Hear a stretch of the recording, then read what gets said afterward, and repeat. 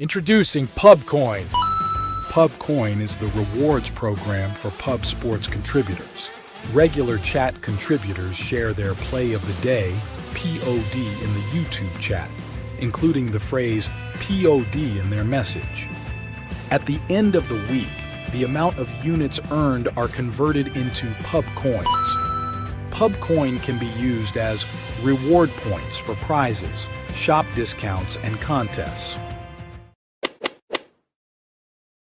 Hey, what's going on, y'all? It's Mills here, Pub Sports Radio. Do you guys want to challenge the personalities here at Pub Sports Radio? Do you guys think you're better than them at entering in your MMA predictions and picks? Would you want to get paid for it? $100? Here's how you do it, man. You sign up right here at the link below. It's just this easy. PubSportsRadio.com. Enter your email. Pick your weekly picks. That's it. Oh, and you get bonus points if you can predict how they're going to win in what round. Every single week, a new winner's getting crowned. So every Saturday on Pub Sports Radio. So come on and check us out. You can win $100 just for signing up. Only thing you need to do is see if you can beat us here at Pub Sports Radio by entering your UFC predictions and picks weekly. Do it. I dare you. See you guys soon.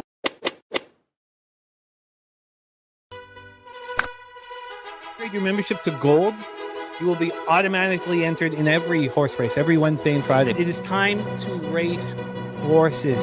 We are racing camels today. Shout out to the Gold members. We're racing in San Antonio immediately here. And we're off. 2 minutes, 74 canals on this racetrack. It's wide.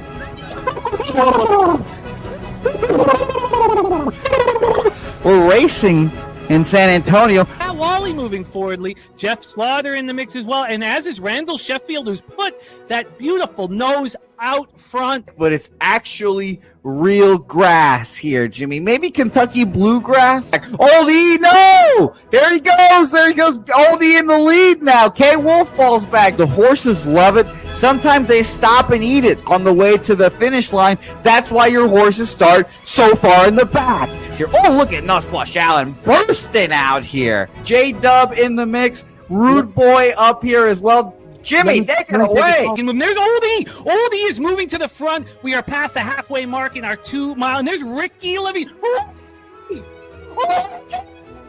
Oh my goodness, he's in the mix here. Jimmy, take it home. This is our first dog race ever. 19 seconds left in the horse race here. It's Fernando Mendoza trying to find the wire. 14 seconds left. Can Fernando Mendoza take this home? Here comes Kenny Ken. Kenny Ken wants a piece of the pie. Put his schnoz up front. Ricky Bobby, 9 seconds left. Can Donut Silks make a run? Can Red Small make a run to be $50?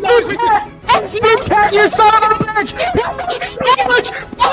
Here comes Tori Coker. Kenny Ken, Smoke and Mirrors, Director 97, home. That is the way. Here comes Jason Meyer, the other auto custodian, Billy Friedrich, Joe's one, all coming down to the finish. Coin!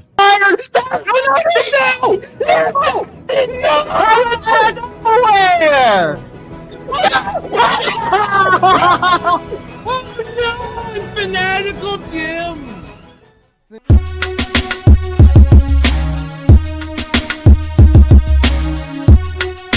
2 1 2.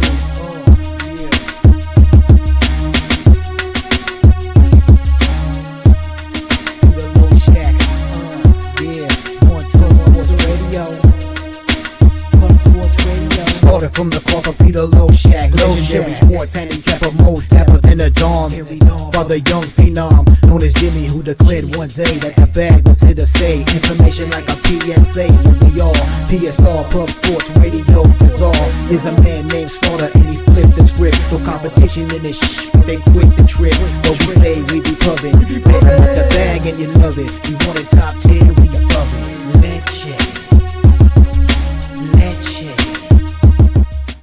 What up, cappers, gamblers, punters, hustlers, low baggers? Happy Friday, November 14th to all of you. Thank you for watching Betting with the Bag right here on Pub Sports Radio. Huge card ahead of us. We have NHL to get us started. Then we get into NBA.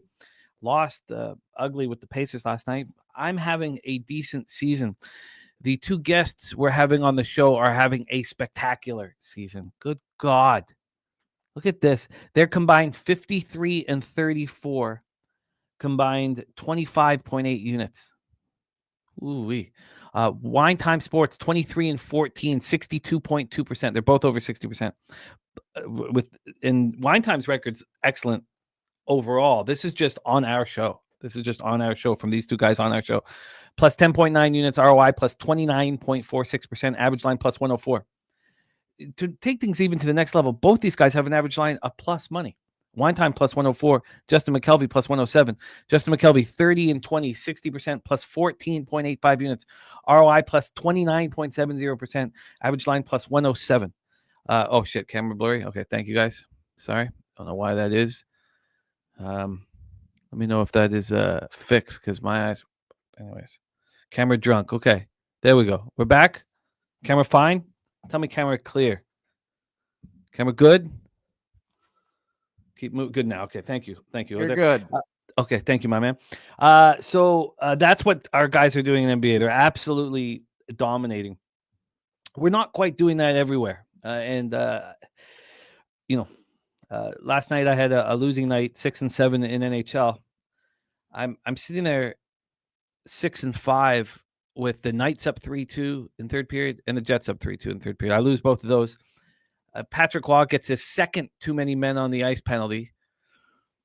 And what happens? Pajot, the Knights win the faceoff. This is an overtime, 4-on-3. I should be sitting back counting cash. Pajot breaks and snipes one top corner. Schmid sucks. Akira Schmid. The Knights have terrible goaltending. We'll get into all of that. But very, very disappointing. But not for Slatsy. The Kings delivering was huge. I had that plus 200 live. But Slatsy giving us a $20 dono to bless our action. Says Kings deliver. Hits Nathan Rourke, most outstanding player in the CFL, 10-1. Tonight, Canes -1, the over 6.5. Canucks or over 6.5 in the Canes Canucks. And Aho a point. That's beautiful. Beautiful stuff. Slatsy, thank you for the support, my friend. I love hearing you catching a 10-1 banger. Now, Slatsy did what many believe is the right thing with our Alouette futures. He immediately took the Rough Riders on the money line at -140. Well, I did not. I just stood there saying, no, you mean I'm not going to pick up 27.5? That's 2,750. It does sound like I said 27,500. 2,750 is a lot different than 27,500. If I had 27,500 up, I would have hedged. Lucas says, how does Jameis starting change your opinion of that game? Look. Anytime I say look, it sounds like look.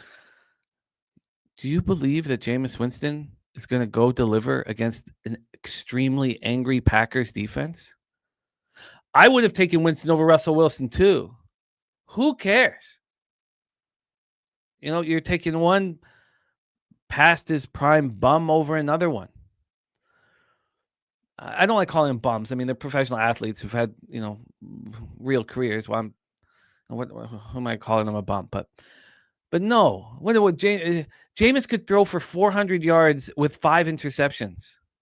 I mean, I love the spot. The line's moved against me a little bit. I haven't looked since, but I think the spot is absolutely spectacular.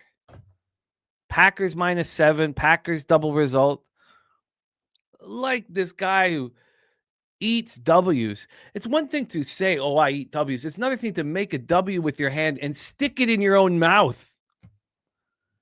And that's egregious. Stealing crab legs. Hey, sometimes you're hungry for crab legs and you don't got any money.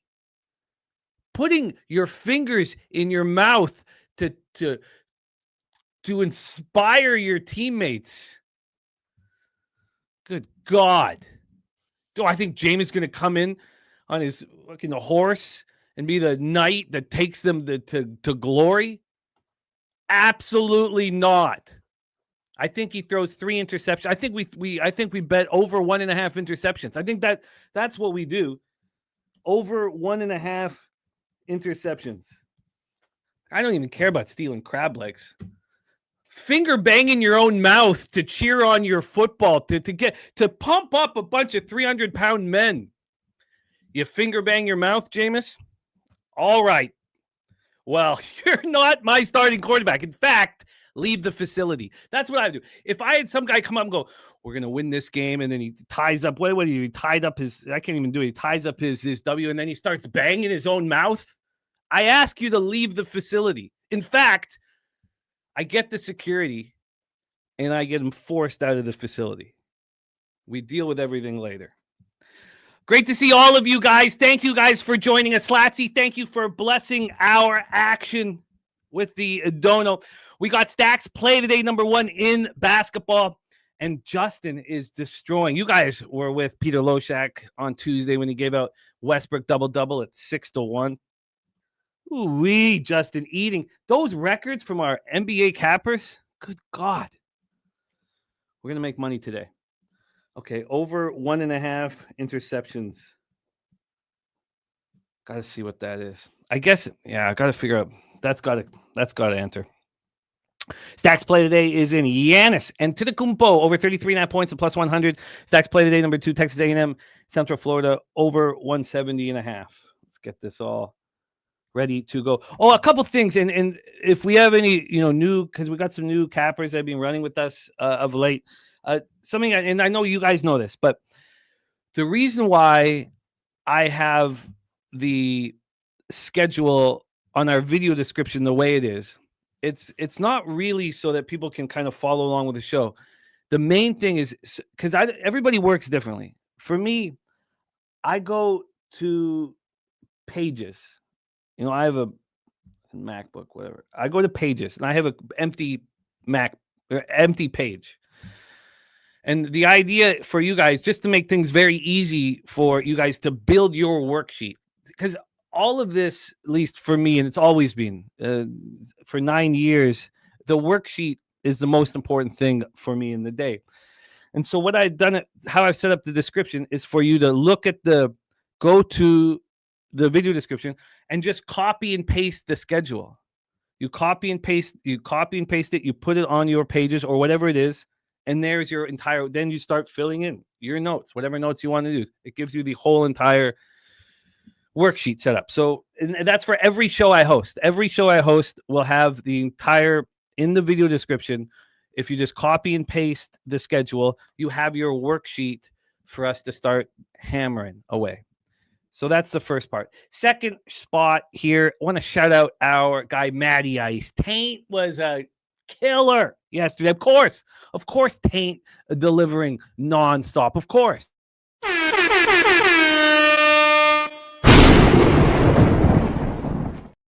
And our guy, Matty Ice, he's going to be here in about 45 minutes in the chat. He's dealing with a meeting right now. But he, again, says the same deal. If anybody becomes a gold or silver member of Pub Sports Radio, which means you join our Discord, if you become a gold or silver member, then he will drop his entire card here for everybody as well. So that's our guy, Matty Ice. So if we get a gold or silver membership and you join our Discord, then we'll get the whole Matty Ice card, which delivered beautifully. Shout out to everybody joining us. We got Barry Smith in the house. Truth Teller. We got Peanut. No, Peanut, we are back to racing again. We are back to racing. It's silver and gold members. It's for merch. We're back to racing. We'll be racing today. We are back to racing. Trill OG play of the day from LJ is the Blazers Rockets first quarter over 60.5. Let's get this all copied and pasted here. Peanut on the Penguins money line flyer. So we're lockstep, Peanut. We're lockstep. Now, I did not fade the Canucks. It's the only thing I want to do, but we'll have to go over the Hurricanes' defensive injuries. Look, I know that the Canucks injuries are insane, but I do have certain rules that I've established where if you have too many injuries to your defense, 2 of your top 4 is the rule. The Canes have 4. We'll go over all the Canes injuries, but to take a favorite at that big of a price, it's not appealing. There's nothing I want to do more than fade the Canucks. Jerry Jones in the house. We got boxing first vlog ready to go. The Iona Gales for boxing first vlog. I'm right with you, my friend. So I have picked out 4 games. Not only did the Jets and Knights do me like that, but Kansas State up, 25, 30 points, can't cover. And of course, there's different cappers that are in my head all the time, right? Every day changes where there's different cappers for my show in my head. And Kent Davies was saying, you can't back a team that can't, as a favorite, that won't hit their free throws down the stretch. And I was like, all right, Kent. Okay. You know what? Kansas State going to be just fine. All right, Cal coming across the continent. We're going to be just fine. And sure enough, Kansas State went 1 for 6 on free throws down the stretch, and I didn't fucking cover. And I wanted to smash something, and Kent was right. Kent was right. And it really upset me. Respect play today. Purdue plus 1.5 first half cash. Respect play today. Colorado -0.5 in the first half says, let's go on a run. That is copied and pasted. Res mob in the house. Steady mobbing. Flank stake play today. Sixers on the spread. Arizona as well in college basketball. Gonzaga, St. Mary's, Louisville, and Oregon. It's too bad that this line's moving so quickly towards St. Mary's. After the North Texas Phantom timeout, the Chris Webber timeout, I wanted to back them. But this is a pretty egregious move, 11.5 to 14.5. I still kind of want to. Ronnie Lofton, Jay Peasy, Steve G cashing with the Stars and the Avs over. God, that was fun. And shout out to Lucas Ryan. We had Lucas Ryan making his Pub Sports Radio debut. You guys cap with him here in the chat. What a monster he was. He absolutely crushed. He cashed a plus 1900 banger on Henderson, 3 touchdowns. And he was just great to have on camera, man. It's you cap with these guys for so long, and you go through the highs and the lows with them, and then when you get to, it's different too. It's different. Being on camera, it's special. You get to kind of get an idea of the person, but when you get to break bread with somebody, it changes things. That's why Pubapalooza means so much to me. But even our meetup at Woodbine meant so much to me. You get to be in the flesh, break bread, hang out with these guys that you're going through battles with. It's very meaningful. AOD in the house. We got Ronnie Lofton, Andrew G, Calgary team total under 3.5. Yeah, I cashed the Sharks Flames under 6.5 or under 6 very easily. But god damn, I watched that game too, and I was in great shape when I left the stream to cap. Things sort of fell apart for me and made me extremely angry. Philly Eagle Fire on Preds Penguins first period full game draws. Oh, that's exciting. That could work. That could work. NHL plays today from 9 Legacies, and there's Spooner in the house. Great to see you, Spoondog. Alabama A&M was a beauty. See, Spooner and I, as friends do, traded winners to each other. So what friends do? He gave me Alabama A&M. I gave him Cornell, and our bankrolls are happier. Great job yesterday, Spooner. All right, let's get to work here. We got Luca in the house. Jim Dewigger ready to get to work. Xavier Oliver, wager detective in the house. Kent Davies. God, Kent, you were... Well, let me just say, you were right, Kent. God. I was like, yeah, all right. Okay, they're not a good foul line team. Who cares? We're up 25. 1 for 6 down the stretch, and I don't cover. Steve G says Isles overtime was a shocker. It was. Look, I hate when I say look. That was a very tough loss. You get the overtime power play, and they just hit the crossbar. And Marner had a terrible penalty earlier. He was not having a good game. He was going. I thought he was going to step up. Rashawn Killer in the house. Great. Rashawn running with us. He's now in our Discord. It's time to get to work. Just my 2 cents. JM. Great to see all of you guys. Andrew G. Thank you guys for rocking with us. I'm a little behind on all the comments, and I will take a look back and get everything. Von Polo in the house. Great to see all you guys. Let's get after it here. Let's get after it. We start in the National Hockey League in Stockholm, Sweden. And look, God, how many times am I going to say look? It's like I'm talking to an ex-wife. The record is fucking horrific. And it keeps me up at night.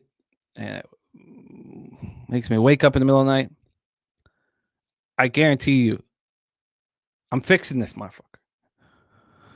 And, I know you guys don't need me to apologize, but I've had a lot of colleagues running with my action, and it's not succeeding, and it is killing me. But I have been here before. I've been here before in NHL. I've gone down over 20 units before in NHL. Again, the only thing we can promise you is we're going to work our ass off. The only guarantees on the show, we're going to work so hard to try and succeed, and we're going to be honest and transparent and not sell you anything. We're not selling picks here. We're trying to win with you, but I got to keep my head down and not look at that fucking record. All right, let's go. Pittsburgh Penguins, Nashville Predators in Stockholm. Arturs Shilovs between the pipes for the Penguins, and little UC Saros between the pipes for the Predators. The Pittsburgh special teams are hitting at an elite level right now, and that's why they're 9-5-3. And it's possible that they continue the strong special teams. It is possible. And there's Lucas Ryan in the house, man. No, Lucas Ryan, that wasn't bucket list, man. We need you more. We need more of it. And your sound look good. Your shot look good. How about Lucas Ryan? You want to do NFL pop-up this Sunday? I'd love to have you on this Sunday if you can.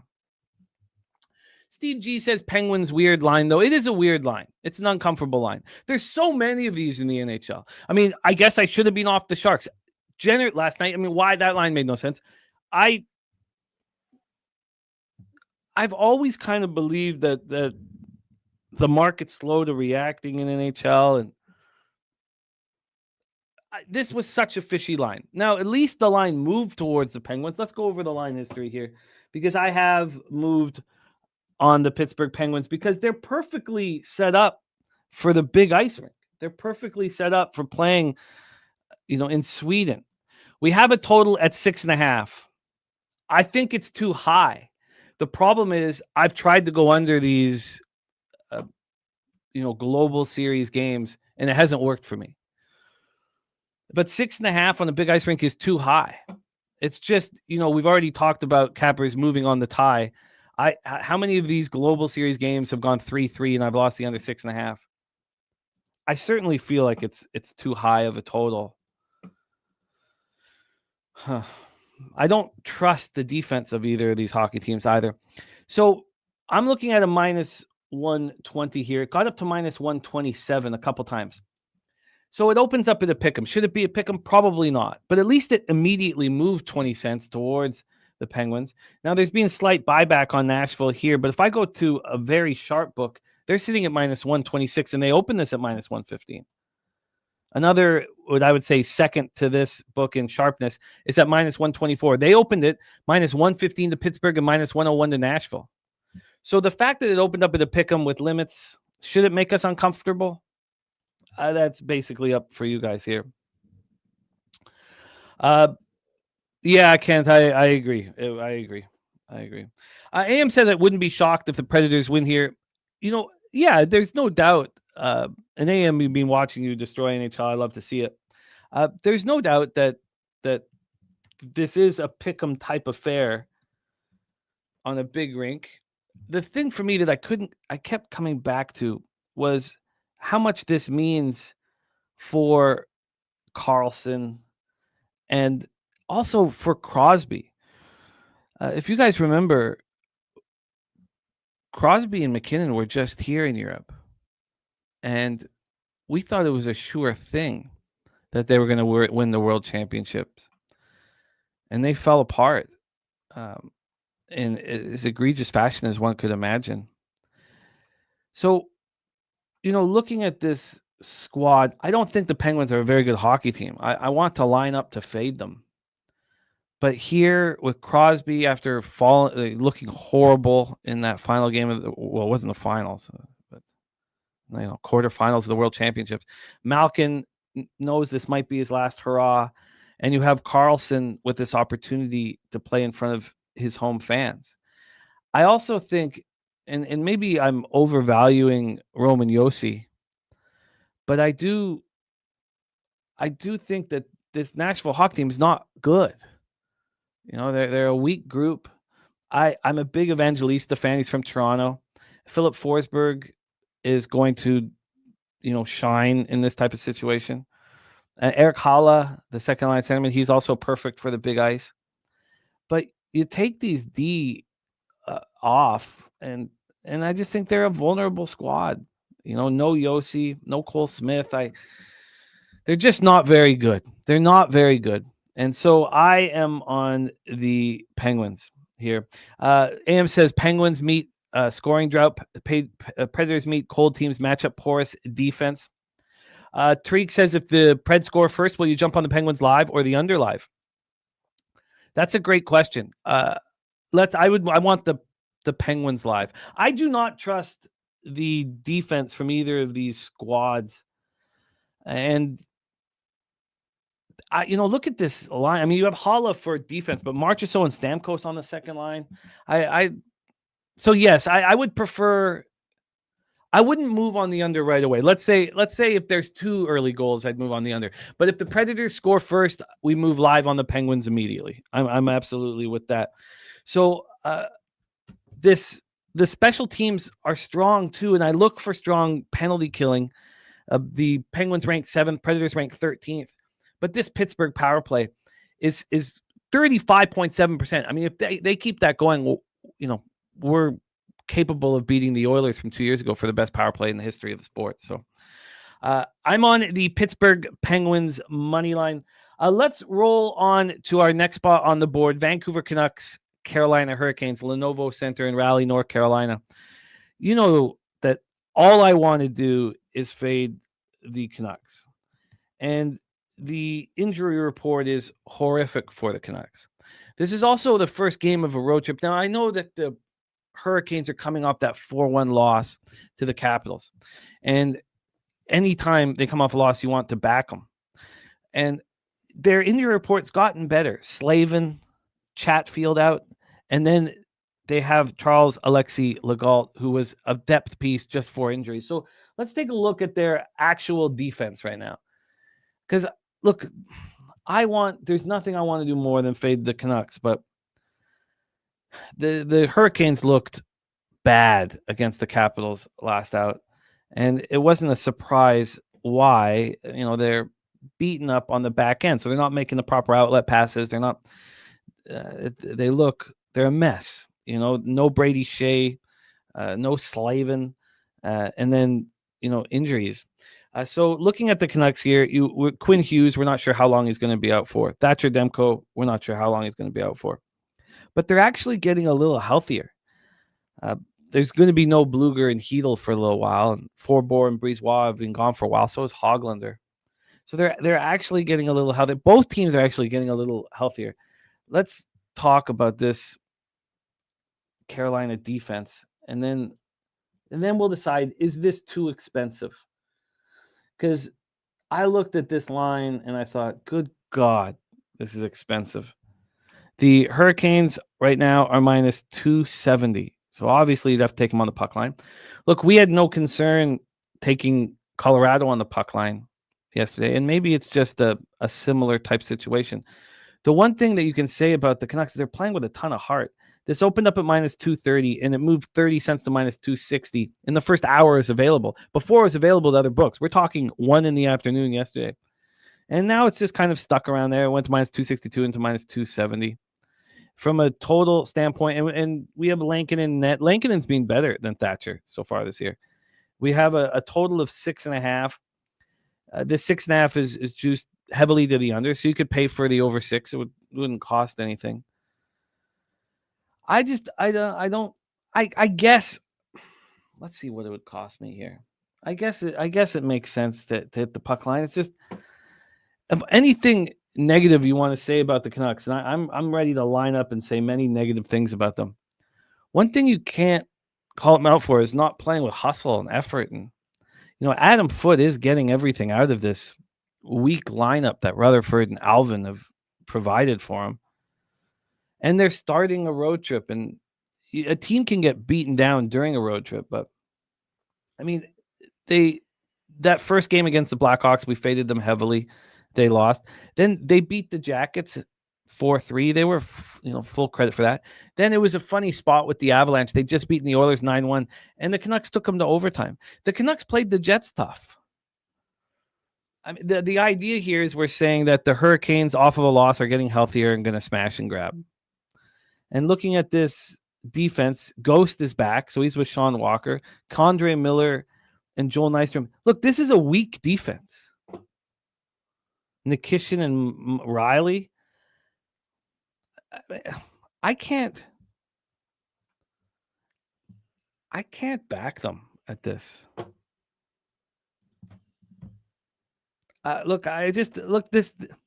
If you're going to take a minus 270, look, we took the Colorado Avalanche yesterday on the puck line. They're juggernauts. They're absolute monsters. And I love this forward group that Carolina has, but is this a defense that's a minus 270? You need to beat a team by 2 goals? Shane Gostisbehere on the first line with Sean Walker.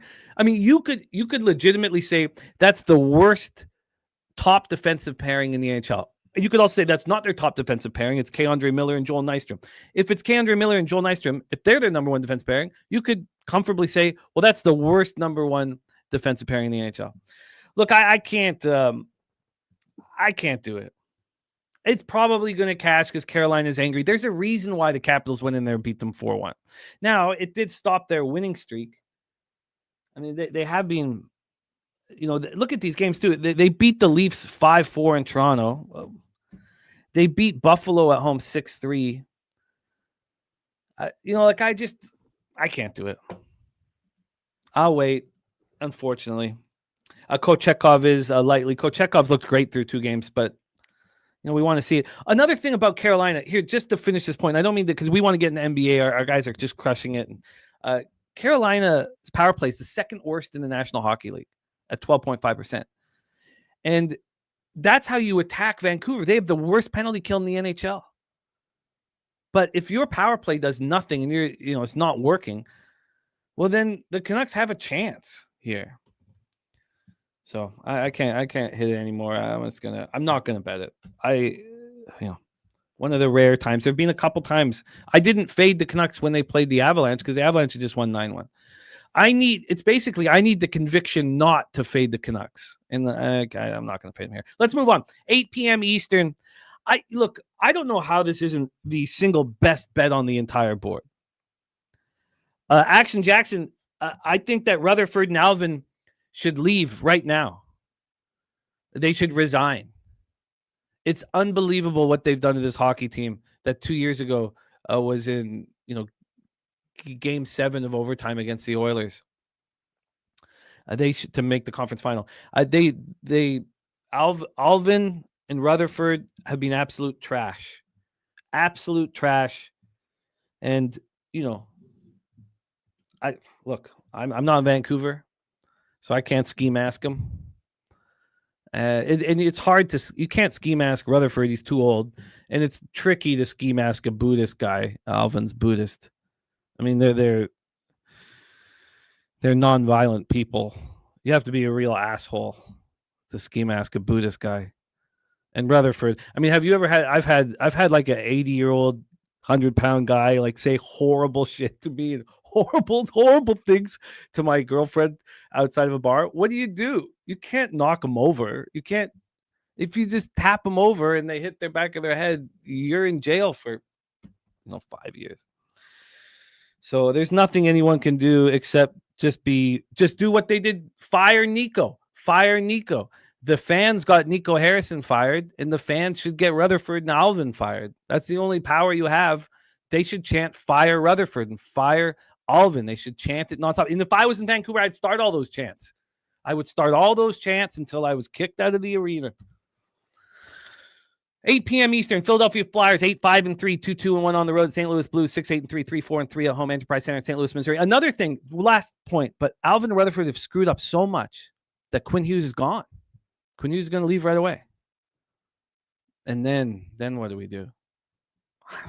There's not that. Like, when I was going off on Benning's a big guy, Like, I'm allowed to punch Benning in the face.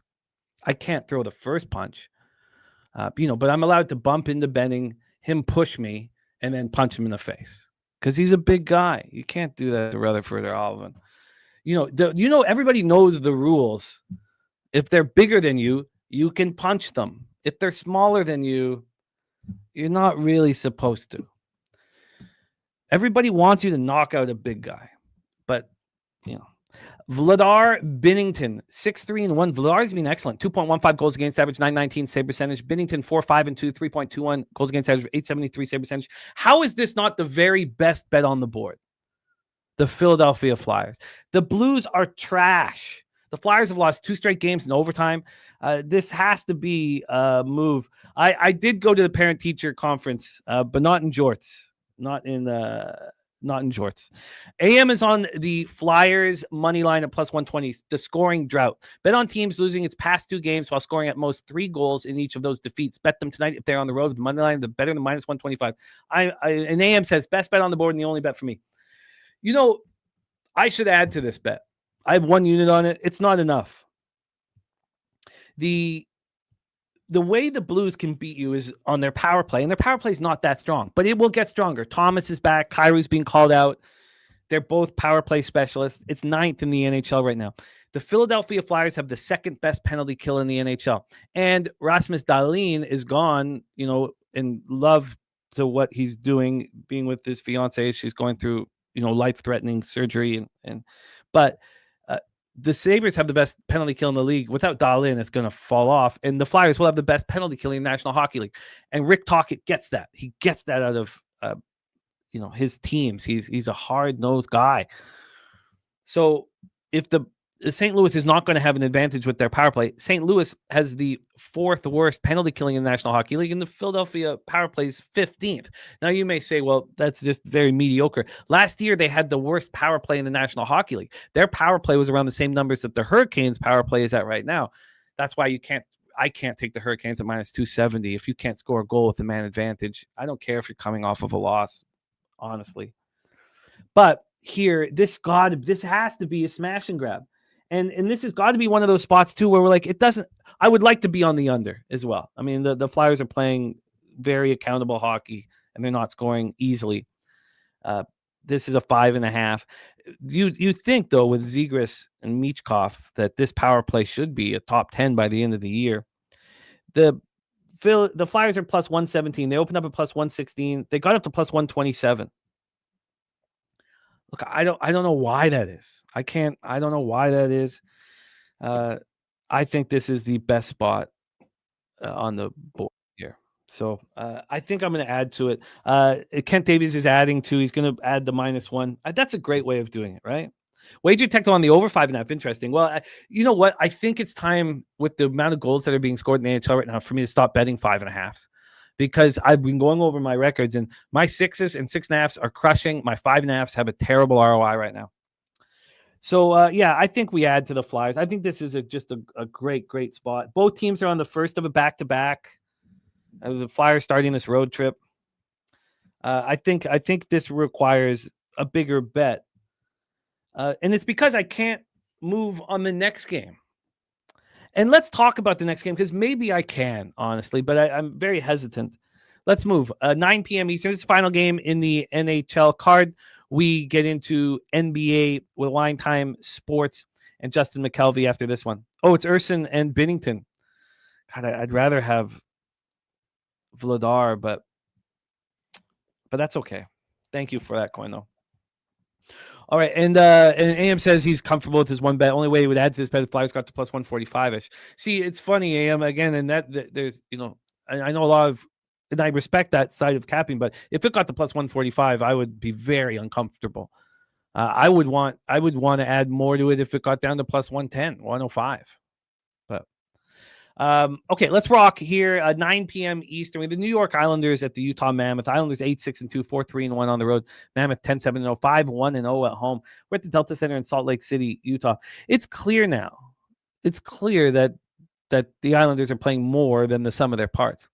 And when I was watching them yesterday, I was like, well, what is it about the team? What's different? And it's Barzal. Where the hell? I mean, I know he got hurt for the second half of last year, but there was a time when we thought he would be a shoe-in for the Canadian Olympic team.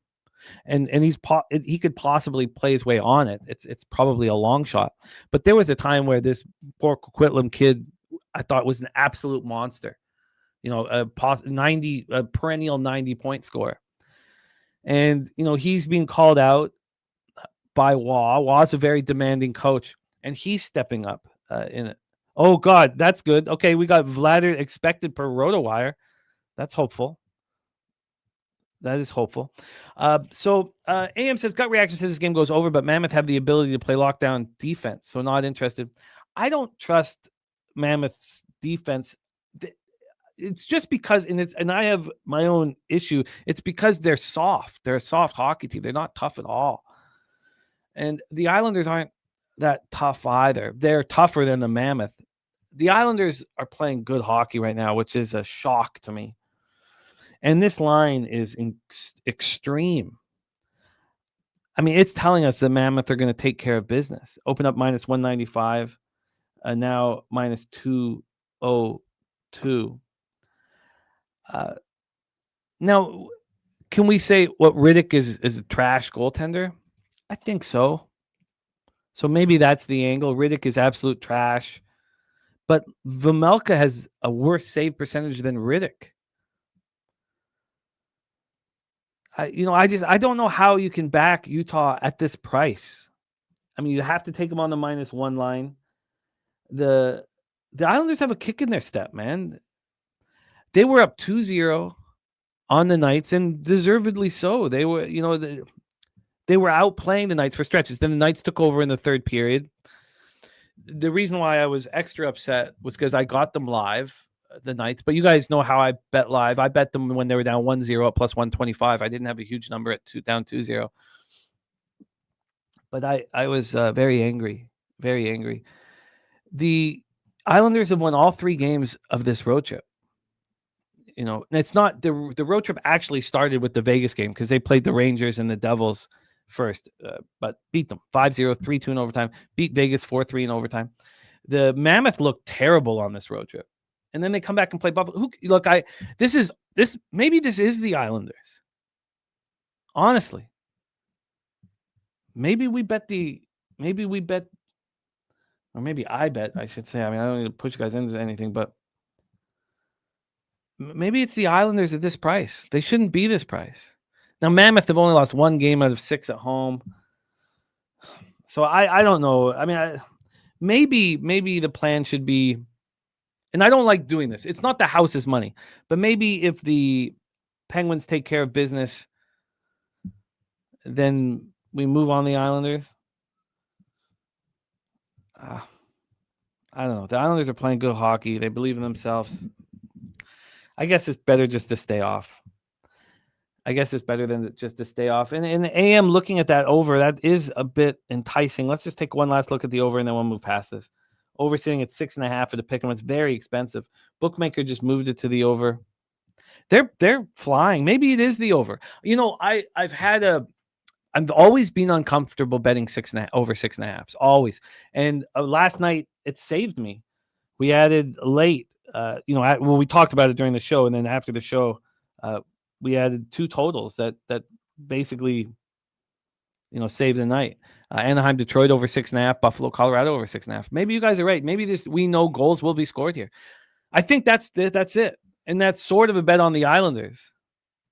I think that's it. Okay, over 6.5 is the bet, and I got to stop being so uncomfortable about betting over 6.5s. Okay, I'll throw on the over 6.5 after the show here. Steve G says Islanders +1.5. I think they keep it close. I think the Islanders are live here. The Mammoth have been good at home. Let's just one last thing here before we move past this. Let's just look at these home games that the Mammoth have played here. I don't care that they beat Buffalo 5-2. Buffalo's trying, but it's a weak offense. Now you take Rasmus Dahlin out of it. So they at the beginning of the year, they swept their opening 3-game homestand. Calgary, San Jose, Boston. San Jose was a mess to start the year. Calgary's trash, and Boston wasn't playing very well. Then they beat Colorado in overtime. That was impressive. They lost to Tampa. They have not been playing at home. They've had all of these road games. And look, this is a team that has won 2 of their last 7 games. They've lost 5 of 7. And the one game they won was in overtime. All they've beaten are Buffalo. They've lost to every team not named the Sabres. They lose 6-3 at Edmonton. They lose 4-2 at home to Tampa. They lose 5-3 at Toronto. They lose 6-2 at Montreal. They lose 4-2 at Ottawa. You know what? I think that we bet the Islanders. Take advantage of this 5-1 record at home. I don't know if I get there. I may, though. All right. Alan Minton says, where can I find the invite to the Discord? My man, Alan, if you are a silver or gold member, you just go to pubsportsradio.com. You click on account, and then your account information will come up. Invite to the Discord will be right there. It is it's that Big Show and Swiggy run it. And so it's right there. Right there. So jump on it and join us. Lucas says, I can see maybe a slow first 2 minutes and grab a 5.5. That's another important piece. Live, because, it'll be Friday night. Drinks will be flowing. Live, bet the over. Okay, I'm going to get involved in this hockey game. We've talked enough about it. Now, another thing I just need to say out loud, because we talk about our subconscious messing with us. I watched the Mammoth look like, look, Gunther is a very, elite sniper, but he's not doing very much right now. And I watched him get pushed around by the Leafs and lose badly. So I did watch it. There we go, Coin. Islanders team total. That's the easier one because we're dealing with a big dog. That might be the way to do this. This game might deserve an investment. I just want to take one quick, and it's juice to the under here. Let's just take a look at this. I think you might have nailed this, Coin. And then we'll move on to NBA. I know you guys are champing, and you should be because our guys are absolutely annihilating here. Let's just quickly see what this would be here. The Islanders team total over. Oh, I think Coin might have just nailed it. 2.5. The thing is that, because what if they shut down the Mammoth? Which is unlikely. That's a great number. That's a great number. Islanders team total over. That's a great number. Thank you, Markel. Thank you, Coin. I think you found the best way of handling it. Maybe it does require some action. Maybe it requires the Islanders team total over and the over 6.5. Ken Davies says, don't forget the Isles won in overtime shorthanded last night. A pissed off Mammoth team. I think the Mammoth are that pissed off. The game gets ugly for the Isles. If I'm wrong, just remember I was right last night. Look, Ken Davies, I agree with you, but Patrick Waugh is in that Rick Tocchet group. He's a tough dude. And he's getting the absolute most out of these guys. And they've won 3 straight. Okay, I'm going to get involved in that game. I just need to sit with it a little bit longer.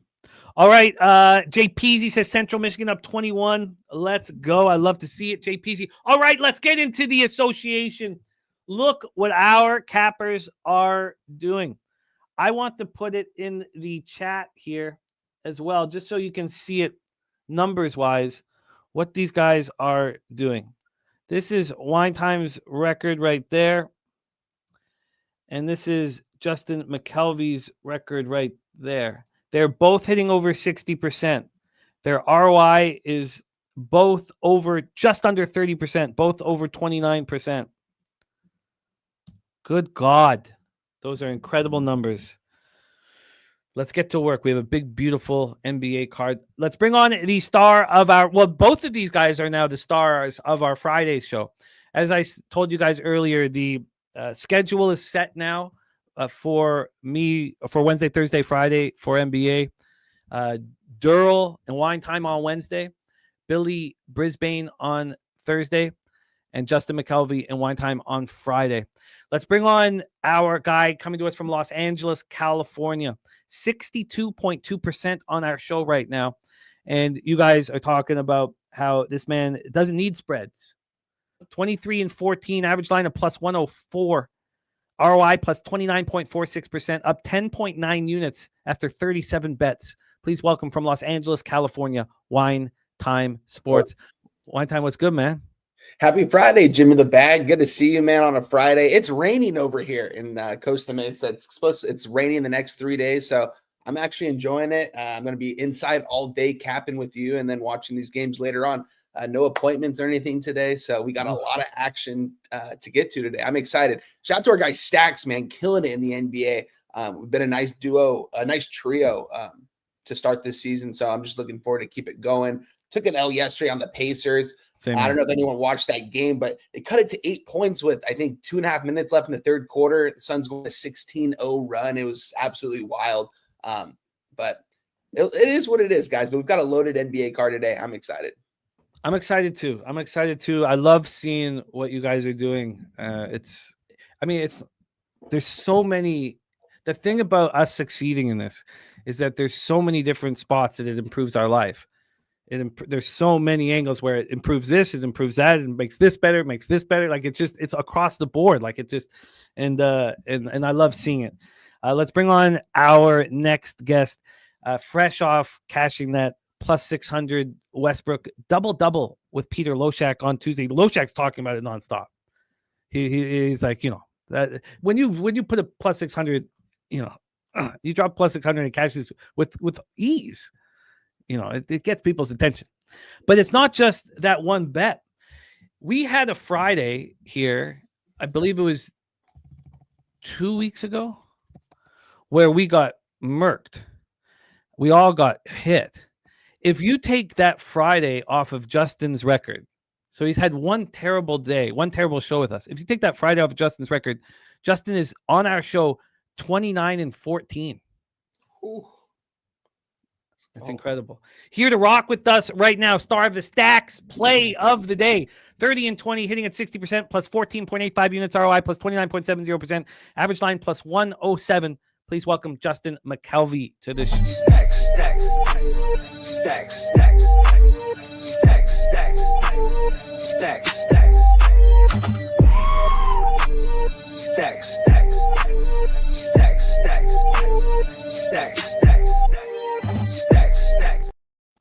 Justin, what's good, man? How are you? Pretty good. Wonton, Jimmy, how you? Let's go, Stacks. I'm good. Come on, Wonton. I know you ready. Oh, yes, sir. Let's go, baby. Yeah, Happy Friday. We got That's how nothing we to do start our today. Friday. Watch sports. I'm pumped up, man. NBA Cup games. You guys are running extremely hot, and I want in. I want in. I'm doing okay. I'm fine with this at this point in the year. I just basically for me, I just want to have confidence in angles. And we talk about the psychology of gambling all the time here. The psychology of winning and losing is so interesting. And you guys have all experienced it firsthand. When you are winning, you think sharper and smarter and you take less risks. When you're losing, your card becomes enormous. You start firing at things that you wouldn't fire at generally. You start taking chances that you wouldn't fire at. And so we need to take advantage of when we are winning. And let's do that right now. You guys get your shots in here? You guys get your fucking shots in here, man? Oh, you missed that already? Yeah, I missed it. Oh, let me go get another one. One sec. Okay, I'm about to say we started off with one, Jimmy. I don't know where you was at. Sorry, I'm too caught up in your record. Yeah, you had your head down. Well, now we're gonna do another one. So that's how we start every show off. And that's funny why he's getting his another shot. It's funny. I was had a long night last night, Jimmy. Ended up going to the backyard brawl last night. Late last minute. And I'm not from PA, so I really don't care. But I live in Pittsburgh, so it kind of makes me care. Like the Steelers is the only Pittsburgh team that I hate. I just despise it. I bet on them. I don't know. I can't explain it. But I ended up going to the backyard brawl because I don't remember if you remember a couple years ago. It was somewhere on somebody's birthday, or maybe Brizzy was going down there. My niece graduated from WVU, it was 4 years ago. So she gets tickets to everything, but I don't be in a hurry to go down there. And she wasn't looking like she was gonna get tickets, and then she ended up getting tickets. It's 90 minutes, not even 90 minutes, an hour and 15 minutes away. So I went down there last night, and this is why I don't go out the house. Not only do I drove home drunk, which is something I don't do. I got grandbabies, so I try to do better than that. But I left my phone down there, my other phone. Oh no. And then I fell asleep. I got home and went to sleep, and my niece was blowing me up. So instead of everything she could do, what does she do? She just goes home with my phone. And she lives in Virginia. Well, This is why I don't go out. All right, put him up, Stacks. Cheers to you, my guy. Hey, we've been doing this. We've been cashing, so let's keep it going. I'm very jealous. Oh, it looks delicious. All right, let's get to work. Thank you guys for joining us. Pub Sports Radio. 9 in the morning, JPZ. Look, wine time's already worked out. Right? Wine time? I did. I worked out at 7 a.m. this morning, a little bit later. We're good. Okay, let's get why to work. is it gonna be wine time? Why you ain't asked me that? Like I jog, I work out. Like you think you drove home? No, I had to shake that shit off for the show. Like I still got responsibilities today, so like I still went on my morning jog and I do calisthenics. Really? I don't. Yeah, all right. the jog helps me beat the hangover. No, I feel you. Sweat it out. Exactly. Right, let's get to work, fellas. We start in Madison Square Garden, New York. Miami Heat at the New York Knicks. Heat coming off that 130-116 loss that snapped their 3-game winning streak against an undermanned Cavaliers team. Guess we can call it embarrassing. They have struggled at times on the road. They're playing at the fastest pace in the NBA, 106.7 possessions a game, shooting 49.5 from the field and 37.9 from three. The Knicks are also shooting very well from three, 37.9% from three, and shooting 45.9 from the field. They're also coming off ugly loss, 124-107 at home to the Orlando Magic. That snapped their 5-game winning streak. And they play Miami again in Miami on Monday. Let's get into the line history here as well as the injury report. We know there's no Jalen Brunson and no Bam and no Tyler Hero, of course. So big pieces of the puzzle off the floor. So Miles McBride will be at the 1, Bridges at the 2, OG at the 3, Cat at the 4, Robinson at the 5. For the Heat, David Mitchell at the 1, Storm and Norman at the 2, Pelly Larson at the 3, Wiggins at the 4, and Khalil Ware at the 5. Line history-wise, we have the Knicks minus 5.5, minus 115. They opened up 4.5. They're now at 5.5. We've had a 1-point move towards the New York Knicks. From a total standpoint, we have a 239. This opened up at 235.5 and has climbed all the way up to 239. Taking a look at the cash flow for this spot here. Oh, shoot, sorry. We have 77% of the tickets and 94% of the cash on the New York Knicks. We could call it public all you want, but the fact is that Circa has moved this from 4.5 to 6. So it's the public spots when the line isn't moving, you have to have conviction to be on a public spot. But here the line is moving. 63% of tickets are on the under and 71% of cash is on the over. Game 1 of our beautiful 9-game card in NBA. Wine Time Sports, Heat Knicks, take it away. Yeah, this is an interesting game. Game I want nothing to do with in this spot here. Looking at the market right now, that over, man. I mean, we're only seeing 29% of tickets and 71% of cash on this over, and it's just continuing to rise right now. At this point, it's not the highest total on the board, but like I said on Wednesday, I told you this last Friday too, Jim. I'm cutting out player props. I'm cutting out totals. I'm not taking any totals. I feel like going forward in the NBA props. I will everything for me. Yeah. Props. You watched me. Oh, yeah. My record changed everything. I just don't want to be involved with total. I'd rather be involved with sides. I mean, props. I will dabble, but I'll never throw probably a full unit on a player prop nowadays. But with that being said, as far as the spread goes, it's seen that all the tickets and money is coming on the Knicks, but the line's moving. Circa's got a 6. A couple other books have 6s right now. Some still have 5.5s, but it would be New York or pass for me here in this spot. I like backing Miami in certain situations. This just doesn't seem like a good spot.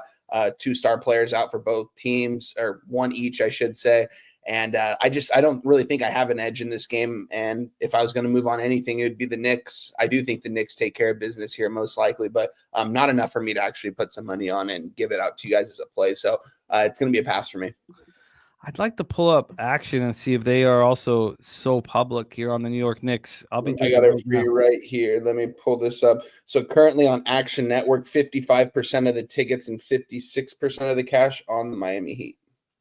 That's much more comforting, which means that the books that are reporting, the legal books, are reporting heavy Knicks action and moving the line towards the Knicks. And circa the sharpest of those books has moved it the furthest. Let's hear from Justin. Game 1, Heat Knicks. Yeah, I got I got 3 plays in this game. 2 of them I'm gonna make official, and it wasn't one time being on the opposite side that made me not. But I look at this this is a cup game. We got to remember all these games is cup games, and when you look at these games, you got to see who matters and what matters, and then you also look at the Jalen Brunson, and then he's not going to be there. Bam not going to be there. But I also look at like the Knicks. Really I faded them today. Not official. I'm on the Miami Heat plus 5.5. That's what I betted at. I'm not making it official because I like my other 2 plays better. But with this being a cup game, I think the Heat going to come out here. But with the star player being out, even though this is not, I told you, Jim, we talked about it before. Spot is not when we know he's out, when the last minute when he's out. Like, and I have that in a notebook, and one of my other plays I have in a notebook. So, but the star being out just makes me not want to make it official. But I am on you take out Brunson, you gotta look at the numbers with Josh Hart. And when I look at his numbers without Josh Hart, and if the Knicks is going to win, which they always cover at home, their ATS and straight up wins at home is crazy. But I'm on Josh Hart, 30-plus points, rebounds, and assists. And I got that at plus 180. Wow. Okay, sorry. Am I lagging or something? No. Something happened in my office. Can you hit me with that again, Josh Hart? Yeah, Josh Hart, 30-plus points, rebounds, and assists at plus 180. And I'm also on the Knicks, and he over 238 minus 110. And the over 238 minus 110. You know, the Heat have played at home for the last. They haven't had a road game since November 5th. They played Charlotte, Portland, and then they had a couple tough games against Cleveland. The Knicks have been home as well, but they are at home, and they don't go down to they don't play again in Miami. Both teams' next game is on Monday. Feels like the Knicks coming off of the loss against Orlando, and we're going to be tracking this. Nice job, Gorky. Gorky put his Dubai Barcelona parlay in the chat yesterday. Nice job. Cashed the first part. Great job, Gorky. I want to, like, how long have we been deciding there was a difference between being ruled out 2 hours ago and knowing this is your first game without your star player? Like, how long have we, because I don't remember us being, I know you've been talking about it for a bit, but I have not. Me personally, since last year, probably, strictly in the NBA, not the WNBA, we learned that men and women are different. Yeah. So, but last year, well, I say 2 years. This is my second full year, which I haven't completed yet. And I got another one as far as star players. But as far as this one, it's because if you always see that the last minute, especially teams on back-to-back, because they can report their injury report later. Like, I don't know if it's 4:30 or 5:30 Eastern, whatever it is, Pacific. I ain't really hip to the time zones. But it's the last minute superstar being out. Like we talked about, I think it was last week with the Bucks, with Giannis, when they was playing the Warriors. The last minute, remember I had a prop on Giannis. So we didn't know he wasn't going to play. I had a official play. I want to say on his points and rebounds, or maybe his rebounds, or whatever it was. Mm-hmm. And then the last minute he got ruled out. And I typed into the your chat, and I jumped on the Bucks. But when you know a player is out, it's a little bit different. Like we looked at the Curry when they ruled him out, the second leg of the back-to-back, said he was sick. It's always when like we knew Brunson was out. That's why I'm not really too. The only thing that stopped me from making it official is I don't know if they're 6-1 or 7-1 without Brunson. Like the Knicks is business as usual whenever Brunson's not there. No, I bet the Heat just because I feel like I like this Heat team. I like the Heat and the Bulls. So I don't know. I bet the Heat. I'm just not willing to make it official. I ain't got the confidence like Josh Hart and deal over in this game. I'm still interested in the Knicks. I mean, the Bam being out is non-issue. He's been out for 9 days or some shit. So he got hurt in that last road game, November 5th. So he's been out for this whole run. I feel like he'd have been in a cushy spot at home for a while with this, Knicks out, not having Brunson to deal with all of this. I don't know. So what did you get? I know it's not official, but what did you get? Did you get in early on the Heat? I got plus 5.5. Oh, that's a good. And I got it at. Tell you right, got that -115. Yeah, 5.5 is probably a good time. Okay, all right. I'm gonna take and wager detective like in the over 2. The Godfather and Khalil Ware under 10.5 boards. We have our guy Justin moving on Hart over 30 or more PRA at +180, and the over 238 at -110. Let's roll on. Next spot on the board, 7 p.m. Eastern, the Brooklyn Nets, 1-10, 1-4 on the road. The Orlando Magic, 6-6, 3-3 at home at the Kia Center in Orlando, Florida. And Turnsy in the house says going to be betting the under in Leafs Hawks tomorrow for a big bet. I like this. Oh, and you text me. Okay, so I have that. Okay, beautiful. I love to hear that. Thank you for the heads up, Turnsy, my man. So we're at the Kia Center in Orlando, Florida. We have the Nets beginning a short 2-game road trip. They play at Orlando tonight. Then they play at Washington on Sunday. They've lost 3 straight games. Their only win this year was over the Pacers, and we've been seeing what the Pacers have been doing. But that was at Indiana, and here we are at Orlando. Their losses have been all by margin. It was a little better on Tuesday. They lose 119-109 to Toronto at home, but they lost by 36 at New York on Sunday. Excuse me, and they lost by 18 at Detroit at home. At home versus Detroit on Friday. They've been getting annihilated here. Let's take a look at the expectations here from shoot around. We have Highsmith and Thomas out. We know Thomas going to be out for a while. Mo Wagner still out, and Banchero out as well. So Suggs, Bain, Wagner, France, Isaac, and Carter are the 1 to 5. And then Demon, who looked better last game, 5 assists. Terrence Mann, Porter, Clowney, and Claxton for Brooklyn. Let's talk about what's been going on with this Orlando Magic team. Now, we know they just beat the Knicks in the game where Brunson got hurt. And I think Brunson still, put up points. I think he got like 31 points in that game still. 2 straight wins. They've won 3 of 4. They won 5 of 7. And they head on the road and play Houston on Sunday. Let's take a look at this line history and the cash flow. We'll get Justin to hit lead off on this one. We have a total of 223. So unlike these other totals for the NBA Cup games that usually rise, this one opened up at 228 last night, 8:27 p.m., and we're down 5 points all the way down to 223. So a big move towards the under. And then on this spread, we have Orlando minus 13.5 at -115. They opened up at 14, dropped down to 13.5, got down to 12.5 for a while, and now we are at 13.5. When we get to the cash flow for this spot, we have 54% of the tickets. And now it just changed. 59% of tickets and 89% of the cash on the Brooklyn Nets. I mean, I know it's a lot of points, and I'm sure it's a very small pool. I don't think a lot of people are hammering this game. 65% of tickets on the under, 89% cash on the under. Speaking of this, I'm talking about a 223. We have a 223.5 at BetMGM. Circus dropped this to 222.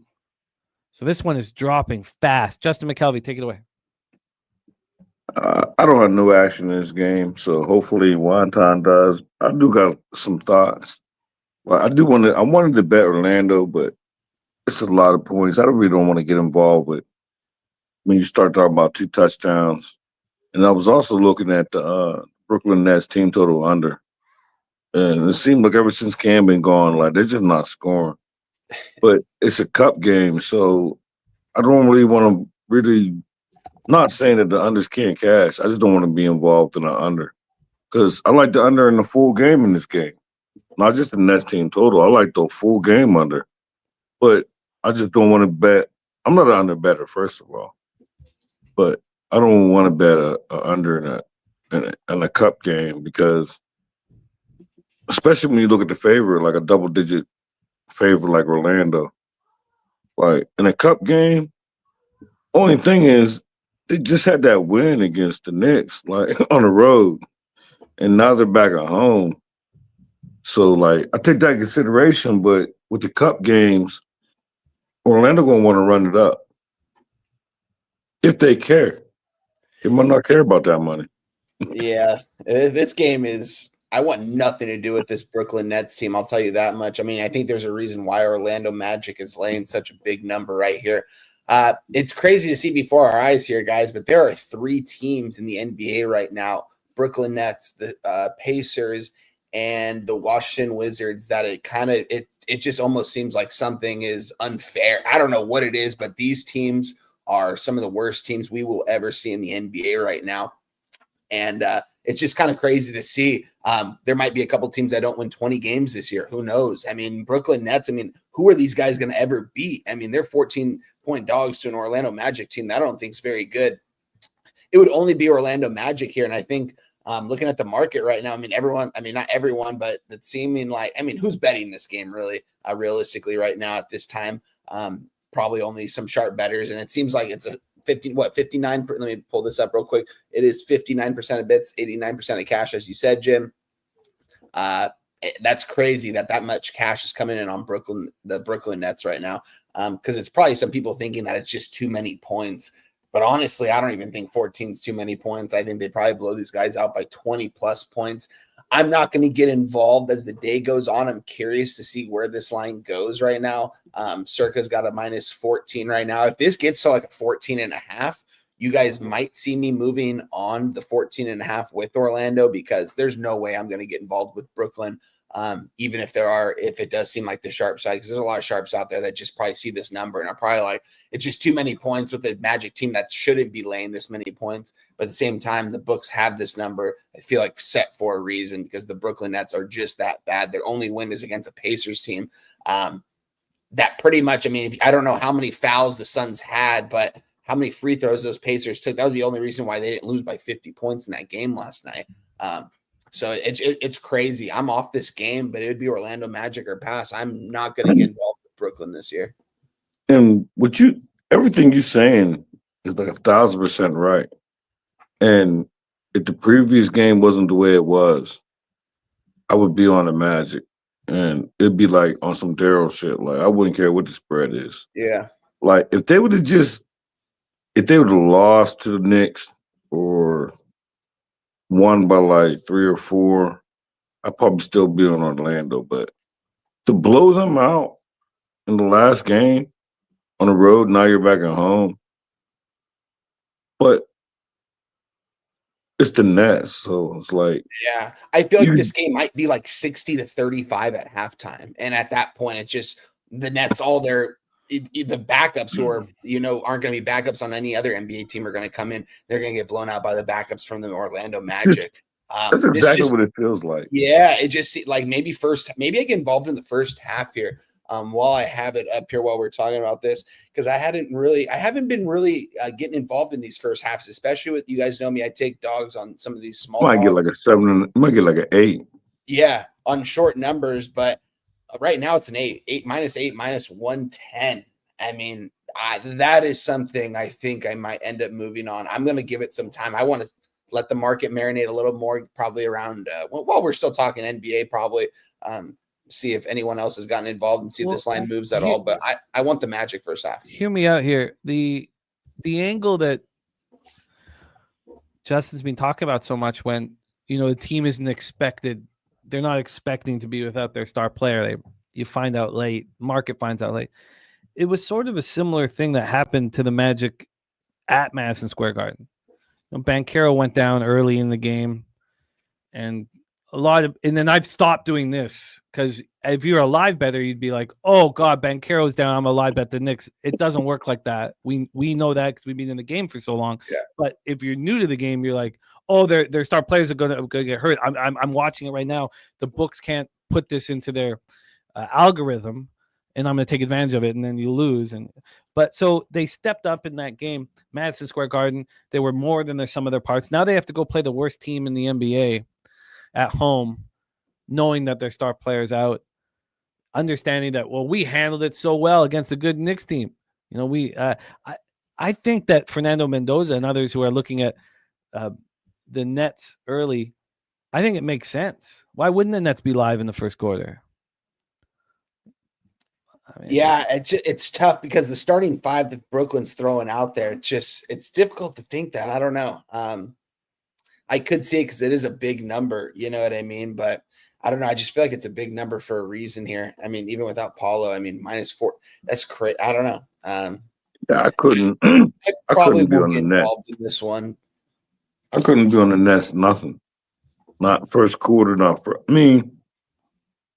don't want to push you off it because I'm not betting the other side, but I couldn't see myself getting to the Nets. Anything. I understand, the feel good story.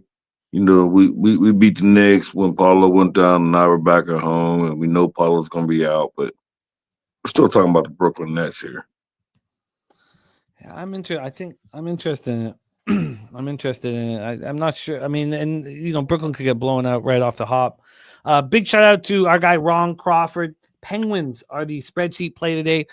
In college football, it's Oregon. College basketball, it is Montana. And heading back to work, but making time for us. It means a ton to us, Ron. Thank you for the heads up there. Yeah, I like it. I'm not certain. I want to sit with it for longer, but I think the Nets first quarter can be in this. And I like the dog on the first quarter anyway, so I'm interested. Let's roll on, though. Let's roll on. We'll go back to Wine Time hitting lead off. Can't get right, leaning Orlando under 222. I think at that point, can't get right that it should stay a lean. Just because it opened up at 228, it's down to 222. And there has to be a limit, I believe. And of course, trust yourself, trust your instincts. But if you could have got 6 points better, had you have made this decision 16 hours ago or 20 hours ago, I think that it's just got to stay a lean. You can't take that end of the line. It will work sometimes, but it won't give you a positive ROI in the long run. I used to have a limit of 2.5 points. That was when I started. I used to make that. I was a clear limit. If the line moved over 2.5, I've left that alone now, but I still don't want to be on a line that where if I had just come to that conclusion 12 hours earlier, I would get such a better line. It bothers me. But let's roll on. Next up for a 7:30 p.m. Eastern, the Philadelphia 76ers 7-4, 3-2 on the road at the Detroit Pistons 10-2, 5-1 at home. Little Caesars Arena in Detroit, Michigan. What Detroit is doing is unbelievable. Wow. I mean, it doesn't matter who's out on the floor because right now they have Thompson, Sasser, Ivy, and Harris out. And then you have Stewart, Duran, and Cunningham questionable, and they're just delivering over and over and over again. Cunningham wasn't there on Wednesday. Of course, he had the 45-shot game prior to that. And, they say that the fact that he's just questionable means that he's going to be in and that it was just a rest spot. But you would probably want to be cautious here. For Jalen Duran and Isaiah Stewart, we have Duran possibly missing his second straight game. He's got the ankle injury. Again, we don't have the shoot-around information, which we should have by now. I'm Not sure why we don't. And Isaiah Stewart, again, he's missed 3 straight games now with this left ankle. So if anybody can get us information on what's going on right now, that would be great. My chat just dropped off, so I'm going to reload all of this. But that's the situation for this Pistons team. That's just clearly more than the sum of their parts. For the Sixers, George and Embiid are out, but Edgecombe is the question mark right now. It would be his first game that he ever misses. He's got back spasms, game time decision. So again, if he's out, we know it's the Quentin Grimes show at the 2 at least. Probably the Maxey show. Oubre at the 3, Watford at the 4, and Andre Drummond at the 5. So that's our situation. A lot of question marks around the injury report. Let's get into the line history and see if Weinheim wants to move on this one, as Detroit's been very good to him. The Pistons right now are minus 4.5. Opened up at 5.5, and they're now 4.5. So they're a 1-point move towards the Philadelphia 76ers. And when we get to the total, we have a 230. This opened up at 232.5, got up to 233 initially, is now at 230. And when we get to the cash flow, we have 60% of the tickets and 80% of the cash on the Sixers, 50% of the tickets on the over, 57% of the cash on the under. And Circa is hanging a 4 here. They're the only, ESPN bet's hanging a 3.5. Wow. So Circa is hanging a 4. They've gone from 5.5 to 4. They have 56% of the cash, 56% of the tickets on Philadelphia, and they are following suit. Maybe that's more injury related. Let's hear what Weinheim has to say. Take it away, Sixers Pistons. Yeah, I was just going to say, Circa is really the only one that's really hanging a 4 right now. I want Philadelphia here in this spot. I had it circled last night. I mean, Detroit's just playing just fantastic basketball right now, just outstanding how well they're playing right now. It doesn't matter who's out there. They're winning ball games. They're just finding a way to get it done. I think Philadelphia is a pretty good team, though, and I think Edgecombe should be playing in this one. I'm going to assume he does, and I am really close to moving on the Philadelphia 76ers on the money line at plus 160. I want to see if I can get a better number here right now. 160 pretty much everywhere for me. I don't know if I want to do it quite yet. I want to kind of break this down with you guys. I want to hear what Stacks has to say. I want to hear what the chat has to say and what you guys think in this one. I'm just a little surprised. I kind of wanted it the opposite. Detroit being a short favorite, being at home, coming off all these victories, I kind of wanted to see more of the public on Detroit. I wouldn't say the public's on Philadelphia. I mean, there's definitely some sharp money with 60% of bets and 80% of cash, and it's moved. I mean, it opened up at a 5.5 at Circa, and then we went to a 4.5 this morning at 8:21 a.m. And then at an hour and less than 2 hours ago, it moved to a 4. And I've been looking at Circa a lot of these moves. Shout out to you for just shout out to everyone in the chat, but I forgot who it was. I think it was AM he focuses really on Circa. Yeah. And I've been kind of looking at it a little more in certain spots, and they're really the first book to really move something, I feel like, in a sharp direction. So I respect it, and I think Philadelphia probably wins this game on the money line. We don't need points in this one. I'm not going to do it quite yet. I want to hear what Stacks has to say, and then I want to go back to you, Jimmy, and see if you're going to move on this one or not. But, I mean, I feel like Philadelphia could match up pretty well here against Detroit. I know it's Friday night. This place is going to be rocking at Little Caesars Arena, but I just think that this might be a Philadelphia spot, and the books are moving it that way. Maybe someone doesn't play for Detroit, and that's explaining the movement. So Stacks, take it away, my guy. Yeah, I'm with you. I don't know about money line, but I'm right with you on the side. I haven't betted. I don't have nothing official in this game, and that's because I need Edgecombe in there and be on the Sixers. It can't just be Maxey by himself. I need a little bit more than that, but I want the what was it 5.5 when I highlighted it. And if you look at both of them ATS, but the reason why I'm not making an official, I haven't betted yet. Like, I don't want to be in front of this Pistons team. Like, they just had Cade out was it the last game or the game before that? Just had Cade out against the Bulls, and they still beat the Bulls. I know Giddey wasn't in there, but when you got somebody like Cade out, and it wasn't a last-minute rule out, but it was close. It was really, it was like a couple of hours, and I fought myself, but I was already I was already committed to the Bulls and I lost. But I 1-5 now. I'm either going to be on the Sixers or I'm going to be on Maxey, one of the two. And I need to make the decision before the VJ Escrum official news come out because Maxey going to go up if Escrum ain't in there. It's just without him, I don't want to be on. I don't want to fade this Pistons team. I don't want to fade him in the first place. But Maxey by himself with Oubre and what's his dude name? McCain, Jared McCain. Like, I can't be there. If I could get both of them in there, probably doing the Sixers. Without him, I'll probably just be on Maxey. But I ain't got nothing official. But I'm right with you. I couldn't be on the money line though. But yeah, I've been high on this Pistons team. I like backing this team. It just seems like it's kind of Philadelphia 76ers spot, especially seeing some 4s pop up. I'm still getting 4.5s pretty much everywhere over here, but if this gets to ESPN bet has it at 3.5. I don't really look at ESPN bet, but still, if they're laying at 3.5, I don't know. Something tells me it's a 76ers spot, and that Edgecombe does play in this game. So I want to move on it. What do you have to say? What are you going to move on this game, Jim? No, I feel like what makes me the most uncomfortable about NBA is when I start guessing, and it's always about guessing about whether a player is in or not. And the market is indicating that the Pistons are going to be very light, and that Edgecombe is playing. Yeah, but again, like this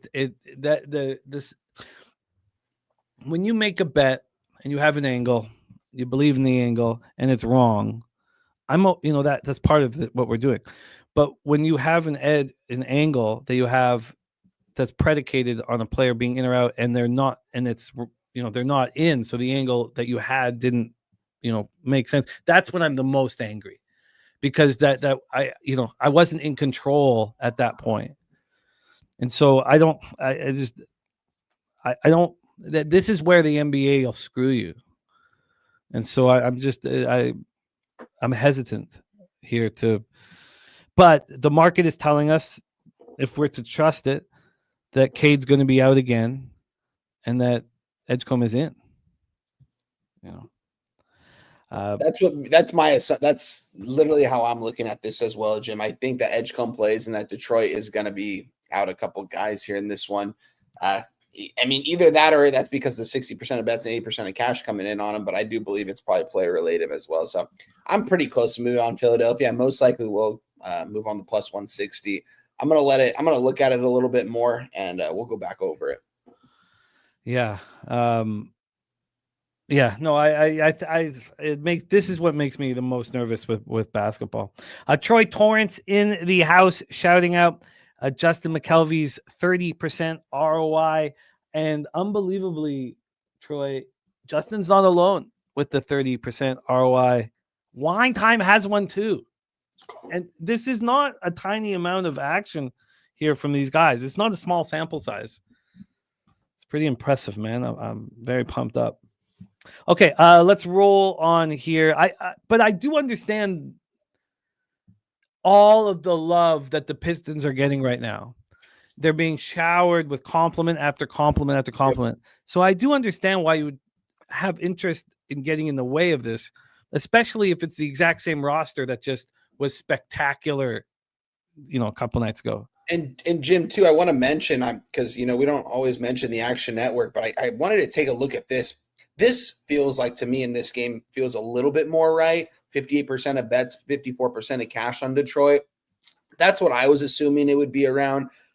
I don't know who we can really trust. At this point, I've been trusting Wager Talk. It's been benefiting me, so I'm going to continue to trust that. But I still look at Action sometimes, and that's, to me, what I thought it would probably be around. Yeah. I think you guys are on the right track. And I imagine when they're all announced out, which is sort of the implication, despite it being a cup game, that this line closes at a 2? I would say 3, probably. I would probably say 3. Yeah, maybe 2.5. All And right. then where you gonna go when that happens, Jimmy? I don't think I do anything in this game. I'm with you, Justin, when it comes down to it, where if I'm going to get in the way of the Pistons right now, I'd want to guess that they're going to be out and get that 4. I would want to say the market is, or 4.5 or whatever it is. The market's telling me that they know that Cunningham is going to be out, and it's going to be the same group that just played way over their heads. And I would take the risk. I would take the bet. I would bet it now. And I'm not going to do that, but that's how I would. If I was forced to make a move, I would take the Sixers right now, expecting that Circa knows what's happening. That's how I would do it. It's crazy. They know. They know. We just don't know. It is 5, Wager Detective. It's moving. I mean, there's sorry, let me just go back to it. There's still a 5 out there. I thought I saw. Yeah, there is a 5 still there. Wager. It is a 5. Yeah, that's why I just it's just pretty much what you said. I don't mind losing a bet for capping the game and being on the wrong side completely or a horrible cap, but I mind losing a bet at the 3 o'clock injury report and starting lineups and all. That's when I mind. Yeah. So, and with so much like everyone thinks Edgecombe going to be in there, but only a select few people know that, and I'm not one of them. Yeah, and I'm right with you. And look what the Pistons just did without everybody. I think this line makes perfect sense. The line's going to be moving towards the Sixers as players are announced out. Yeah. For the Pistons, I think this line should open up here with the expected. The books are telling you some of these guys are going to be out, and as it goes further and further towards the further towards the Sixers, it's each domino is sort of falling at this point. But so I don't have a problem, and I do this, and I'll say it, I'm betting that this guy is going to be out. Or I'm betting that this guy's going to be in. I don't mind consciously knowing that that's part of my wager. I don't mind that, but it has to, I have to acknowledge that. It has to be, so that if I'm wrong on the fact that the guy's in the lineup, that's the first part of the bet that I've lost. Now let's see if I lose the rest of it, kind of thing. So, but let's roll on, man. Let's roll on. Next up, we have 8 p.m. Eastern. We have the Portland Trailblazers at the Houston Rockets. LJ from H-Town's Houston Rockets. And the Trill OG play of the day is in. And it is the first quarter over 60.5 at the Toyota Center, where LJ will be tonight, Friday night, at the Toyota Center, Houston, Texas. From down south, where we ride on clouds. From down south, where we ride on. Our guy LJ moving on the first quarter over. The Blazers are playing at the second fastest pace in the NBA. It's just behind the Heat. 104.45 possessions a game. Shooting the ball poorly, though. 45.7 from the field and 33.4 from 3. The Houston Rockets playing slow and shooting the ball beyond my comprehension. 43.5% from 3. I had to stop and be like, no, that can't be right. 43.5% from 3 as a team, playing at the 28th fastest pace, 98.69 possessions a game. But they're playing with such efficiency that, and this is when I was still, trying to hammer totals a couple years ago. It was the Celtics that were doing this to me. They'd be playing at such a slow pace. I'd be like, how could they possibly put up 122 in this game?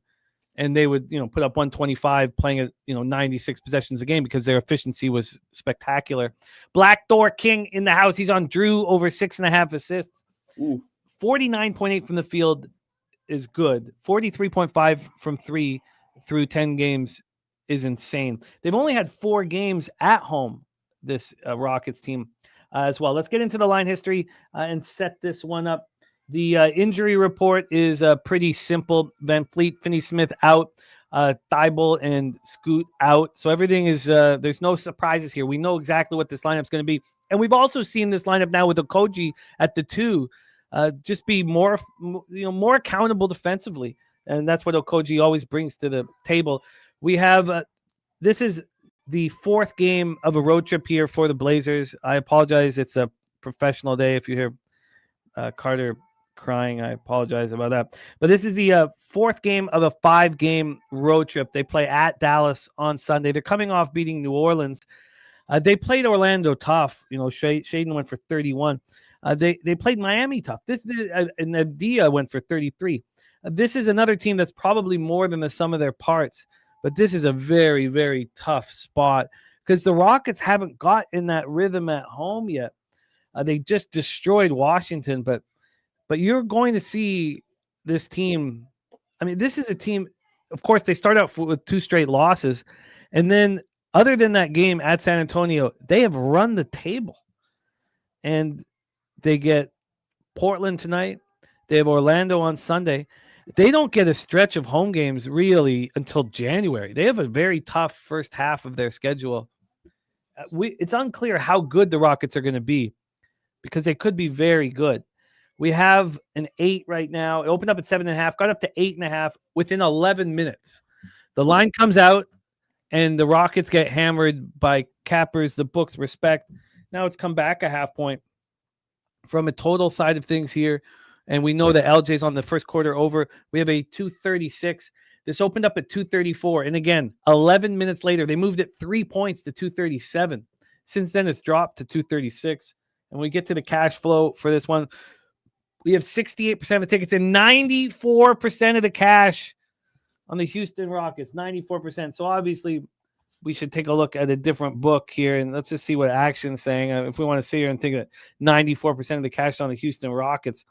We have here 66% of the tickets on the Rockets and 53% of the cash. So it still has bigger bets coming in on the Trailblazers. So let's roll. Take it away for us, Justin. Blazers, Rockets, Toilet Center. Oh, I think you're muted, my man. Yeah. My fault. Well, it definitely was. This is my favorite total of the day.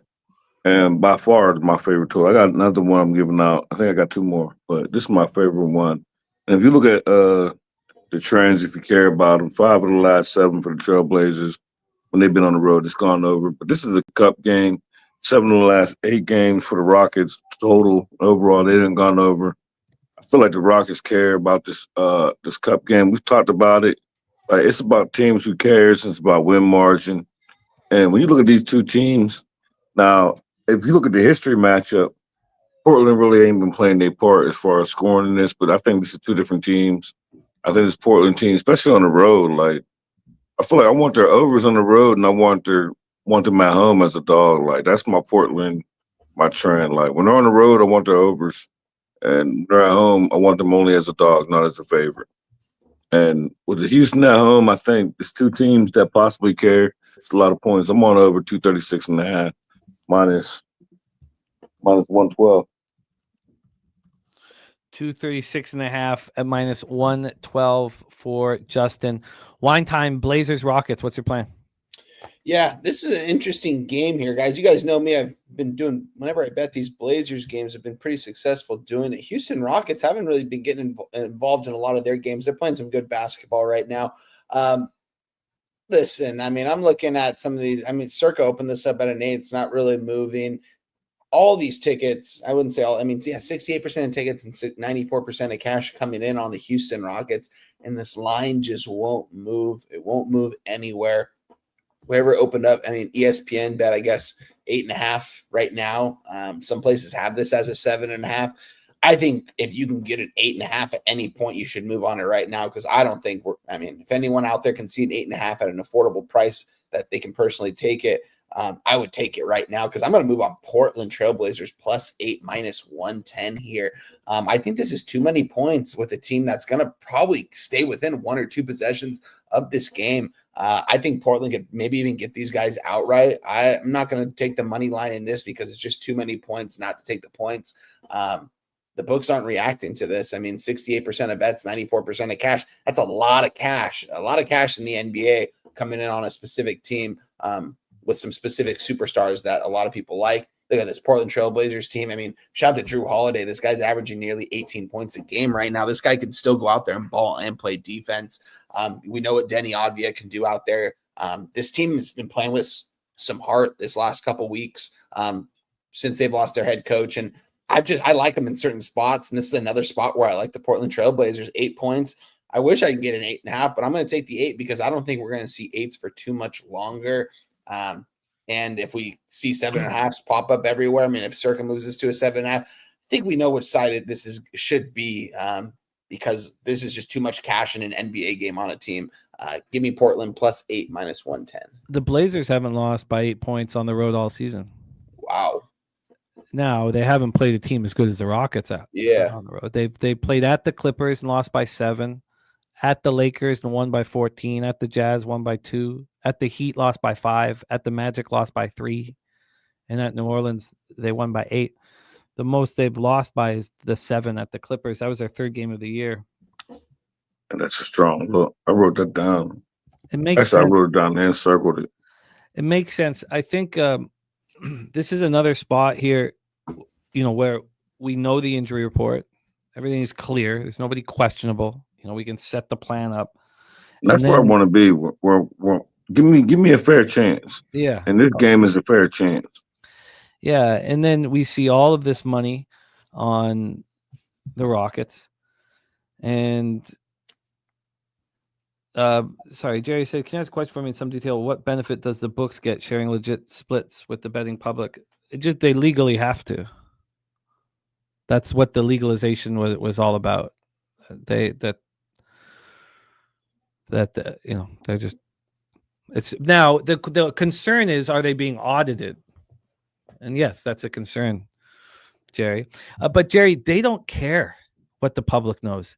They're making so much money because so many gamblers don't care. Literally don't care at all. Yeah. They do not care. They'll give you all the information. Do with it as you please. We're not talking about hundreds of millions that they're making. We're talking about billions now. Yeah.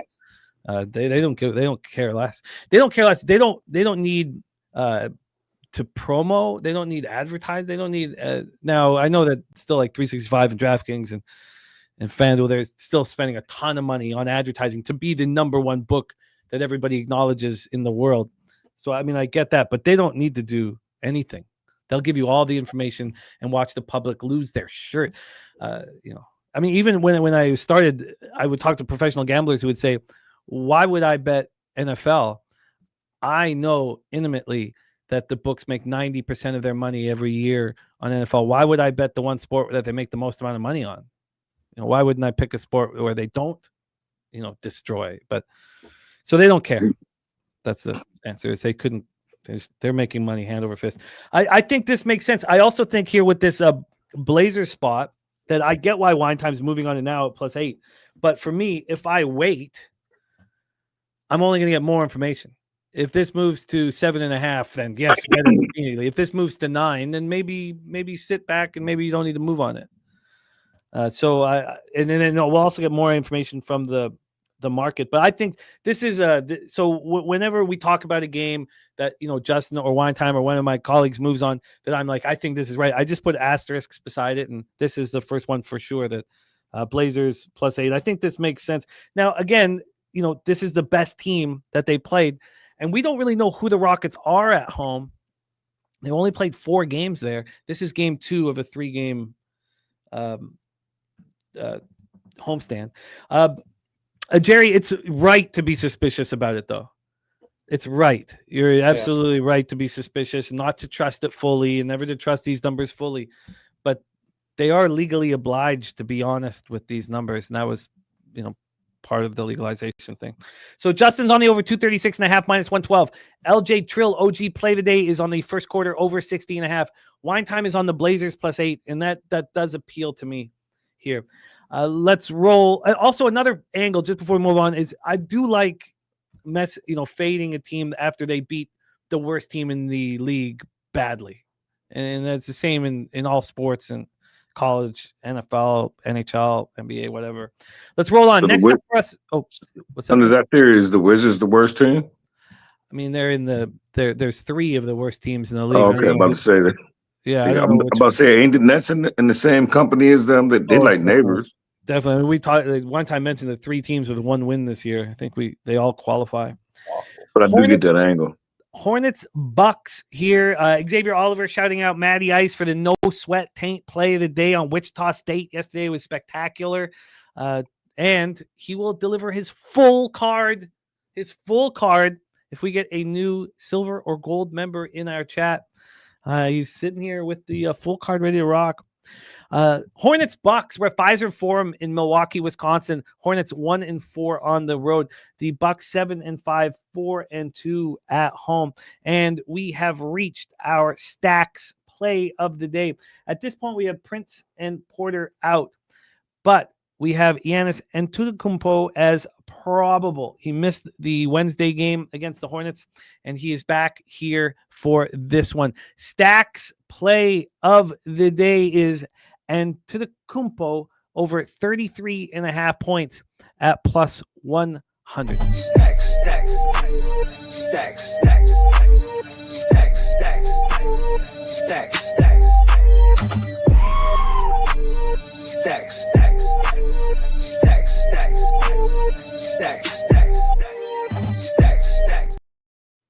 We have also the Illini team total over for saturated here. Let's talk Hornets Bucks. The Hornets just beat the Bucks at home to get this cap started. They took care of business, 111-100. And, Bridges went for 20. Kalkbrenner went for 17. Didn't miss a shot. The issue here was there was no Giannis. And it was a very ugly game. Gary Trent was 1 of 5. AJ Green was 1 of 4. Go down the list. To find Cole Anthony. God, this guy, what a disgrace. 2 of 12. It's just a horrific performance by the Bucks. So they're probably ready to show out here in this one. Let's take a look at the line history and the cash flow. This is our game 5. So we'll have wine time hitting leadoff on it. We have another very high total, 239.5. This one's juiced to the over at minus 115. Opened up at 238, got up to 241.5 last night. Now we're at 239.5. When we get to the point spread, we have the Bucks minus 9.5 and minus 110. They opened up at 10, sitting here at 9.5. When we get to the cash flow, we have 52% of tickets and 65% of the cash on Milwaukee. So big bets are coming in on Milwaukee. It doesn't seem to be changing the line, though. 74% of tickets on the under, 62% of cash on the under. Now, it's possible that there's not much money in this market, but it's concerning because this line opened up at circa 10:57 p.m. last night at a 10. They moved it to 9.5 at 10 this morning. That's with 63% of tickets and 85% of the cash on the Bucks. So, to get confident in a double-digit favorite, you'd want to see that go from 10 to 10.5, not 10 to 9.5. Wine time, take it away. Yeah, this is a game I don't want to get involved with, but if I was, it'd be crazy. I'd probably lean towards the Charlotte Hornets. Circa opened this up at a 10. It's down to a 9.5 right now, with a lot of the bets and money coming in on the Milwaukee Bucks, as it probably should. But I'm not gonna get involved in this game. It would be Charlotte Hornets or pass for me. Looking at this total, this is the highest total I believe on the board right now at 240. Yeah, it is. There's a couple. 240. There's actually Sacramento, Minnesota's right there as well. But the market's just kind of going up and down. That's why I don't want to get involved with totals. I don't think I could ever win in totals in the NBA at this point, and I'm just not going to try to anymore. When I think I have more of an advantage sidewise, and I don't want to get involved in this sidewise because it would only be the Charlotte Hornets, but I don't want to back the Charlotte Hornets here. 48% of bets, 35% of cash coming in on the Hornets. And the line's somewhat move. I wouldn't say it's moving towards them. It's not really moving. I don't know. This is a difficult game. I don't want to be involved in this one. It's a pass. Yeah, it feels to me like this would be a spot where the Bucks just absolutely destroy here. Should. Saturated talking about, are we paying enough attention to the cup standings? I don't, when we're, game 2 or game 3 right now for all these teams, I don't put too much emphasis on to the cup standings. I'm looking at them right now. I usually wait until there's, you got 3 games or so under each team's belt before I put too much emphasis on it, but maybe we're not doing enough. But let's hear what Justin has to say. Take it away, Justin. Hornets, Bucks. Yeah, speaking of the last thing that you said, I think it's important to mention, but the records and the win margins, because right now it's safe to say, for me, in my opinion, it's safe to say that every team that's in that realistically got a chance want that bread. So, like, regardless of how much of a millionaire you are, you still want some more bread. I mean, I would. So I like to think everybody's trying, but like the first 3 games, then you start, even if you look at teams that go 0-2, 2-0, and look at their win margin, and then cut out from that. But right now, I wouldn't start looking into it, but I'll keep it in mind as far as my cap. But what I'm on in this game, and I mentioned it yesterday, and I don't have a system for it because I'm not really like a system capper, but it's something I've been writing around in my notes, is superstars. And it's up to you who you consider a superstar. Is when it's quick revenge and you just beat me and I wasn't there, I always take their props. And I might not be wording it right, but like Donovan Mitchell, I don't even remember who I was. I was going back and forth with somebody in the chat yesterday. They were saying take Donovan under. And I was like, no, you take us over. I wasn't on the side for the Cavaliers and the Raptors, but the Raptors just beat the Cavaliers. I ain't talking about yesterday's game. I'm talking about the first game. The Raptors just beat the Cavaliers, and Donovan wasn't in that game. So now that Donovan was out, they sat him out the day before. So I looked at it like, okay, sit him out the day before against Miami, and they still won. Then you turn around, put him back in at home to play the team that just beat you. Superstar not being there, and you beat my team. So they show out, and he cashed. And I'm on Giannis. I'm on Giannis over 33.5 points, plus 33.5, plus 100. And I wanted to take him over a little bit more because the Bucks just lost to this Hornets team, and he wasn't there, and they ruled him out the game before. So I look at it like, you just beat this team. It's the cup games. I feel like this is a team that we know that cares about the cup. Now that you're back at home, and y'all just witnessed, and I think Ball's going to be in there for the Hornets. So I need the Hornets to keep this close. That way, if they keep this, as long as they keep this close, Giannis going to be in there. And we always want big men against the Hornets. We want a big man against the Hornets, points and rebounds, and against the Warriors.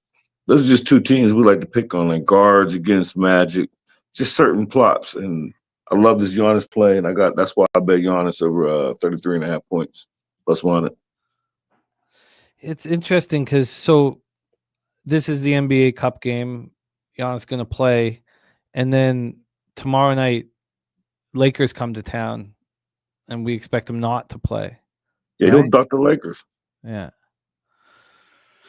And then Charlotte is hosting OKC tomorrow night.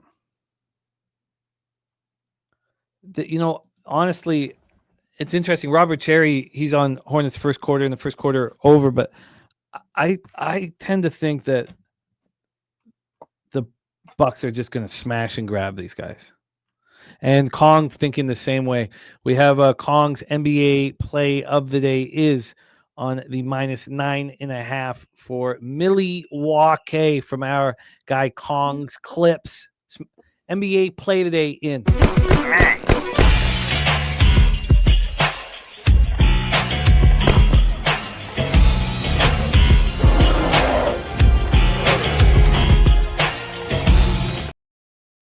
Yeah, saturated laying the 9.5 too. Shout out to Fat Wally in the house.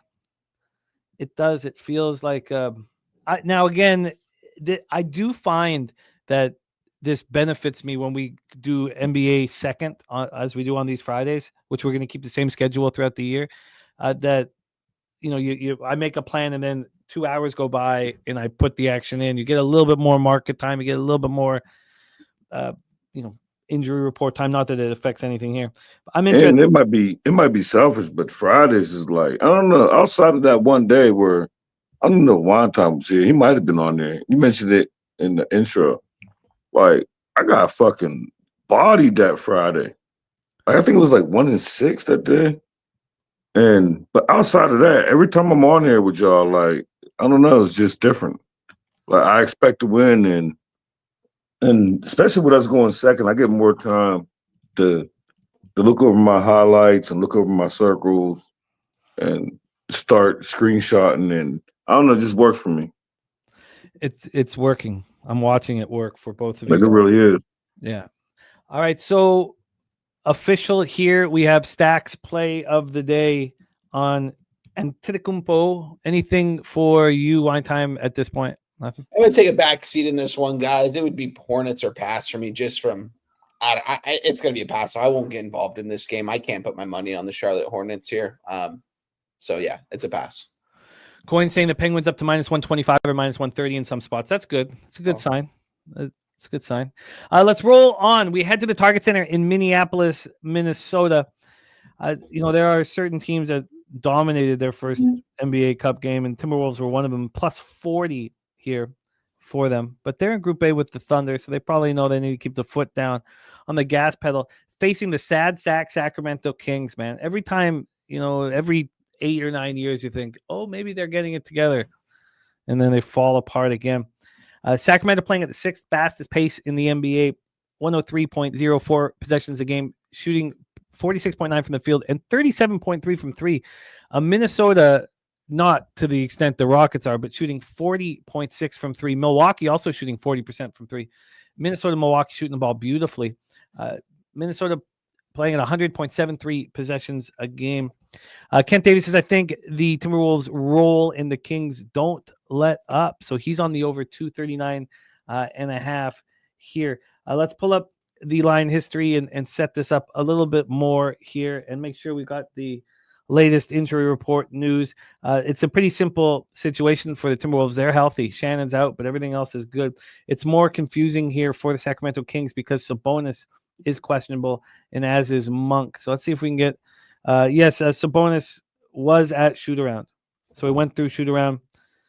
So we expect Sabonis is in. You can count on him this evening. I mean, we expect. And then let's see if Malik Monk was at shoot-around as well. And no, he was not at shoot-around. So potentially missing his second straight game with the left ankle injury here for Malik Monk. All right, so let's set this one up. We have the Sacramento Kings here off 4 straight losses, all coming at home and by margin. I mean, this is just horrific what's happening to them. They lose by 31 to the Thunder. Then they lose by 27 to the Timberwolves. They lose by 14 to the Nuggets and by 33 to the Atlanta Hawks. We're only 12 games into the year. I mean, it's going to be a long season for Sacramento Kings fans. The Timberwolves coming off their 3rd straight win. They have a rest advantage. They haven't played since Monday when they beat Utah on the road. This is a dangerous spot here. Let's take a look at the line history. We have this sitting right now. Sorry, move over here. We have the Wolves -11.5. -11.5. And that has not moved. Open 11.5, not moved. And then from a total side of things, we have a 240 now. This opened up at 239 and has just climbed. So take it away for us, Justin. Kings, Minnesota. Yeah, this was, I wouldn't say it was easy, but I'm on the over 230 or 240 and a half. Actually, I got 240. 240 -113 is what I got. And not even nothing to do with the cap game, but we just seen this game earlier in the week, or was it in the last week? And Minnesota put up 144 points on them. And it was just home and home. Minnesota was on the road. Sacramento was home. But after the Sacramento's last loss, what's his name? Doug Christie. He just when I can't even explain it. Like maybe he just went on a rant just to get his team amped up. But so you can look at it 2 different ways. Like he challenged the team. He basically called them embarrassing, being a king.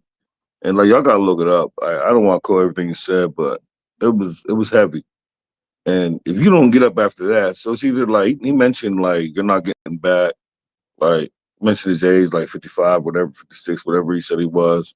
That he could go out there and play better ball. Like he said a lot. So it's like, do you look at it like it's going to be on the offensive side that they're going to be motivated, or they're going to be? He mentioned it, and the team's not getting back. So that's the only thing that made me worry about. Like maybe the Kings are going to try to play some defense, but I don't think they know how. And I'm confident it's over. Add to the Cup game. Minnesota always puts up points against this team, and I don't know, like it was right after the Hawks game. That's what it was when Hawks put up 133 to 100, and it's like everybody's putting up points. So I just expect Sacramento to fight back after Doug Christie went crazy. It's a Cup game. Like you gotta at least respond. We ain't asking y'all to win. I'm not taking their points. Like I wouldn't be on their side, but I don't know. Motivational speech in the Cup game. Now you're on the road directly after losing like back-to-back games by like 30-plus point margin. Give me the over 240 at minus 113. I wonder if they show effort and heart here. I mean, Mills is in the chat. Mills, do you think they're going to show effort and heart here?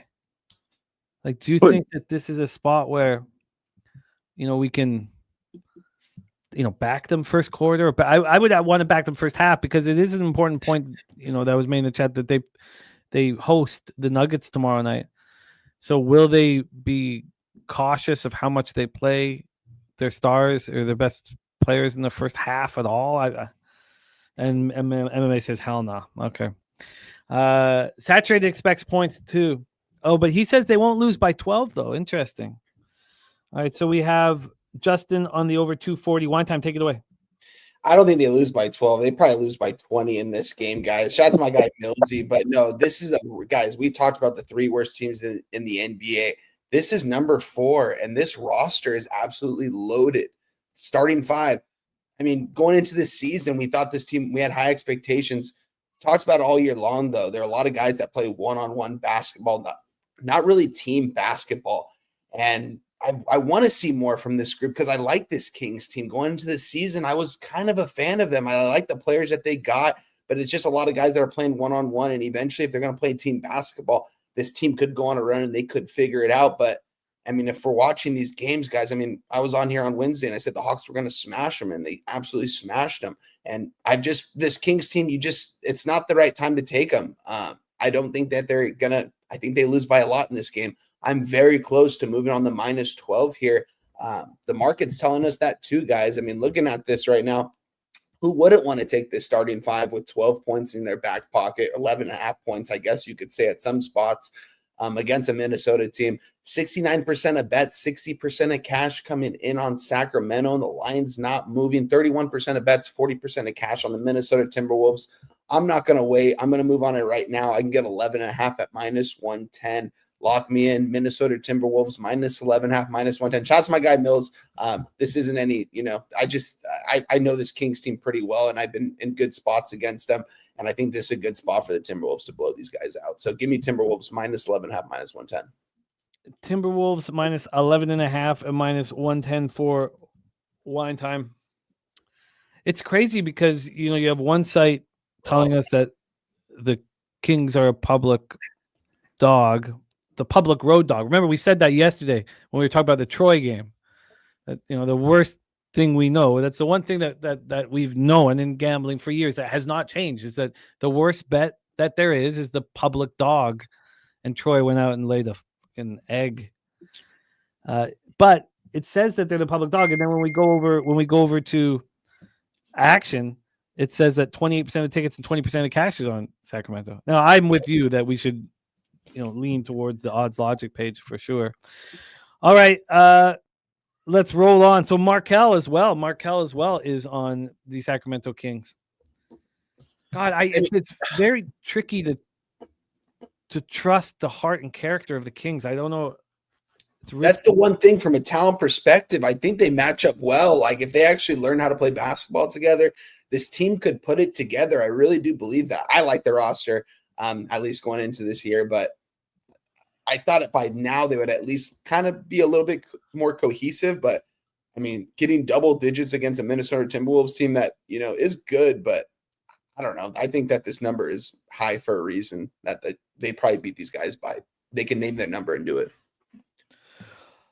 And Levine and DeMar played together for a decade. Well, I know it's a decade. It can't be that long, has it? And they've never been. I mean, you guys know me. I liked them in Chicago. I was betting their player props. One guy from USC, one from UCLA, both California guys. I like the way they play the game, but nowadays when I watch them play, it's just one of them. If one of them's not in the groove, they almost just give up in a way. It's kind of, I don't know, not DeRozan, but Levine almost feels like he gives up sometimes. So I don't think now's the time to back the Kings. Maybe if they stay maybe in a week or two, we'll see. But. All right, let's roll on. Next spot, but we have lots of action in that one. We have Justin on the over 240 at -113. We have Wine Time on the Wolves -11.5. Let's talk about Wine Time's LA Lakers 8-4, 5-2 on the road at the New Orleans Pelicans 2-9, 1-3 at home. We're at the Smoothie King Center. We know the situation here. It's pretty simple. Murray, Poole, and Zion out. Vincent, LeBron out. So everything's set here. Fears, Murphy, Jones, Sadiq Bey, Kevon Looney are the starting five for the Pelicans. Doncic, Reeves, Smart, Rui, and DeAndre Ayton for these LA Lakers. We have the Lakers in business tomorrow night. We already talked about that in Milwaukee. So they fly to Milwaukee after this one. And then the Pelicanos don't play tomorrow night, so they don't need to worry. They can put it all out on the line. They've lost 3 straight. They're coming off a 125-117 loss at home to Portland, which wasn't too bad. The loss at Phoenix prior to this was, ugly, 23-point loss. Speaking of ugly losses, the Lakers were absolutely embarrassed by the Thunder on Wednesday night in Oklahoma City. You have to imagine that they put their best foot forward here in this one. The Lakers did win their first cup game, so they are 1-0, and they're in a really weak group B: Grizzlies, Pelicans, of course, Clippers, and Mavericks. So they care about this spot. You have to think they care about it, and they want to bounce back here. And tonight, New Orleans, tomorrow night, Milwaukee, and then they get to go home and face Utah on Tuesday. So let's take a look at the line history and hear what Wine Time is doing with his squad. We have this totaled down to 227. Opened up at 233.5, and within 11 minutes, it was at 230, and went down to 228.5 a couple hours later. Now we're down to 227. So big move towards the under. From a point spread standpoint here, we have the Lakers -10, -108. Opened up at 10.5, now sitting at 10. That's a lot of points. And when we get to the cash flow, 57% of the tickets and 69% of the cash is on the Lakers. Circa hanging the 10 as well.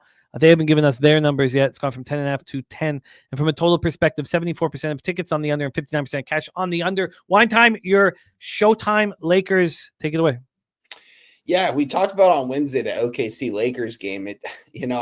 I wanted to take the Lakers because of all those points, but at the same time, I was like, I think OKC could probably blow these guys out. And that's exactly what happened. And I don't want to get behind the Lakers here in this spot, laying double digits against. This is the 4th worst team in the league. Without Zion and Jordan Poole, that starting 5 is absolutely dreadful. Some of these teams, man, it's crazy how bad they are. When the crazy thing is, I would only be on the New Orleans Pelicans here, +9.5, +10.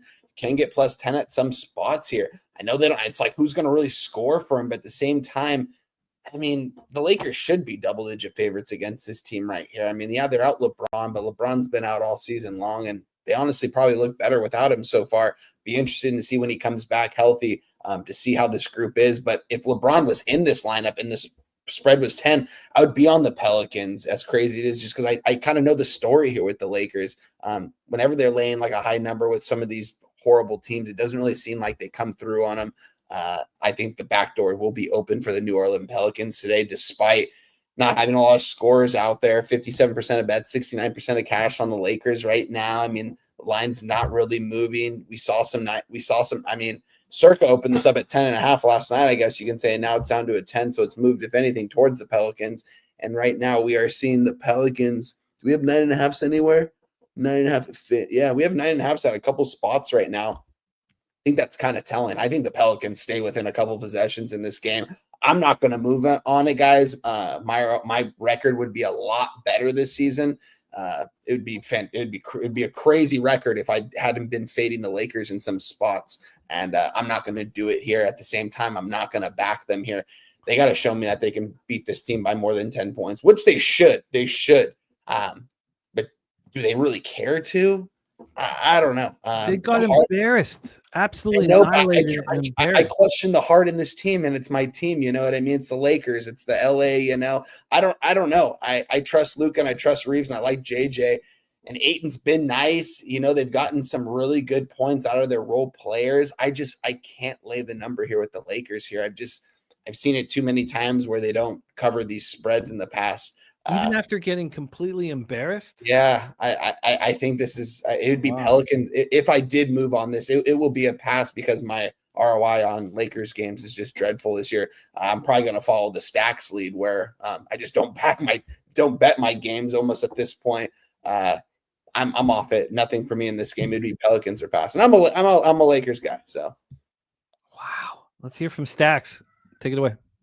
You're muted, Stacks. You're muted, Stacks, my guy. Yes, Stacks. Stacks, we need well, you're muted, my man. My bad. No worries. All right. That blew my mind right there. Like, I mean, and you got to look at it as somebody who knows their team. That's why it blows my mind, because it's like me talking about the Hawks. But I don't have nothing official on the side or total. I do have official prop. But I'm close to, even with Wonton saying that, like, he'll make me dig a little deeper. But to me, if you had a better side or a total, it would be Lakers or nothing. Coming off that humiliating loss, like, that's embarrassing. Like, yeah. It's either embarrassing or you just salute the Thunder. Like, this is what the Thunder are going to do if they feel like doing it.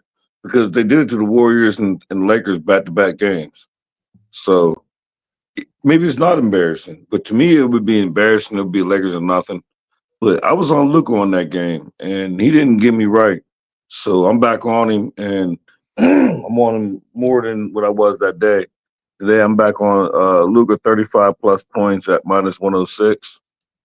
And I feel like this is going to be, like, I don't bet trifectas. I hear it all the time. But I think this would be the trifecta spot. Like, first quarter, first half, full game Lakers. It literally, like, in fighting with my dog, like, my dog, I'll be 5 seconds. I don't want to be story time. But I found out dogs can't see color. I never knew that. And if my dog sees himself on the camera, he goes ape shit. And he's right here by my foot. So I'm trying to keep him down because everything's gonna get ruined if he looks up and see himself on the camera. And that's because they can't see colors like red, green, and blue. So, and I always wondered, like, I cut your paw nails. Like, you look at yourself in the bathroom, but the light is different than in my living room. So when he sees himself, he thinks it's another dog.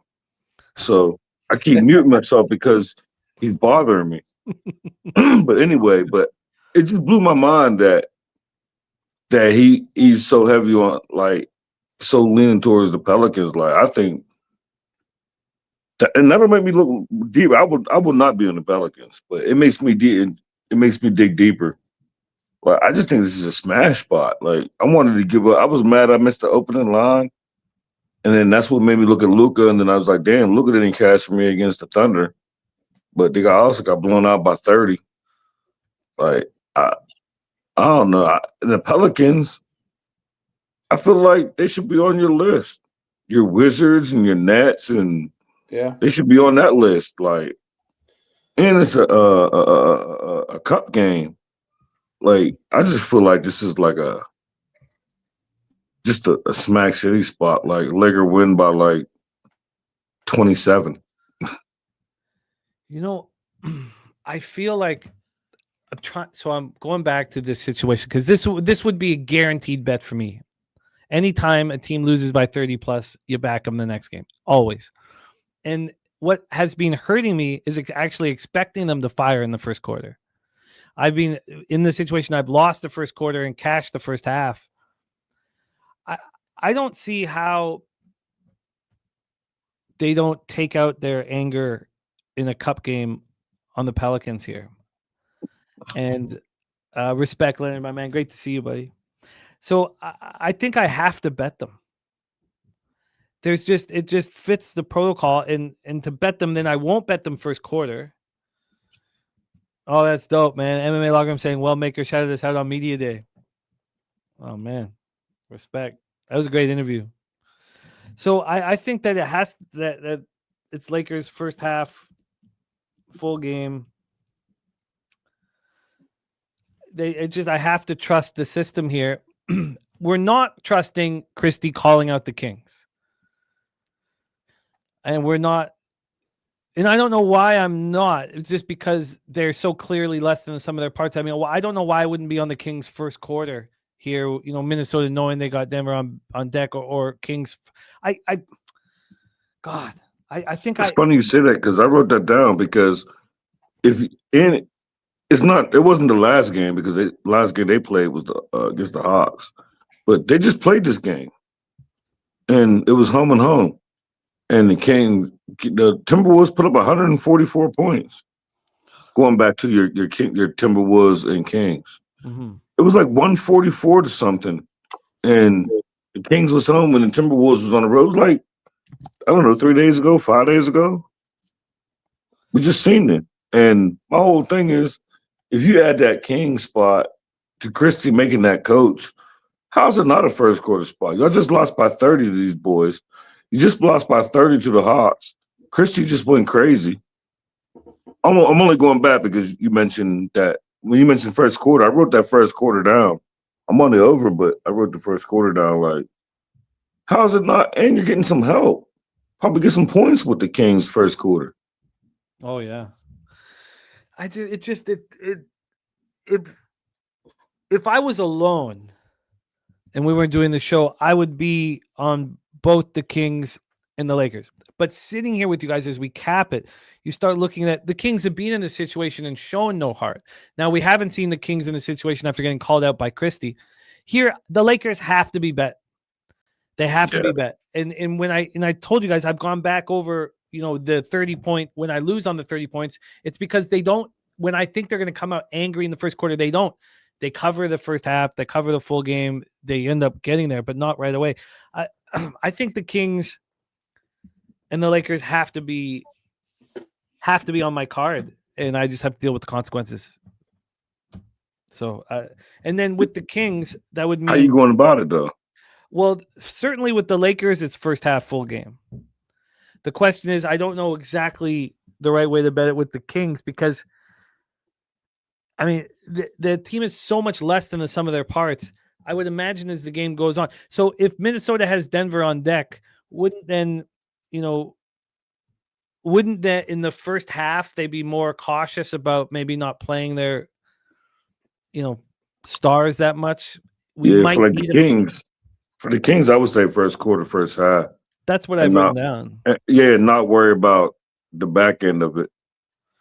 And the reason why I say that is because, like I just mentioned, y'all just lost by 30 to this team, 30 and some change. You let the Timberwolves put up 144, then you turn around and fix that problem by giving up 133 to the Hawks. So, like, if nothing else, and then the coach done pretty much, like, embarrassed y'all. Like, I mean, but maybe y'all don't care. Maybe y'all there just to steal money.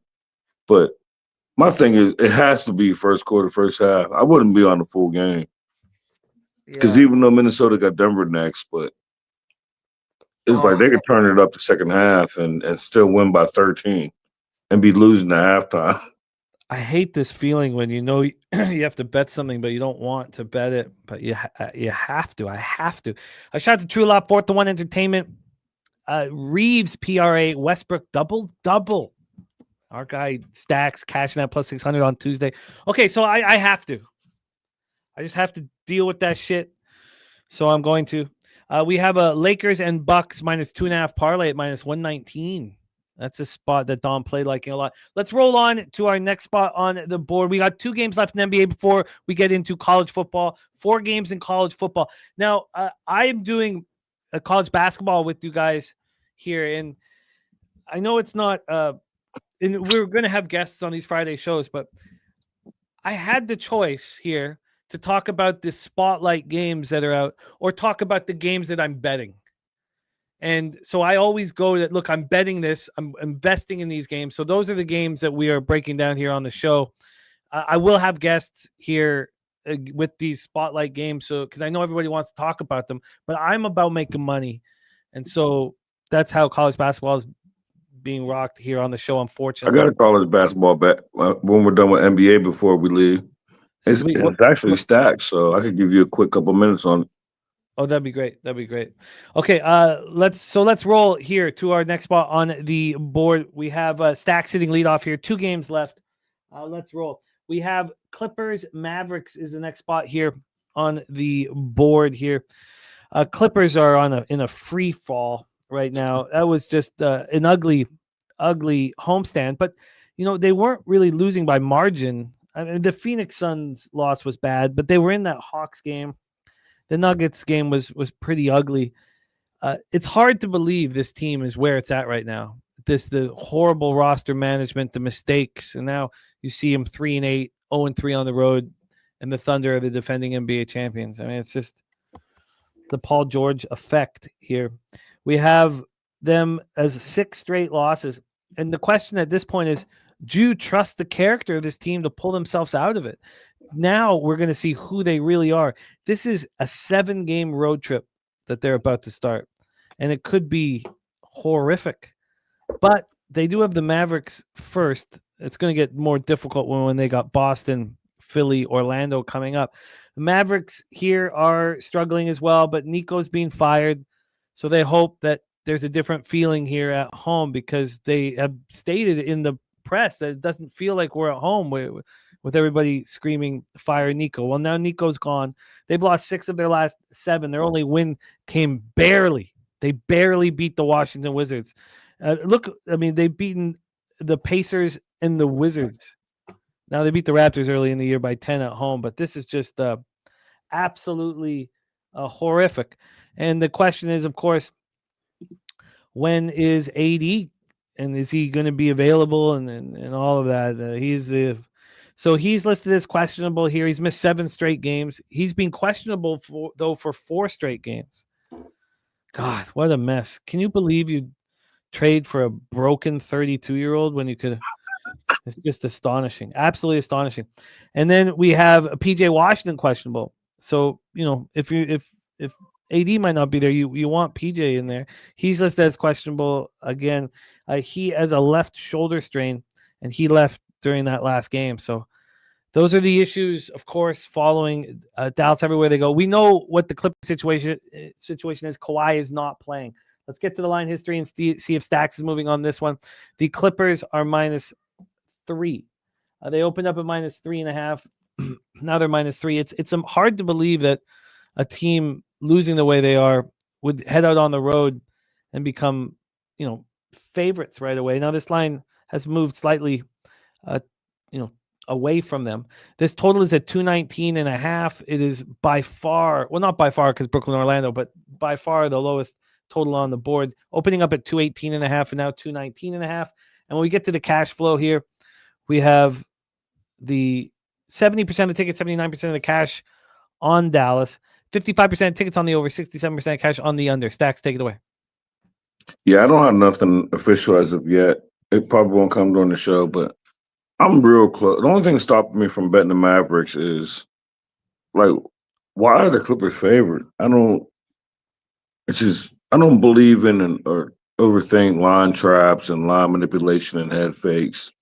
I don't have enough room in my mind to think about that. But this Clippers team is horrible. And even if you're looking at their ATS, they're like 1-6 ATS. And but the Mavericks, they're not far behind as far as being a horrible team. But they just fired Nico. They lost the first game against the Phoenix, but I don't know. Maybe Phoenix is good this year. It looked like they're good. Or maybe it look like they're just beating up on the weak part of their schedule. We'll find out when their schedule get more crazy. But this Mavericks team and Cooper Flag and Anthony Davis, who's still just, I don't know, this is a hard game to cap. It's a cup game, so I would like to think the teams with the new faces. Like I don't know. Maybe Dallas tries to rally for the Cup game, because they got Nico fired, but it's something that you always say. It's too much guessing for me. But I want to bet the Mavericks just because the Clippers, I don't feel like they should ever be favored. Like maybe they're playing like the Nets or the Wizards, but to go on the road against the Mavericks and be a 3-point favorite, even if the line is moving towards Dallas, like I couldn't be on the Clippers unless you're just saying they're due. Yeah, I don't see here. They weren't really embarrassed. I mean, they're on an embarrassing losing streak, but they weren't really embarrassed. They haven't been called out by their coach. I mean, where is the spot where we're going to trust their character? Or like, it doesn't really fit the Lakers and the Kings side of things to back this team losing, and they're also favorites. Let's see what Wine Time wants to do with this one. Wine Time, take it away. Yeah, this is LA Clippers are pass for me here, guys. I mean, yeah, it's a little surprising that the Clippers are a favorite in this one on the road, but at the same time, I do think they're the better team with the certain players out. And it is interesting to see 30% of tickets and 21% of cash coming in on the LA Clippers, and the line's really not moving. I mean, we're seeing them be a -3. We've seen some spots move to a 2.5, I guess you could say. So that would favor the Dallas Mavericks, but I don't know. I mean, I don't like either of these teams. I don't like watching either of these teams play basketball lately. I mean, the LA Clippers are horrendous right now. I think both these teams aren't going to be playoff teams when it's all said and done. I'm not on this game, and I don't want to get involved in this game. We've got too good of a game coming on next year on prime time to talk about here. So I'm not moving on this one. It would be Clippers on the money line, or I guess, no, the money line's too expensive. It'd be Clippers or nothing for me, but I'm not going to move on it. These are two bad teams that I don't want to get involved with. I don't think I have an edge in this game by looking at the market by any means, and I'm just going to stay away from it. Let's roll on. Let's roll on. I think that's the best way to do it. Just leave that one alone. Next up for us, we have a big one. Jose talking about ticket prices here, still very reasonable, but expensive for Frost Bank Center in San Antonio, Texas. We have the Warriors, Spurs. Warriors playing at the 17th fastest pace, Spurs 23rd fastest pace, both playing just slightly over 100 possessions a game. The Warriors shooting 37% from three, 45.7 from the field. Spurs shooting nice, 49.7 from the field, 35.7 from three. Kuminga questionable, but I don't think he plays. I don't think anybody thinks he plays. I don't take my word for it, but I think the knee injury is something that they're a little bit concerned about, and it's too early in the year here. Let's set this one up. We have the Warriors and Spurs meeting in that 125-120 game here in San Antonio on Wednesday. It was a great game. It was a great game. Spurs were up 28-14 after one quarter. The Warriors did their old third quarter Warriors magic, put up 43 in the third quarter, put up 76 in the second half. Curry went for 46 points. I mean, Wemby went for a triple-double. I mean, it's what you want to see. It's what you want to pay to see. But even despite all of these points being scored, 245 points, only 42 were scored in the first quarter. And, the seeing each other again is our opportunity to attack it. We have an advantage when you get to have the home and home or the back-to-back games in the same facility. This total is a 235. This one is not, of all the totals we've seen, 3, 4, 5, 6 point moves. This has not done much. Opened up at 235, got down to 234.5, up to 235.5. It's right back from where we started. Just a 5-cent move towards the under, indicating it's a very sharp line. From a spread perspective here, we have Golden State plus 2.5, opened up at plus 2.5. So we have no movement on side or total here. And we get to the cash flow, 64% of tickets, 66% of cash is on the Spurs, expecting the Spurs to bounce back here. They're 2.5 at circa, which is exactly where they opened, despite 52% of tickets and 86% of the cash on the Spurs. Now, you guys know me. I'm a zigzag type of capper, but I'm hesitant to do that here, for whatever reason. I would only do that, though. I'll only bet the team that lost in the first game, but I am hesitant to do it. So let's hear Wine Time. Take it away. Our final spot here on the board. Yeah, we were on the Warriors on Wednesday. We moved on the money line. I believe we got a plus 140, I think it was. I forgot what it was at the top of my head, but it was a tough game. That first quarter I was watching, I was like, damn, man. All of a sudden, second quarter, they turned it around a little bit. That third quarter, they really caught fire, got themselves back in that game, and they really established a lead late in that game, and the Spurs just never gave up, guys. These are two teams that this is must-watch TV tonight. There's a reason why there's a game on Amazon Prime, and this is the game. So I will be locked in watching this game because I've got to play in this game, guys. And you guys know me. I was on the Spurs. I'm usually on the Spurs, not fading them. But here I am once again, 2 games in a row, going back with the same team that has been hanging out there these last couple of days in San Antonio, chilling, going back, playing in the same arena. And I am back on the Golden State Warriors. And we're not getting as good of a line. When we get plus 140 the other day, getting a plus 110 right now, plus 115, depending on where you're looking. I'm getting a plus 110. So I'm giving you guys the money line plus 110. I don't want to take the plus 2.5 points. I just think that if Golden State, if they're going to be in this game, they're going to win this game outright. I do think it's going to probably be another banger of a game. I just think that probably a lot of the people that bet the Spurs on Wednesday are probably going to go right back to the window on the Spurs here today, thinking, you know what, we lost on Wednesday. It was a close game. We probably should have had them despite that third quarter. Steve Kerr made those adjustments in the third quarter over Spurs. You know, Mitch Johnson, great young coach over there. Love everything he's doing. Pop, trust him. I trust him, as I've said all season, as I said since last year. And I do think he's a really good coach. But I don't know. I just think the Warriors are kind of the veteran group, and they're going to go out there and take care of business as a small dog here. I hate to be on the other side of the Spurs once again in San Antonio, but I just kind of got to do it. Looking at the market here really quick again, guys, Jimmy already touched on it, but I mean, what is this? 46% of bets and 44% of money coming in on the Warriors. Not necessarily, I wouldn't say really sharp, but I do like those numbers since the line's not moving. One book's moved this to a -2. ESPN bet, I mean, I don't know, they're down to a 1.5 right now, which is absolutely wild. But I'm on Golden State money line plus 110 here. I think they take care of business 2 games in a row. Yeah, I like the Warriors here, guys. Yeah, I guess maybe it's the public just expecting what I always expect, the zag after the zig. Let's hear from our guy, Justin. Justin, take it away for us. This is the big one on the card. By the way, we did make a change. After this, we're going to talk one game in college basketball. We're going to talk A&M, UCF, Aggies going to play UCF. It's the Stacks play today, number 2. So we are going to touch on that before we get into college football. Oh. So Wine Time, take a look. I know you don't have much time to set up, but take a look at it. Take it away for us, Justin. Warriors, Spurs. Well, I guess the show wouldn't be the show if we didn't conflict. And I don't know if they're public. I guess you said they're public, but if you, depending on what the best number you give me for the Spurs money line, and I was on Golden State, right with y'all.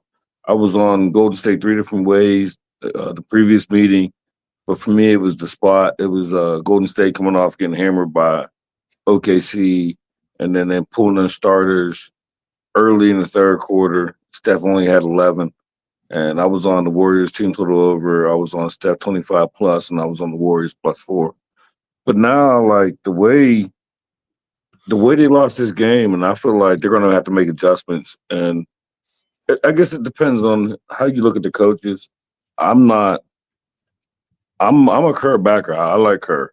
He's a Hall of Fame coach. I don't have nothing bad to say about him. I know a lot of people don't agree with me, but because I feel like, you know, for the most part, going back to when they was the Splash Brothers with Steph and Clay, like he didn't have to do much.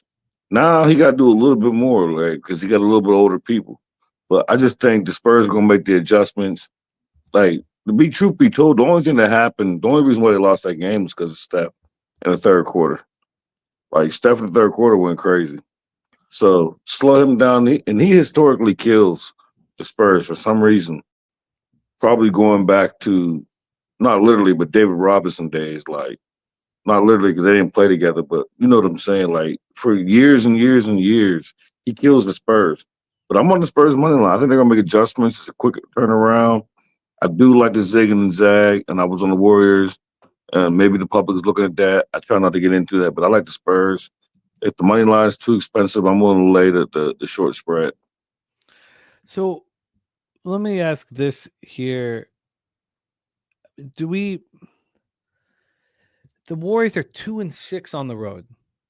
So the reason why we are bypassing, let me ask this one time. The reason why you are bypassing their road record is because now it's another all eyes on us. Everybody's going to be watching this game. We're giant killers. We're going to take Wemby out and handle our business just like we did last week. So you're not caring about what they've done on the road as a statistical profile because this is a high profile game? Correct. Yeah. And not just that it's a high profile game. I mean, we got plus 140, I think it was Wednesday, and nothing has really changed other than that third quarter for the Warriors. And now we're seeing them as even a smaller dog here. I would think that it'd probably be around the same number. And it's the fact that it's kind of what were they, a plus 4.5? I think they were plus 4.5 on Wednesday. And now we're seeing 2.5s right now. I don't know. I just think that it's a Warriors. It just seems like they've kind of been chilling there. They got a rest day yesterday. They took care. I feel like they know that they can beat these guys. And the Spurs are kind of like the fan favorite right now all across NBA. Everyone's kind of high on the Spurs because of the team, and I like their roster. I think their roster is better than the Warriors. I think they are a better team than the Warriors.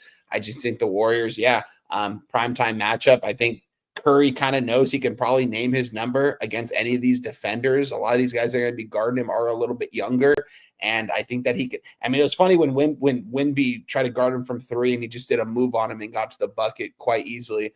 I think Curry goes off here today. I might take a little sprinkle, like a fifth of a unit on his points or on his threes or something involved with that. But I think he goes crazy here today, and I think the Warriors take care of business. There won't be many times I fade the Spurs here, especially 2 games in a row against the same team. You probably won't see me do that again this season. I just think it's kind of telling. I'm not getting nearly as much value as I got on Wednesday. I'm getting nearly 30 points less on the money line. But yeah, here I am going right back to the window. I think the adjustments are going to what's matter in this game. I think Kerr's going to make them. So you got 2 outlier performances in that first game. Curry went for 46 and Butler went 5 of 7 from 3. If one of those 2 outliers don't come to fruition, they don't win. Yeah. You're expecting to get another outlier performance from Steph and one from Jimmy. Jimmy, I don't know. I didn't even look at that stat that he had 5 3-pointers in that game. When has he ever done that? You don't see him take 5 attempts for 3. And when he does, he might cash 1 or 2. Yeah. Hopefully they get the points elsewhere. I mean, they still got some good bodies out there on the floor. I think they can take advantage with.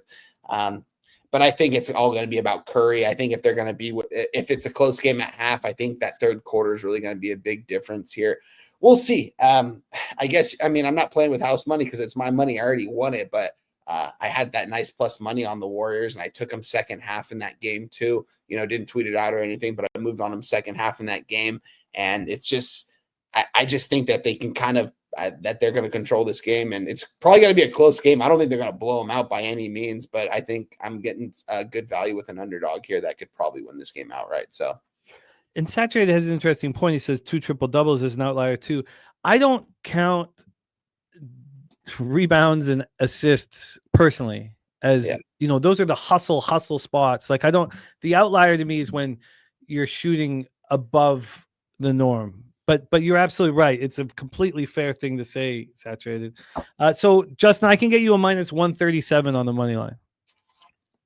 What's the best spread you get? Let me see. The best spread here.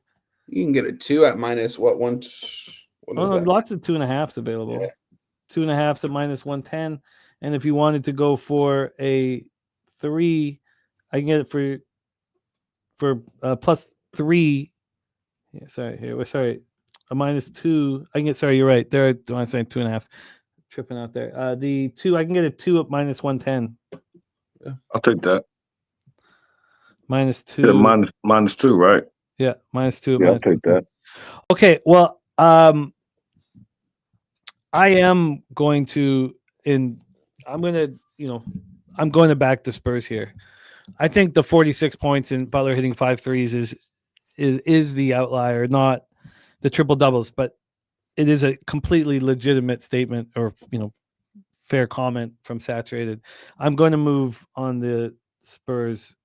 And then I don't want -2 though at all. I feel like I would need the money line or a -1 if it'll at least cut the cost down, just because I fear that this goes down to the last shot. And if it goes down to the last shot, then the Warriors obviously have an advantage. Saturate on the Spurs too. Okay, so there we go. That is NBA. It took a while. This was a much tougher card than I had expected, and I don't feel. Sometimes we finish the NBA card, and we're like, oh, we're not say the wine time. Oh, we have to bet this. Oh, we have to bet that, and then you're feeling all the. I don't feel that kind of confidence here with the card.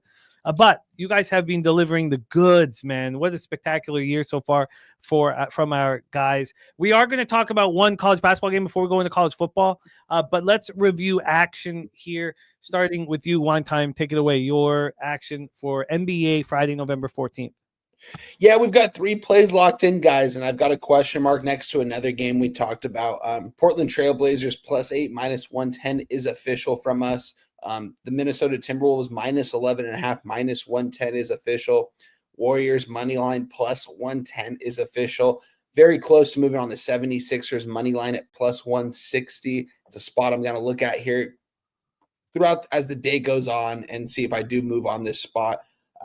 Not too sure yet, but make sure you follow me on Twitter, Wine Time Sports. I'll tweet it out.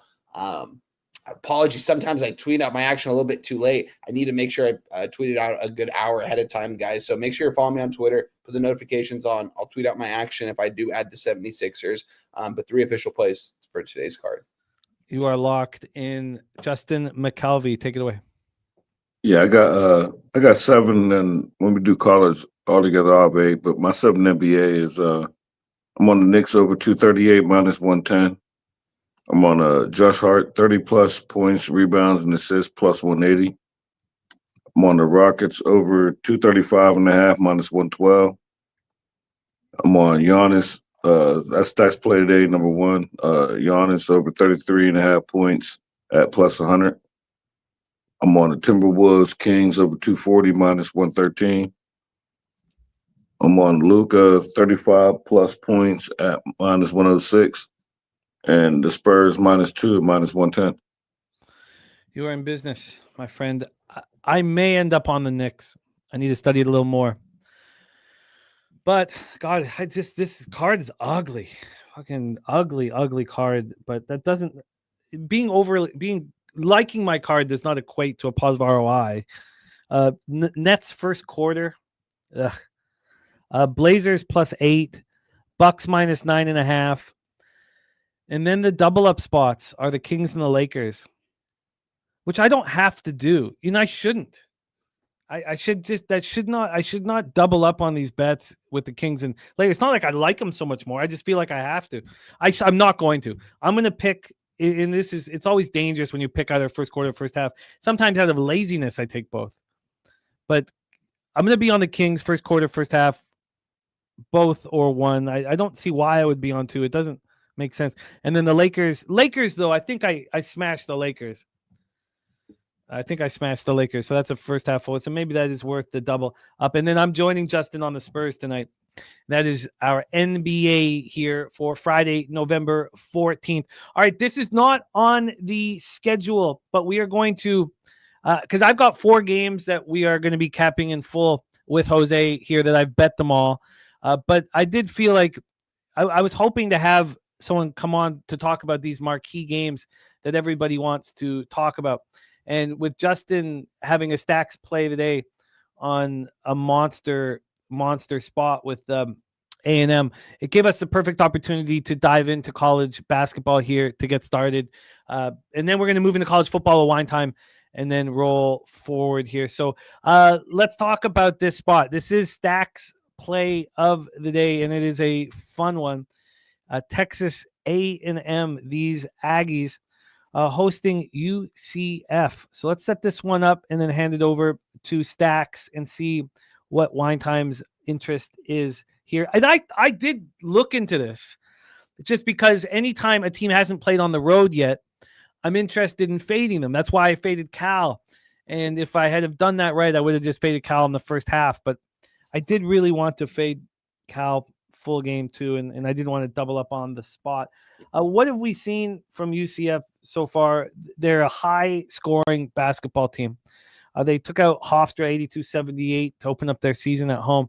And then they lost to Vanderbilt 105-93. They lost as 10.5-point dogs. They were down 16 at halftime. And then they shot the ball spectacularly well in the second half, something that Cal did again last night. They shot 56.3% from three, which you would think would be enough to win a basketball game. But they seemed just to be devoid of any kind of defense whatsoever. We then saw them just on Tuesday. On Tuesday, they beat up on Florida A&M, 23.5-point favorites. But again, they shot 65% this time from three. I mean, this team can score and score in a hurry, but they've been playing on their own rims. Now they head out on the road to face an A&M team that is angry. They had two very easy wins, two cupcake spots, beat Texas Southern by 34, and then got destroyed on Sunday. I believe it was Sunday. Yeah, Sunday. They got destroyed at Oklahoma State. They were 2.5-point favorites, and they got annihilated. They shot 32.3 from the field, 25.7 from three. You know, just talking about it right now, I don't know why I don't think that A&M's going to step up here. Maybe I was so afraid of UCF's offense. Let's take a look at the line history and see if we can get to A&M, because now just talking about it out loud, this is the sort of situation that I find very appealing. You know, an angry team coming back after, you know, getting embarrassed. The problem is the number, 10-point favorites. They opened up as 9.5-point favorites, and within an hour and 13 minutes, it moved to 11, a 1.5 move. And then it went down 10.5 and then back up to 12. This was 12 last night at 10 p.m. Now we're back at a 10. We've still had a 0.5-point move towards A&M. I can understand anybody thinking, you know, UCF's shooting will keep them in the game. But again, you expect this team to 56 and 65% from three at home. What are they going to do on the road? This total is climbing. Opened up at 168. This is how you know that the books believe they, you know, presented it wrong. And this is why they have limits. Like BOL has limits. You can't sit down and put 10K on this game as soon as the line comes out. It went from 168 to 172, and it went to 172 minus 118 to the over. They're concerned. Then it dropped down to 170. So, you know, now we're back at 172. We've had a 4-point move towards the over. When we get to the cash flow here for a big one in college basketball, we have 64% of the tickets and 84% of cash on A&M. I mean, you could say, well, has it moved enough? Now, Circa has 60% of the tickets and 87% of cash on UCF. So they're at a 10 right now. So you can understand that. But other books are taking big A&M cash. Let's just see what's happening here at Action and see if they're also taking a lot of cash here quickly.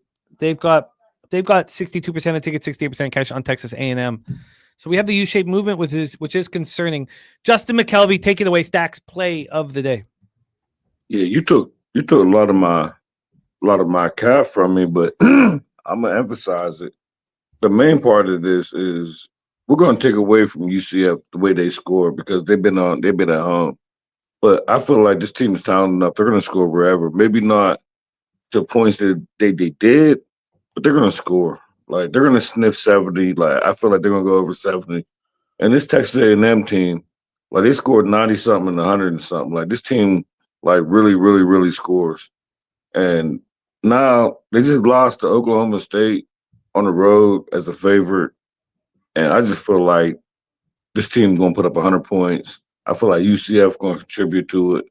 Like, I do like UCF as an side coming off the embarrassing loss to Oklahoma State, but this UCF team, I don't know. Like, you always want to fade the team that they're playing their first true road game, but I kind of think this UCF team, like, they got a couple of returning starters from last year, and we usually want them same as the football team. Like, we usually want them at home, and I can't remember off the top of my head who they upset it or It might have been. I don't think they upset it, but they rumble Houston close when they're at the crib in basketball.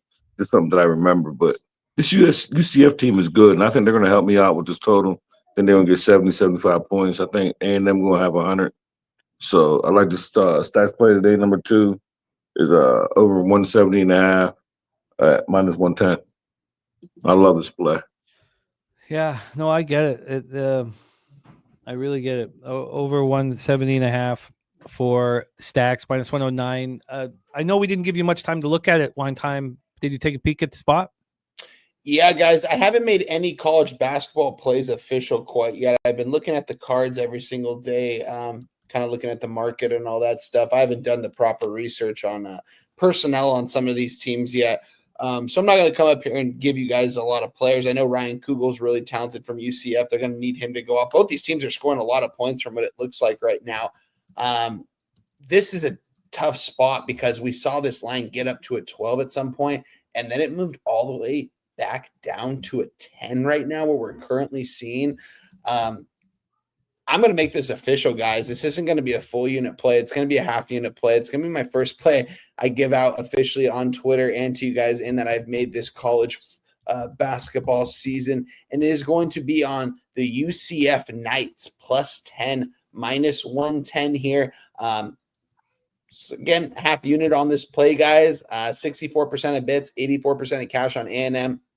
Line moved, and now it's came back towards UCF. I think there are going to be a lot of points scored in this game, at least from watching from the X's and O's right now, looking at both these teams, what they've been doing. Neither of these guys can stop anybody, and they're scoring at will. I think UCF has a chance to stay within this game.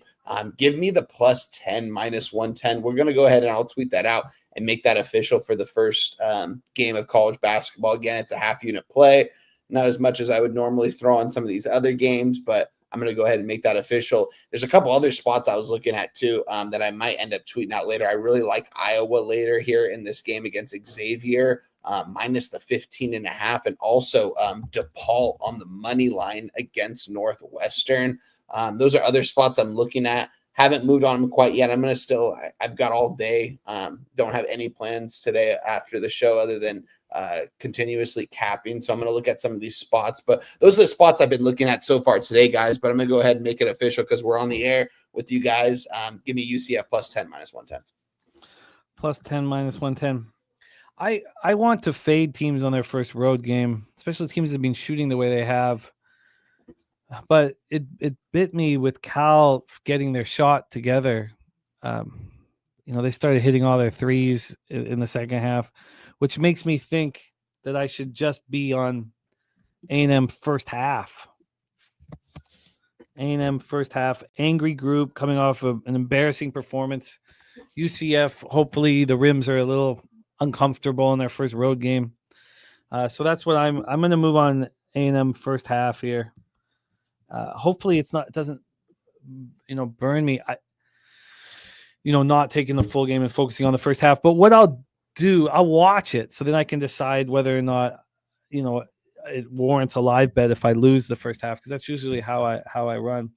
But that's what I'm going to do. I'm going to be on A&M first half. Wine time on UCF plus 10.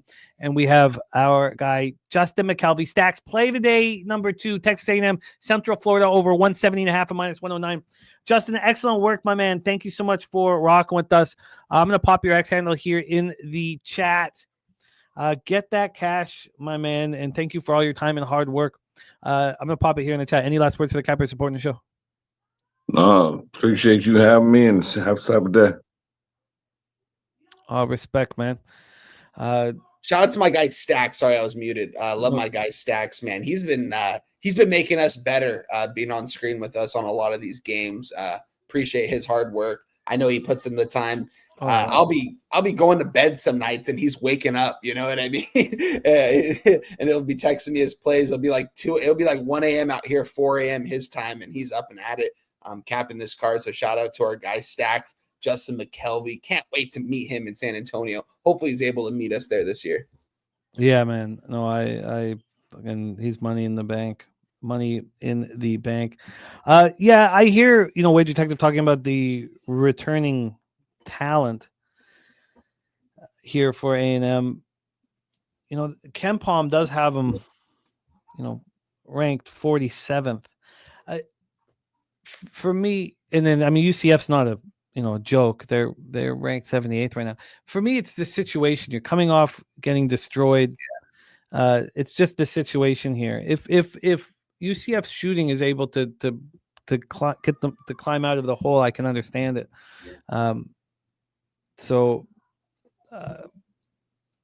I'm comfortable with the spot. All right, let's roll here. Wine Time Sports, college football. Let's get right after it, my friend. And unfortunately, I missed your Wednesday action. You did add a game here that we talked about yesterday that I wanted to bet, but I got a little caught up with the live stream with everything we were working with last night. I am going to bet the over 4.5 in Stockholm right now. I think 6.5s are too high. I think it was 6.5 for a reason. These are offensive teams, and you have your first period in Stockholm. It's pressure. It's a big rink. These teams are offensive hockey teams, and if you were given a 4.5 for 40 minutes, knowing that there was no scoring in the first period, that's the recipe I think that we would want. And so I'm going to move on it. It allows the 2-2 tie to cash for us as well, which is well within the realm of possibilities here. So I got it over 4 minus 137. I just moved on it, Jim. A flat 4? Flat 4 minus 137. Oh my God. Yeah. Wow. That's the only one that's available for me right now. That's a great number. That's a great number. Getting a flat 4. Over under in the second period. Over is minus 187. Wow. Over 2 minus 110. Over 2.5 plus 171. Yeah, a little dabble, a little something, a little $100 at it. I like it. Wow. Let me just see if I can. It's probably going to be too expensive, but I wouldn't mind just. Yeah, I'm just going to stick. I got to do the 4.5. The VIG's a little less, but still, I'm jealous. Okay, so I'm in. Over 4.5 in the Pens Predators live. Okay, let's roll here. Wage Detective in alignment with UCF. I get it. But situationally, I do think it sets up nice here. You have a team coming off shooting 65% from 3 after shooting 56% from 3 against cupcakes at home in their own rims. Then you have to go up to Texas and go on the road for the first time against a team that just got destroyed by Oklahoma State, a team that's a top 50 ranked team preseason. But I can understand either side of the fence here. Wine time, let's go. We're talking football, and we're talking Kong's Clips.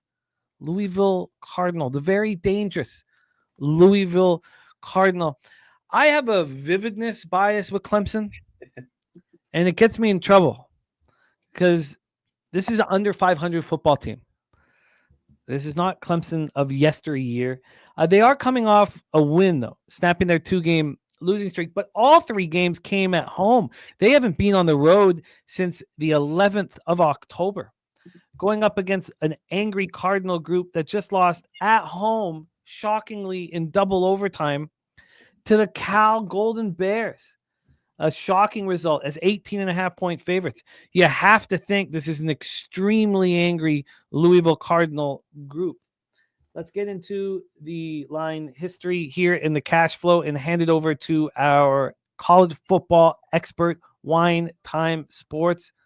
Just move this over here quickly, and let's roll. We have, at this point, the Louisville Cardinal are minus 2.5. Very, very interesting line. Opening up at 3 and moving to 3.5, which is what you want for every 3. And now we've come back and crossed the 2.5. Not only that, but it's only minus 105. It's juiced towards Clemson. When we get to the total here for this one, we have this total sitting at a 51. It's minus 115 to the under. It opened up at 51.5, dropped down to 50. It's been bouncing all over the place, but in a very small margin. So we're sitting here now at a 51. And when we get to the cash flow, we have 50% of the tickets on Louisville and 82% of the cash. 82% of the cash. And Circa went ahead and moved it to a 2. Yep. And they had money coming in on Louisville the whole time. This was all Louisville money for 5 days, and now it's not. Big bets are coming in on Clemson. 51% of tickets and 82% of cash now on Clemson. 56% of tickets on the under and 66% of cash on the over. Wine Time Sports, take it away. Tigers, Louisville, Cardinal. Oh, this is a good game right here, guys. If you guys follow me on Twitter, you guys know I did not tweet out anything in this game, guys. Nothing in either of these 2 Friday night games. I wanted to let the market marinate. We've been doing really well on these Friday nights. Just, last week we took an L, that UCF game. Came down to the wire. It was a close one. But as far as the Friday games go, I kind of want to wait on them until actual Friday and see what kind of movement I can get on these games. It's quite simple in this game, guys. Shout out to my guy Kongs. He's a Louisville guy. He's a great capper. He's been cashing all year long. I'm on the opposite side in this one, guys. I am on Clemson first half plus a half -110. Not only that, I am on Clemson full game +3 -120. Not only that, guys, we are on Clemson money line +110. Triple up spot on a Friday night here, guys. We know what happened last time in that Minnesota game. Listen, why is Louisville a short favorite here against a Clemson team that everyone going into this season, guys, everyone, including myself, I said this is national title contender from a coaching standpoint. Dabo Swinney goes out and grabs Tommy Allen from Penn State, one of my favorite defensive coordinators in all of college football. Hasn't been able to quite dial it up this season like he had been last year with Penn State from a personnel. He hasn't really gotten all of his guys in there, but I still trust him as a defensive coordinator tremendously. And I trust Dabo. I know he hasn't done a great job from a coaching standpoint. You hear him in his post-game interviews. He's heated when people are talking about him getting fired. And the AD was, in the press conference, and he said, he's like, ask him if he wants to fire me. You know what I mean? Like, this guy is Clemson football. He's done so much for this program over the years. And this team can still make a bowl game. And I'm not saying that's like going to put them over the top and give them a reason to be happy. But at the same time, I don't think this team's going to give up, guys. We go and look into the beginning of the season, everyone, including my guy Kong, I know he was big on Clemson going into this year, as we all were, because we looked at their roster. So many returners, not only offensively, but defensively.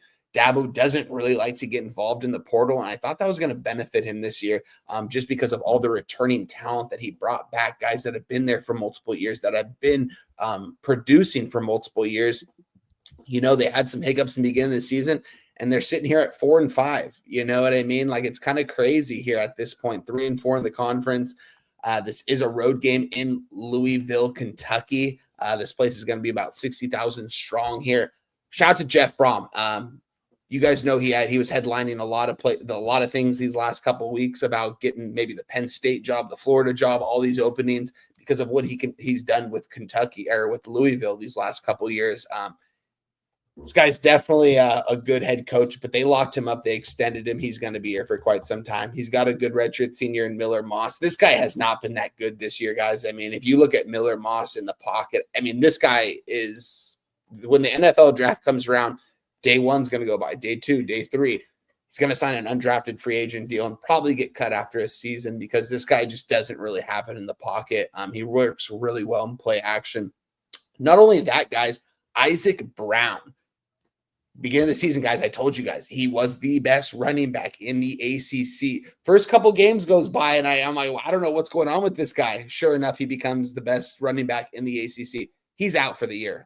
We're not going to be seeing him at all here in this matchup. Don't get me wrong, they still got a hell of a run game in Keyshawn Brown and Duke Watson, both those guys. We know they can run the ball. I think Clemson kind of knows that at this point, and I think Tom Allen is going to be able to drop a good defensive game plan here on the road with the guys he has on this defense. You talk about guys like TJ Parker Jr. coming into this year. A lot of people had him at the top of NFL draft boards, 6'3", 270. This guy's really quick, really explosive first step off the edge. Only has 2 sacks this year. Hasn't been doing super well, but the talent is there. You talk about guys like Sammy Brown. This guy's a true sophomore who was playing as a true freshman last year. He's got 3 sacks. This guy's a tackle machine at 6'2", 235. This guy's got all the tools to be really good. And I think if this team hangs around next year, some of the guys, don't get me wrong, a lot of guys are leaving. And then let's just go back to the offensive side of the football. Cade Klubnik, he's a senior. A lot of people said he was going to be the Heisman this year, first-round draft pick. None of that's come into life, but you're still fighting for your life. You're still fighting to get to the next level. You don't have much time with these last couple games, and this is a good team in Louisville. They have a good defense that you can go up and put good tape for the next level. Talk about a guy like Adam Randall, the fifth-year guy. He was a receiver his whole career at Clemson, moved to the running back position because they wanted to get the ball in his hands because he's very explosive. Hasn't been too productive. I think he's going to have a huge game here today on the ground. I think this is going to be the game, his come-out game. Here we are in mid-November saying the come-out game, but at the same time, I think he's going to be able to do good against this Louisville defensive front. And I think Clemson controls this game from start to finish. I think they're going to win this game outright. I think they win the first half. I think they have the advantage in this game. And let's just look back at the market. Right now, we're currently seeing 50% of tickets, 82% of cash on Louisville, and Circa has moved this to a 2. Superbook has moved this to a 2. A lot of places, Hard Rock's moved this to a 1.5. You know what I mean? Like that's crazy right there. This is telling us everything we need to know. Vegas is saying keep throwing in all the heavy bets on Louisville because it's a 50-50 ticket split, but we're going to move this line towards Clemson. I'm on Clemson 3 separate ways, guys. Let's go back over it again because sorry for the long breakdown, but the +0.5 -110 first half, +3 -120 full game, money line +110 full game. I love Clemson here in this game, guys. I'm high on this spot. Give me Clemson. So we have first half +0.5 at +110. +0.5 at -110. Oh, -110. Okay. And then -110. Yeah. Sorry. -110. Okay. Yeah. No worries. And then I know the money line's +110. What was the full game +3 at? -120. Oh, it was a great breakdown. It's a great breakdown. And then, Louisville coming off such an embarrassing loss. Can you touch on what happened? Yeah. We saw the collapse there, or not the collapse, I shouldn't even say. I mean, they weren't really in control that entire game. They took the 3 points in overtime. They let a true freshman quarterback come in. And guys, this true freshman from Cal knows how to recruit. Wilcox knows how to recruit. I respect Cal as a program right now. The record might not show it in the ACC, but I do like Wilcox as a recruiter. And this freshman goes into Louisville, has a 300-yard passing game, doesn't have a turnover in a hostile environment. Guys, going into that game, Louisville had everything to play for. On their way to an ACC title game, even if they lose the ACC title, maybe somehow they get in with 2 losses. That is all completely, I believe, gone at this point. They don't have a chance at the ACC title. Even if they win out, I don't believe in this Louisville program going forward. I like Jeff Brom as a head coach, and I like him in the future years. I think he's going to build something really special here in Louisville and then leave for an SEC job eventually. But I think he has unfinished business here. I think Clemson, they kind of want to, like I said, they've got the better roster. If you look at this from a roster standpoint, they've got a better roster up and down. I think they have probably a better coaching staff, if we're being honest. And I think they might have a little bit more motivation because Louisville knows that they can't get into that ACC title game, and their season's pretty much over. So give me Clemson. I think Clemson is going to show some heart here. I know it's a road game, but we just saw Cal go into there and beat them on the road. And Louisville was I forgot what the spread was in that game, but Miller Moss has just not been working good out of the pocket. And I think if you can put some pressure on him, what's this defense is going to do, make him throw the ball out quick. He's going to have some turnovers. And I just don't like Miller Moss. I love their run game. If Isaac Brown was maybe in this game, I might have second thoughts just because I think he is going to be playing in the league here in a couple of years. He's only a true sophomore, but and I know he's not the biggest running back either, but I mean, just the way he moves and how patient he is and how explosive he is, that first step, I really like everything I see from him. But the fact that he's out, no one's high on Clemson anymore. No one. Everyone's like, oh, we've lost all of our money on Clemson. Let's not bet them anymore at this point. You got Louisville, a ranked team, being a small favorite at home on a Friday night. If you look at this in the beginning of the season, the spread would probably be a little bit different. So I like Clemson. I don't like that Louisville's coming off a loss, but at the same time, they don't really have motivation at this point, I don't think. Maybe they do. Maybe Jeff Brom gets these guys rallied up after a tough loss to a Cal team that blew your shot at an ACC title in a college football playoff, but I don't think so. I think Clemson has more motivation here. You're in business. And by the way, Wager Detective, it's one of the craziest things, but it's not your fault. The initial injury report, Isaac Brown was not on it. They apologized after, like, I don't know, it was at least 12 hours. It might have been 24 hours. They apologized, said it was an error. So, I mean, that's... Yes. So anybody who looked at the early injury report was like, oh, Isaac Brown's back. And then you hear that this bullshit. So Done. it's... But he wasn't on the injury report. So now, of course, he is, and they apologized and said it was a mistake. Let's roll on triple up spot for wine time here on the Tigers. Let's talk 9 p.m. Eastern. Minnesota Golden Gophers, 6-3, 4-2 in the Big Ten at the number 8 ranked Oregon Ducks, 5-1, 5-1 Big Ten. We're in Eugene, Oregon for this one. Sorry, I had the weather up. Let me just grab it one more time because the rain should be gone as I've looked last night. I haven't looked today. Yeah, rain's gone. Yeah, it should be gone by game time, guys. No, it's like gone. Like there's no rain today. That's changed now. Guys, I remember seeing it earlier. Wind is a non-issue as well. Very cool. It's just perfect temperatures here. So, thank you, Steve, my man. So let's talk about this spot because Minnesota's last 2 road games, they have been outscored by Iowa and Ohio State 83-6. That's what they've done. We have Oregon, but they're coming off of their bye week. They are coming off an overtime win against Michigan State at home.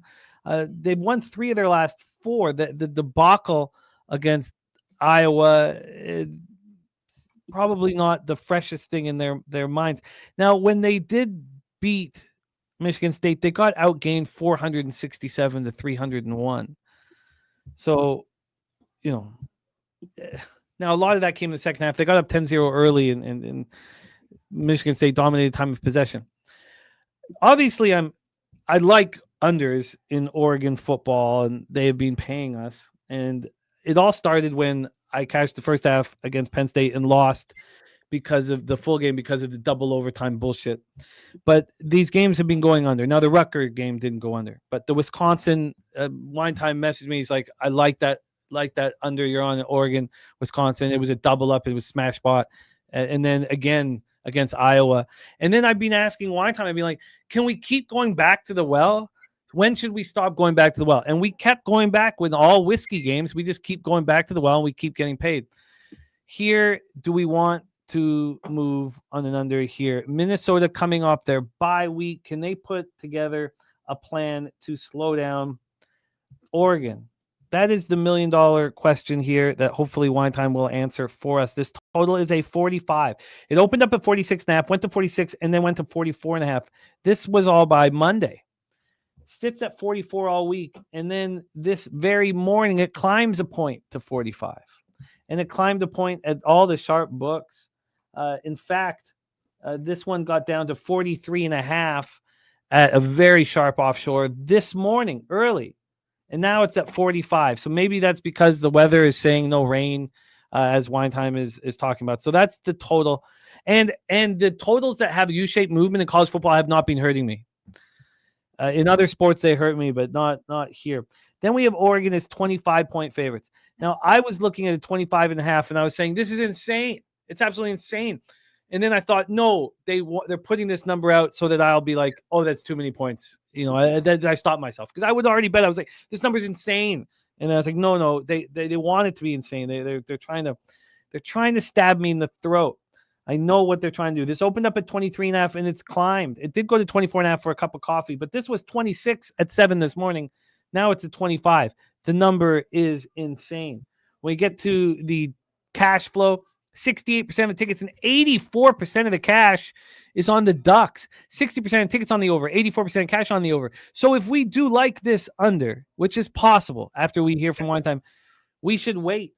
Right now at Circa, they have 60% of tickets and 86% of cash on the over. And they're sitting here hanging a 45, which is being brought down from 45.5 that was available at noon today. And this opened late. I told you guys we're using BOL for our line history because they're the first to the market. And I like to know, even with limits, what that number is. 43.5 is what they opened it, but Circa opened this up at 45.5. So this actually dropped a half point despite 86% of cash being on the over. Wine Time Sports, take it away, my man. It's an interesting game, Jimmy. You asked me this game with this spread at this time of year in the beginning of the year. I would have told you I would absolutely have hammered the Minnesota Golden Gophers just because going into this year, they didn't have a lot of value. Spoke on it in the beginning of the year. I had their over 7.5 wins at plus 105. Still think that they can get there. It's just kind of funny. You guys know me. I watch a lot of these pressers. I watch a lot of these close insiders that are familiar with these programs. And a lot of these Oregon guys that are close in that think that this is like a sneak spot for Minnesota to upset them on the road in Eugene, Oregon. It doesn't really make sense to me because you look at this line. I get it. Why is Minnesota 25 and a half? This team's a lot better than that. They shouldn't. This is disrespectful at this point. And for me to come on here and give you guys Minnesota plus the points would be disrespectful because that's not what I'm going to do here. I like Minnesota, you guys. Let me talk about PJ Fleck real quick. I think he's a very if these coaches were in opposite seats, if PJ Fleck was the head coach at Oregon, Dan Lanning was the head coach at Minnesota, this would be Oregon by 40, 50 points. I think PJ Fleck is a better coach than Dan Lanning. I think Dan Lanning's got all the resources in the world. As you know, we all know Oregon, one of the most highest NIL deals. They're right next to Nike. Nike loves Oregon. We see their jerseys that are different every single week because they have the money to do that. And they have the money to bring in their personnel, as I mentioned, against Iowa. And it still almost wasn't enough to beat an Iowa team that has, $50 million less in NIL money than them. And Iowa probably, that 2-point conversion. The future on him hurt last week when I watched that game because we cashed on it, guys. Listen, we cashed on Iowa plus the 6, but when they missed that 2-point conversion because they went for it on 4th down and got the touchdown, they ran their 2-point conversion on that 4th down and they had to run a different play, which wasn't their best play. Gronowski comes out, says we don't practice 2-point plays, all that stuff. Oregon goes downfield in less than 2 minutes. Dante Moore does his thing. They kick a 39-yard field goal and 20-mile-per-hour wind and rain drills it. Dante Moore's a gamer. This guy's a winner. This guy's going to be getting drafted in the first round whenever he wants to go to the NFL. I don't know whether it's this year. I think Oregon's probably going to throw him another $10 million this year and say, stay another year, develop a little more, and you'll go 1 overall on the next year's draft, which will probably happen. Kid's a gamer. And I think that this, from a matchup standpoint, I think the Minnesota defense actually matches up pretty well against this Oregon offense. It's just the Minnesota offense doesn't match up with this Oregon offense. Oregon probably is going to be able to name their number. Don't get me wrong. I think Minnesota has a lot of guys on defense. You guys heard me at the beginning of the year, Coy Parrish. This guy's going to be a first-round NFL draft pick whenever he's eligible, the safety. He's the most, some people were saying he was going to be a 3-way player. He's the punt kick returner. He's also the safety. He's gotten some touches out of the backfield. He's got some touches out of the wide receiver position, but not enough. I wish they would use him a little more, but he's a really young kid out there, 19 years old. And they also have a really good defensive front. But at the same time, Iowa had a really good defensive front, and they were able to name their number when they ran the ball. They ran the ball better against Iowa than any team has in Iowa in the last decade. It was raining, so they had to run it. Dante Moore only threw for 100 yards, but I thought this was going to be a similar situation. And if Oregon just runs the ball here, guys, I don't know how Minnesota is going to stop them when it comes down to the 3rd and 4th quarter because they're going to be absolutely gassed coming over from the Midwest over here to Eugene, Oregon in a hostile environment when you have to tackle guys like Noah Whittingham, Jaden Lamar, De'Ara Hill, Jordan Davidson out of the backfield. You name them, they're going to play them. These guys get 8 to 12 touches each a game. They like to rotate these guys in and out. Dante Moore, don't make any mistakes, and you blow these guys out by a lot. Something to keep in note, guys, real quick. DeCorian Moore will be questionable going into this game. He missed Iowa as a late scratch. He is their most explosive player on offense. Kenyon Sadiq also missed last game, the tight end. He's going to be a 1st or 2nd round draft pick whenever he goes to the NFL. He should be ready for this game. This is how I'm going to move on this game here, guys, though. I'm not going to move on Oregon like I probably should. I'm going to do it in a little bit different way. I'm just going to fade Minnesota here. Interesting, Jim. Can you, if you have a second, can you pull up your first half team totals here in this game? Because I have 2 different books telling me 2 different things. A book that usually gives me a better number is giving me a way worse number, guys. Listen to this. Minnesota first half team total under 5 minus 120. The other is under 3.5 -115. Something tells me Minnesota doesn't even get into the end zone. They don't even get a field goal here in this first half. I think that's how bad the offense is going to move. I apologize. When I said this Minnesota offense, they're kind of one-dimensional. They can't run the ball anymore because Darius Taylor, questionable going into this game. He's been questionable all year. He's been hurt. They've had to go with their other running back who's been okay, but this is a run-first team. If you force this team to throw when they're down, this is a redshirt freshman going into a very hostile environment. And Drake Lindsay, listen, this guy's going to be going into the NFL in a couple of years. He's going to get developed to be a pretty good quarterback. This isn't the time for him to be able to put up points in a hostile environment. So I'm going to move on this in a couple different ways, guys. We're going heavy on today's Friday night card as we kind of have been. We're doubling up on some spots. Give me Minnesota team total under 5, -120. And also give me Minnesota team total under 10, -110. We're just going to move on the unders in these Minnesota team totals. I'm going to dare them to get the ball into the end zone. I think it's probably going to get to a certain point where they're down so much they can't kick field goals. And if they do, it's probably going to be at the end of the game when they're getting shut out, just so they don't get shut out. And this game's like a 35-6 type ball game when it's all said and done. Oregon, why am I not moving on their team total over? I think they might kind of put their foot on the brake a little bit. And Minnesota likes to run the ball. They like to burn the clock. They're going to burn a lot of the time of possession. So I don't think they're really going to run it up. So why don't we move on the full game under in the first half under? That's still potentially might be on my card as the day goes on, guys. I kind of want to see what happens because I don't know if Oregon's going to be able to just go up and down the field easy. I think they'll be able to score, but at the same time, Minnesota is going to take their time on offense and burn as much clock as they can because that's how they win ball games. And when Minnesota wins, they don't win by margin. They win by 3 points or they get blown out. I think they get blown out in this game. Official plays for the show. Minnesota team total first half under 5, -120. Minnesota team total under 10, -110 full game. I think you're muted, Jim. Sorry, I'm muted. Sorry, kids are yelling. Just a sec. Okay, thank you. Minnesota first half team total under 5. I'm looking here at a Minnesota team total first half under 3.5. That's what I'm saying. That's what I have on my book that gives me a better available number, which is crazy. There's no difference though. Oh, I don't think so either. I mean, they still have to kick 2 field goals when it's all said and done. And I don't think that happens. Let me just refresh this page to make sure. Yeah, under 5, -120, which is this book gives me way worse numbers, but they're giving me a 1.5 better number on this. I'm going to take it because I don't even know if they get a field goal here in this first half. I think that they're going to be a one-dimensional passing the. I mean, they're going to try to run the rock, but they can't. So it's going to be a very tough game for Minnesota to score here, guys. First half, team total under 5, -120.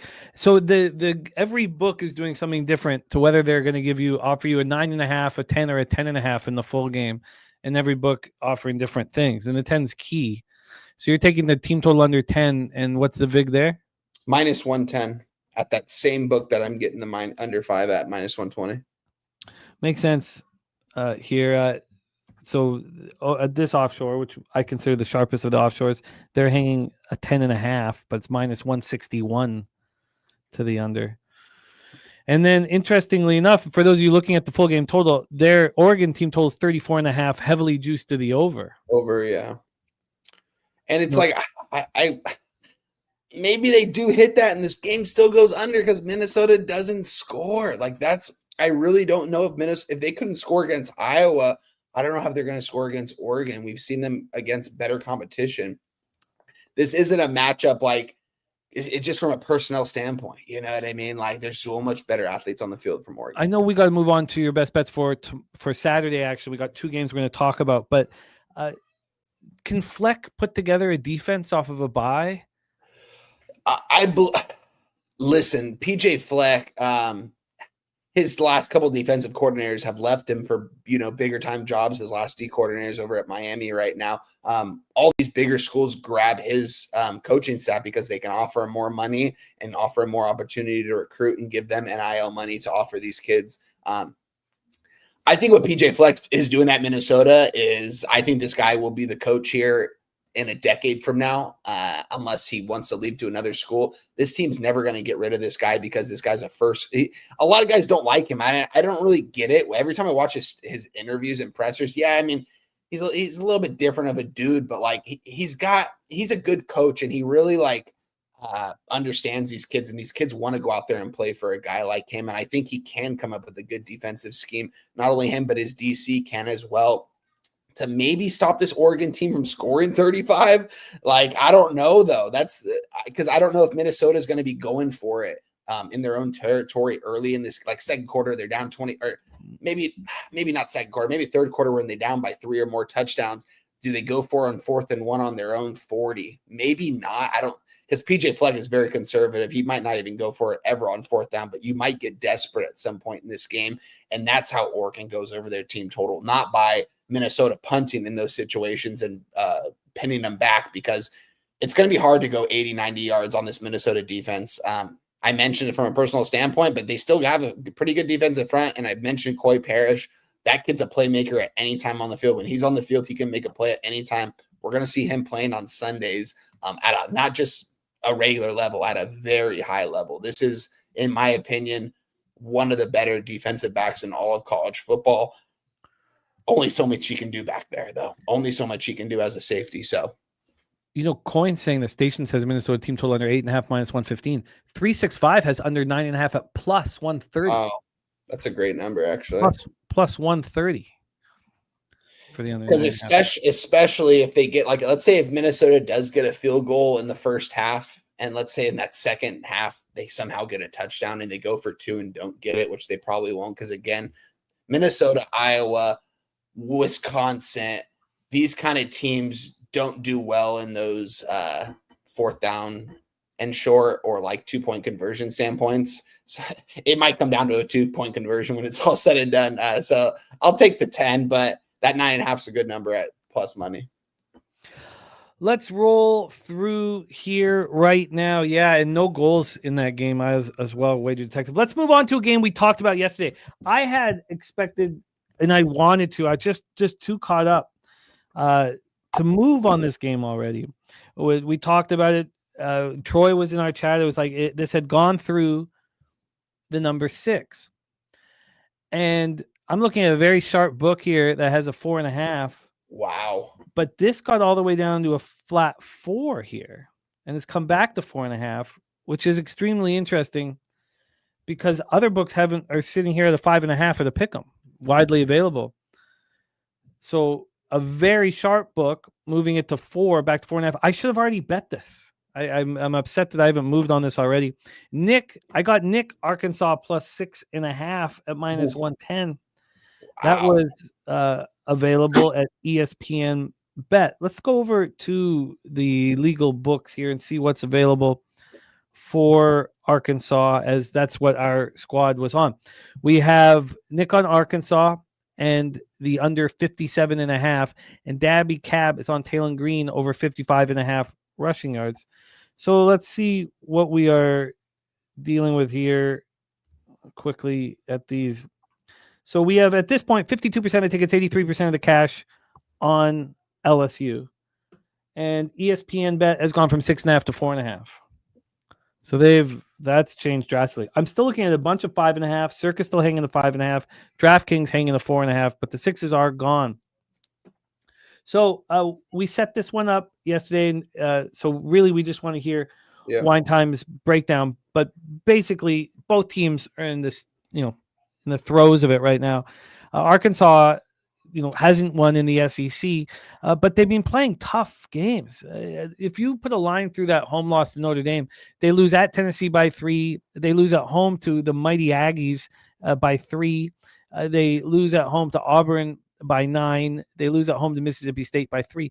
The concern would be, will they be at home for 3 weeks or more? Because, they're coming off of a bye week. But the bye week does help. You can prepare. And then you have LSU pulling out all the stops and fighting as hard as they possibly can at Alabama last week, and it, not coming to fruition. So we know the situation. Take it away for us. Yes, 6.5. It did open up at 6.5. And I was even able to get a 6.5 yesterday for Nick. Take it away, Wine Time. Arkansas, LSU.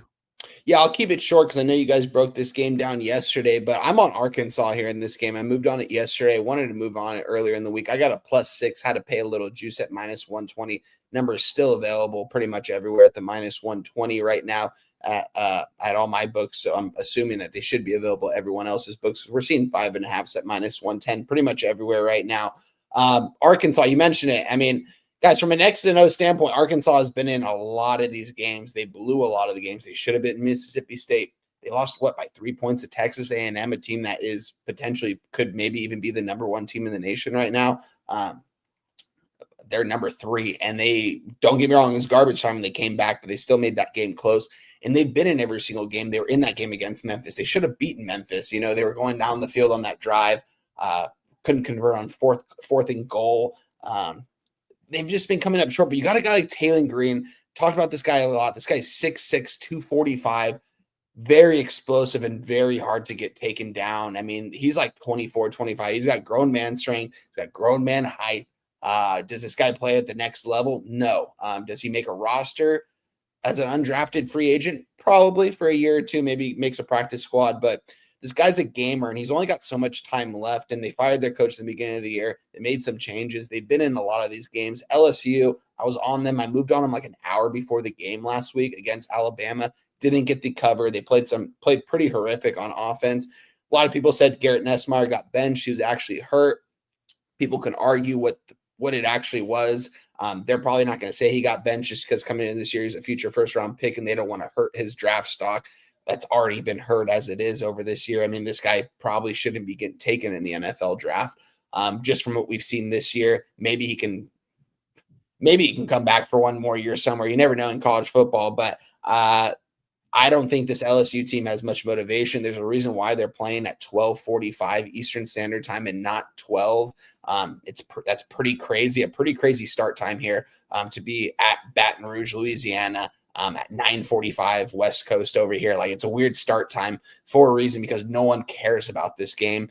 And the people that do care about this game are probably going to back LSU. And from what we're seeing right now, 52% of bets, 83% of money, nearly 83% of bets, 83% of money on the LSU Tigers here. Give me Arkansas. I think Arkansas can stay within one possession, if not win this game outright. Arkansas +6, -120.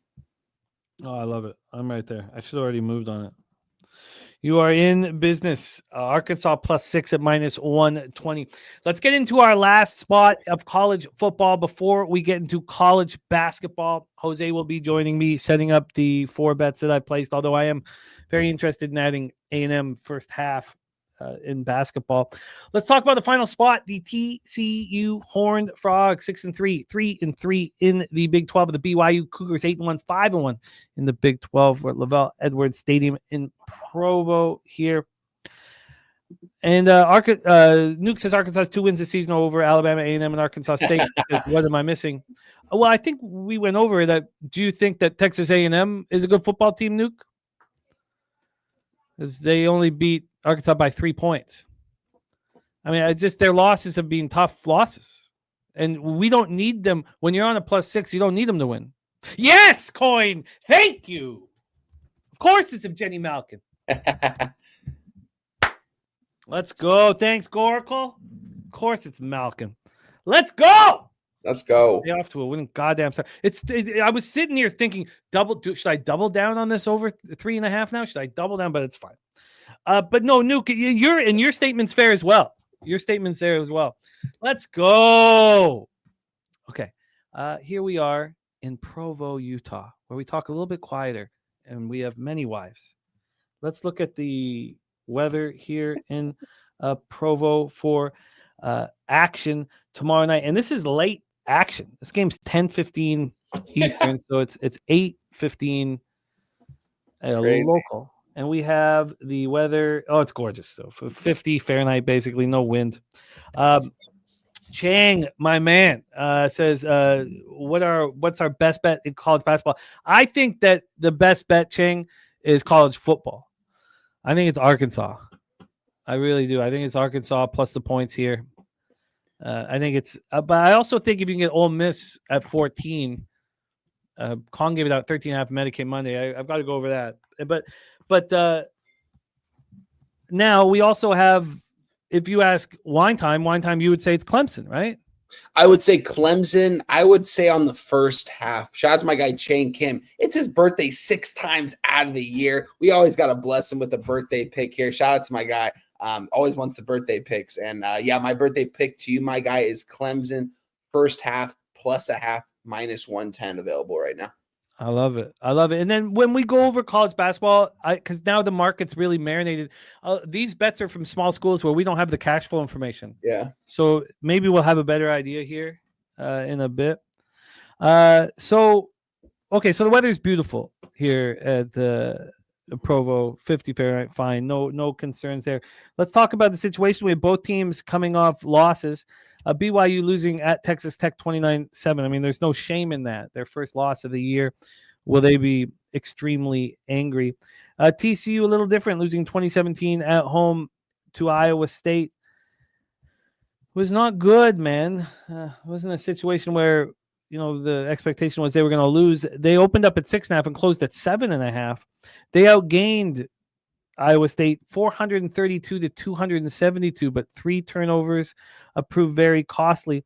This was, 10-6 and then 17-6 TCU with this half of a quarter left. And then what happened? A Flora 79-yard punt return and a Carson Hansen 2-point conversion. I mean, they got to be an angry group, but maybe both teams are angry.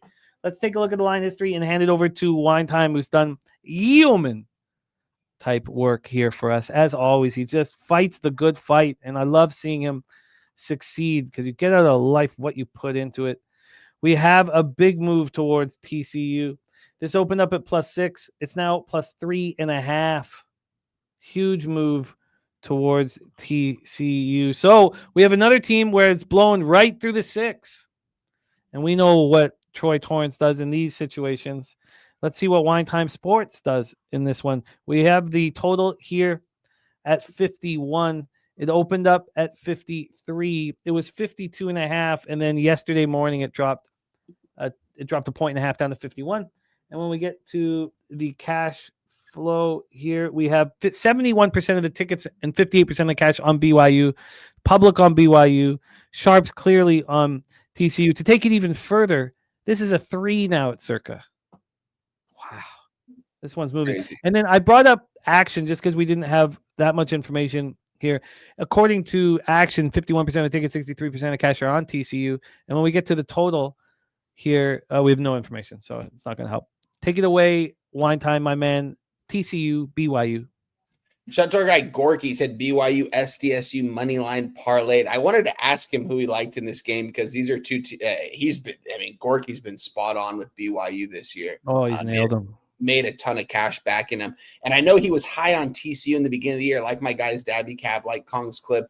Kind of came back to life these last couple of weeks. They haven't been playing the best football, but I was actually curious because I thought Gorky was going to be on TCU in this spot, even though he's made a bunch of cash on BYU. I'm on TCU, guys. I think they're going to win this game outright. I'm on the +4 -120. Guys, I've been fading TCU pretty much all year long. You guys have heard me come on here saying that they're frauds. You look at their record now at this point, they're out of the Big 12 title. They don't really have a lot to play for. Josh Hoover's going to come back for another year. There's no way he can leave for the NFL. Took a tough loss to Iowa State at home, being a 7.5 point favorite. If that would have closed at a 5.5, I would have been on Iowa State. I wanted to be on Iowa State in that game. Just couldn't do it because of the market move towards TCU. And here the market just continuously moving towards Texas Christian University. I mean, on the road guys, this will be a hostile environment in Provo, Utah.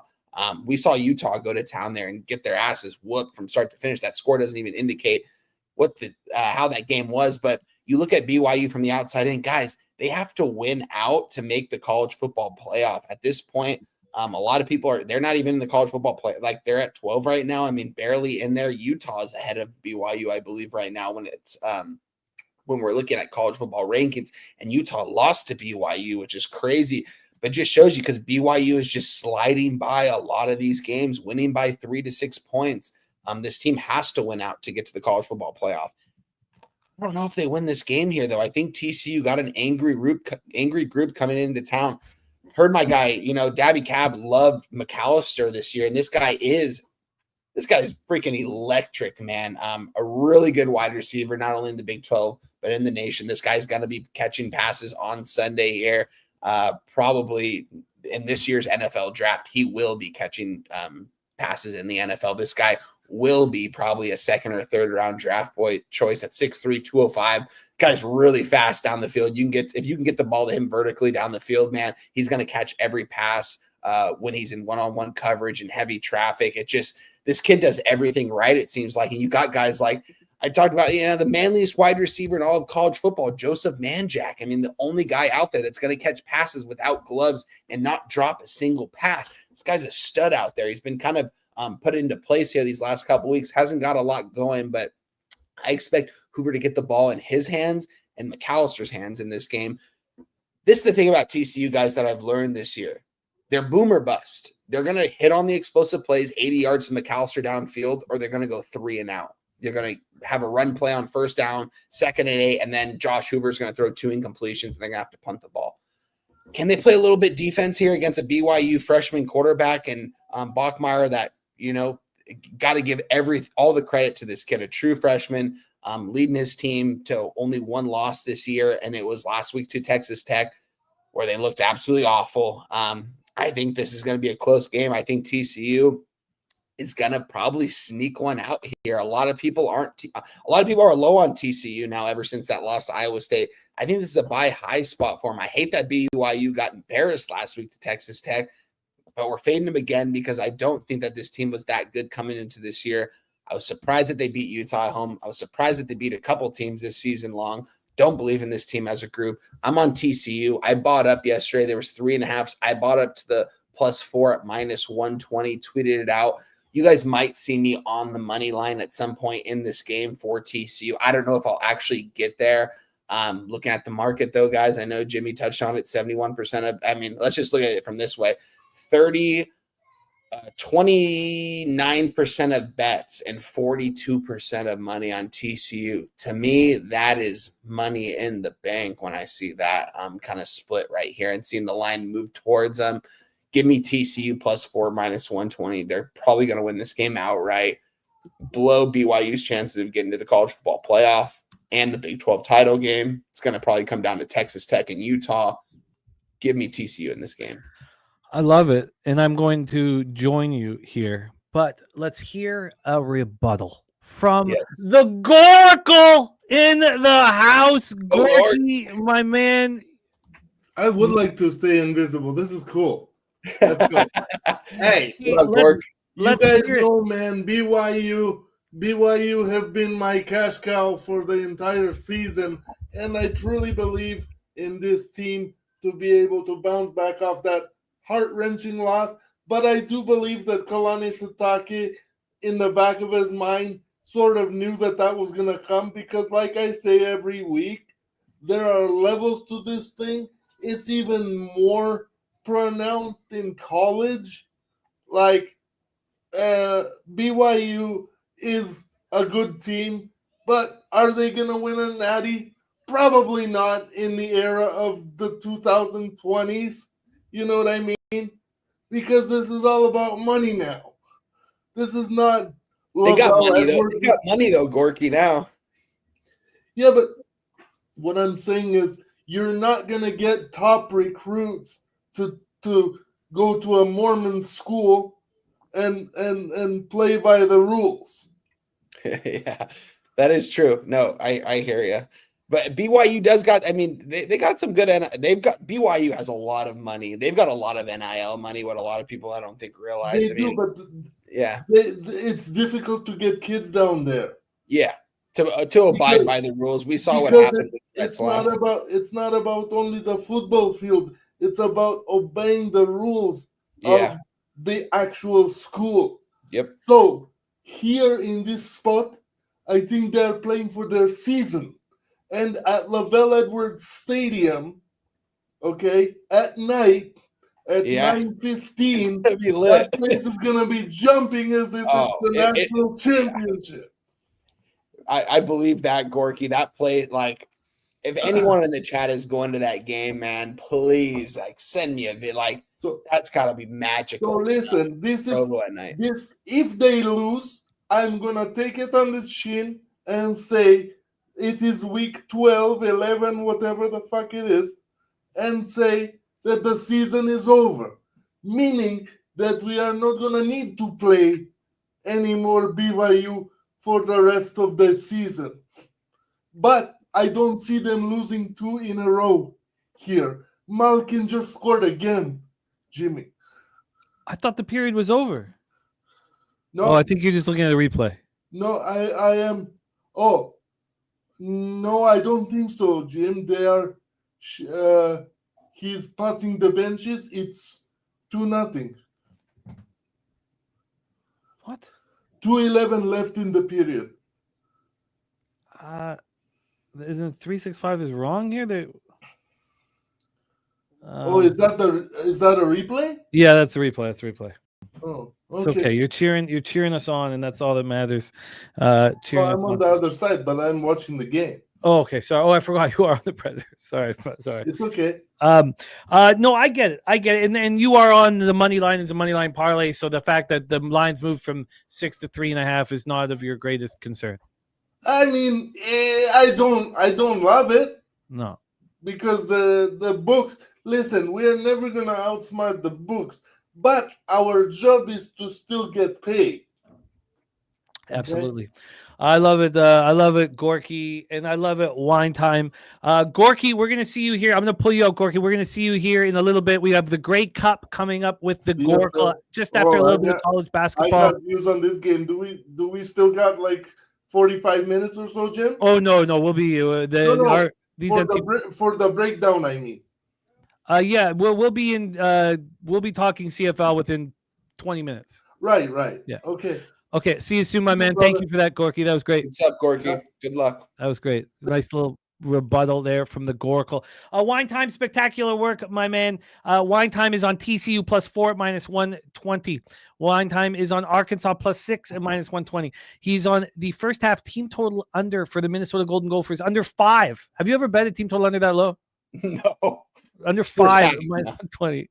And we have the team total full game under 10 at -110 for our guy Wine Time. And the smash spot is Clemson. And when you know Wine Time's unit size, you know that this is a very heavy investment. First half +0.5 at -110, full game +3 at -120, and the money line at +110. I know what you'll be doing here in 4.5 hours, man. I won't be leaving my living room, that's for sure. You're the man, Wine Time. Excellent work in NBA as well. So I'm going to pop our guy Wine Time's X handle here in the chat. Please support Wine Time, putting all of his action out, selfless as can be, asking for nothing in return. Wine Time, excellent work, man. Any last words for the Cappers supporting the show?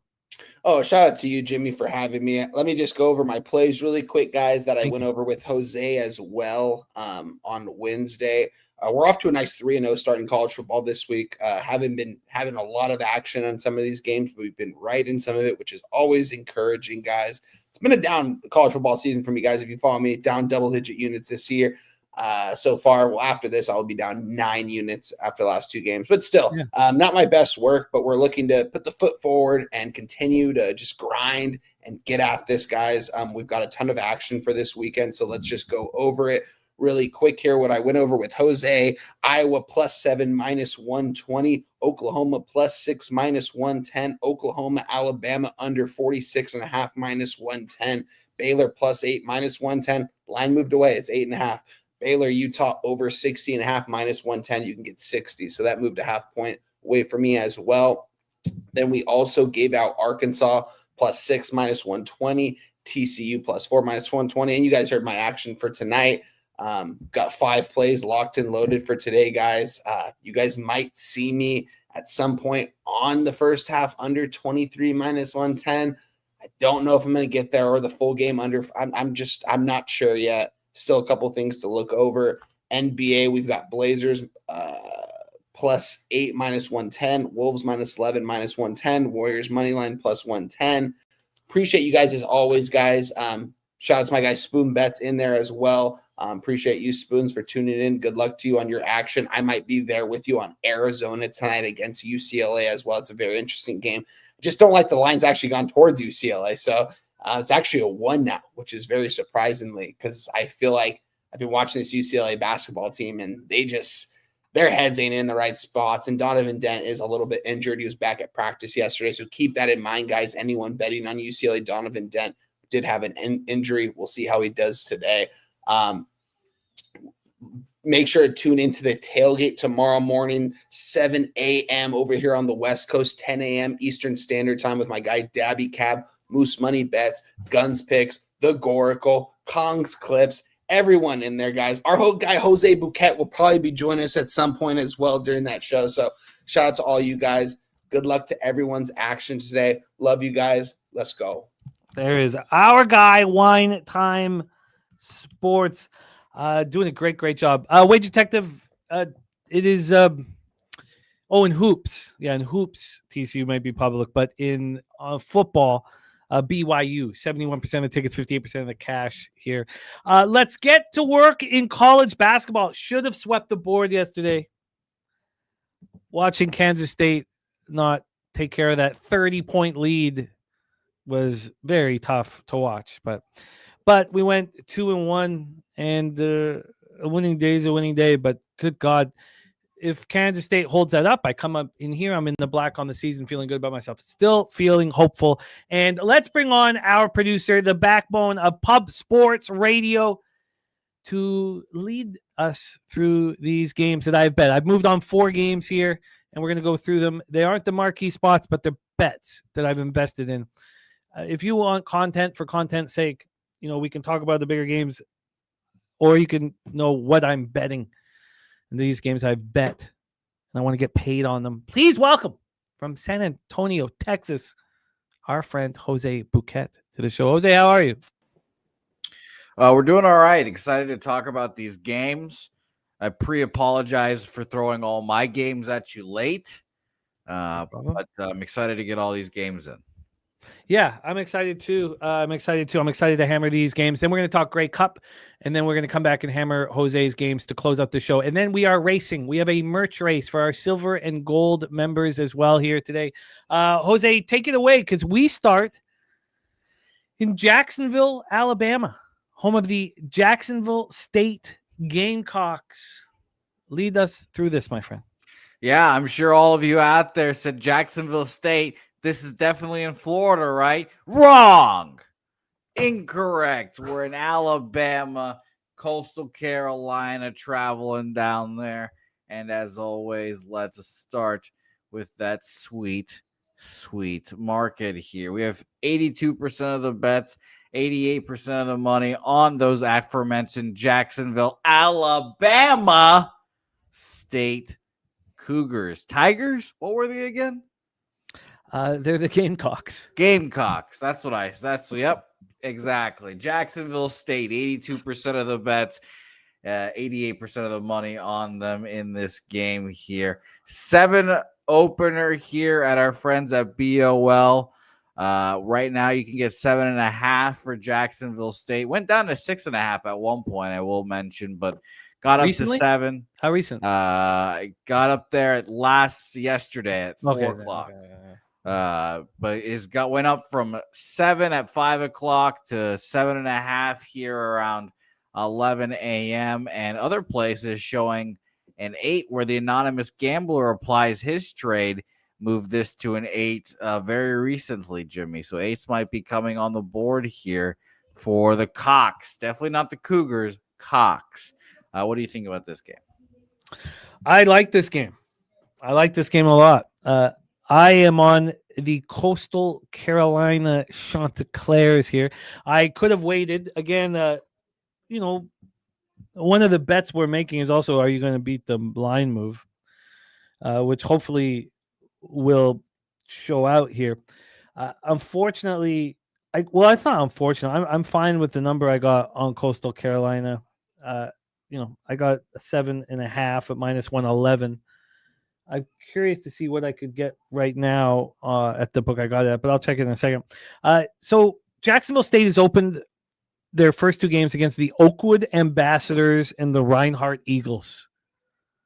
So they played 2 games against NAIA competition, which is like Div 3. And they've been incredible and dominant. And hit all their shots. Gave each other 5. I mean, slap some ass.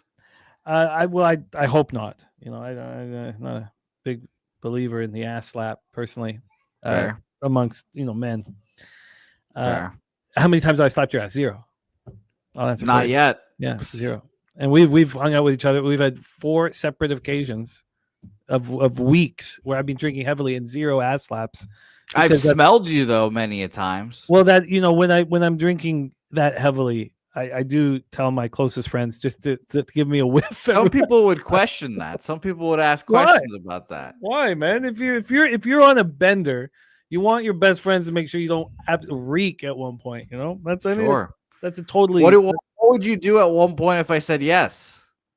Just take a fucking Uber home and shower. Okay. You know what? Things that I don't believe. That right there. That I would happen. It's like 7 o'clock. You're not gonna go home and then come back. Yeah, I would go take the hose in the parking lot. What do you think? Well, all right, I'd pay to see that. I do not trust Jacksonville State. Now, look, Ken Palm has Jacksonville State rated higher in Coastal Carolina. If you care a lot about the Ken Palm rankings, but let's talk about Coastal Carolina here. Coastal Carolina has already traveled. So they've already traveled, and they went to Western Michigan. They lose 76-71. They're 2.5-point dogs. They were leading at halftime. They played good basketball on the road in a tough environment, and they lose. Then they just beat Winthrop at home, 72-66, as dogs. Because, again, if you care about KenPom, Winthrop is rated higher than Jacksonville State. So you're telling me a team that has gone up against Div 3 NAIA action, shot the lights out and done everything right, is going to be able to do that again against their first real competition? Well, maybe. Maybe. But I will bet against it. And I will bet against it every opportunity I get. You'll watch me bet against it in these situations. Taint play of the day is in. It is Colgate plus 30.5. Look at that. Wow. Colgate plus 30.5. That's wild. Justin, no. Justin, look, if I go into the parking lot with a hose, that's my personal time, man. Ain't nobody fucking there but me, man. Sure, and Nasty Nate wants to go on record that we've hung out several times, 12 maybe even, and he's never been close to my ass. He wanted that on record. We're not a group that slaps ass. That's fair. So don't tell Mr. Gokster that. Well, he slaps his own ass. I think. That should be allowed.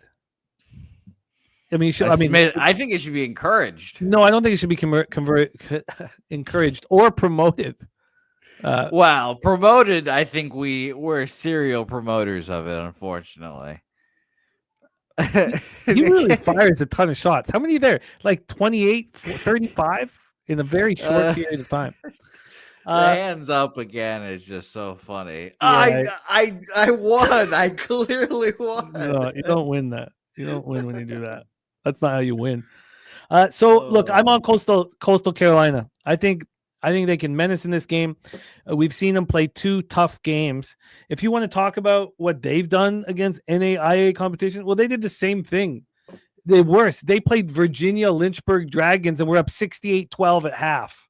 Wow. So who cares what Jacksonville State has done against these Div 3 cupcakes?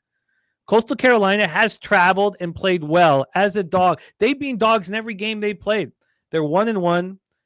Yes, they lose to Western Michigan, but they beat Winthrop at home and higher-rated team Jacksonville State. So that's that. I'm on Coastal Carolina plus 7.5 at -111.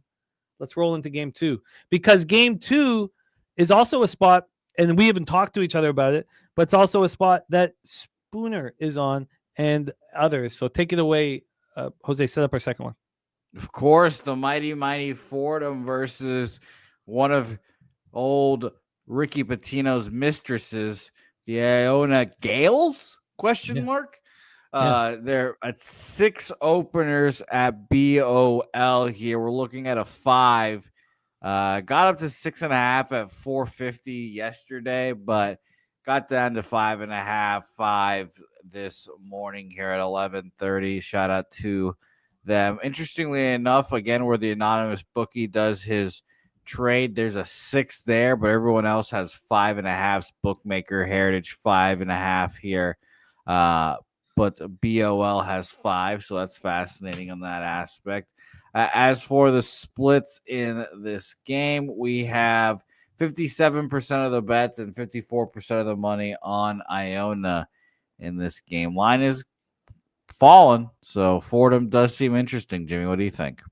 Makes me nervous, but just like Spooner, I am on Iona. Iona has looked really good to start the year, but Fordham is a team that hasn't traveled yet. They opened the season losing to NJIT, who looks bad. I mean, the expectations the Highlanders are going to be terrible. Fordham were 14.5-point favorites and lost, won the board battle, and got destroyed by NJIT. NJIT was up 11 at the half. Then they play, a Div 3 school. Who cares? Then they beat Wagner at home. As 12.5-point favorites, they beat them by 2. And again, they're down in the first half. Maybe Fordham is not nearly as good as the prognosticators had expected. And Iona looks really good. Iona's shooting the ball well. They're sitting here at home. We just watched them take on the Kansas City Roos and look excellent. That's in Kansas City, of course. They shot 57 from the field, 54 from 3. They were favorites. They went from 3.5 to 4.5. They won comfortably. Now, they don't play very much defense. But if Fordham can't shoot, I don't see why Iona doesn't deliver here. I don't see why, I don't see why we can just say, look, the preseason capping of these teams was wrong. And that's what I think is happening here. So is Fordham going to go on the road and actually start playing better when they've sucked at home with their own rims? I don't think so. I think that obviously the experts, I think, were wrong. I think Iona is better than Fordham and will comfortably cover here. And I love hearing Spooner on the same spot. So I'm on Iona. It does pain me to know that there's a better line available right now. I got the 5.5 minus 108. But I'm on the Iona Gales. I think they're going to be it looks like they're going to have a very strong offense this year, and that we're not used to that. So it's going to be a fun year. I'm on the Gales minus 5.5. Jose, my friend. Gales, by the way, our guy Nasty Nate requesting Mikey's best day ever clip. I assume he's referring to this one, right? Cost you $10 if you want to park. Do it. But Jose, how much? Yeah. Shout out to Mikey Money, as always. Miss Mikey Money as well. Next game, beautiful game. Sacramento State, UC Davis. Jimmy, you know how to pick them. You know how to pick the interesting ones here. I will break the news to you. No side action yet in this game from our friends at Wager Talk. I can tell you there's 57% of the bets and 65% of the money on the over in this game here. As for where the line has moved, it's not moved much. A 4.5 opener at BOL. It did go up to 5.5. It was 5.5 this morning. Really? At 9 a.m., 8:54, and then it's come back down to 4.5, which is interesting. I didn't expect to see that. It popped up at 5.5 at 5 o'clock last night, or I guess yesterday, and then stayed there until this morning. So that's fascinating there. As for other books here, because I'm losing my spot here, Bodog has 5 still, by the way. Jimmy opened up at 5.5, got down to 4, came back up to 4.5. Is there, and there's 5s there. And I would say bookmaker. You can also reference a 4.5. Also, opening there at 4.5. Got up to 5 there, and now is a 4.5 now. So it's fascinating that all these books are moving the line up and down here, Jimmy. What do you think about it?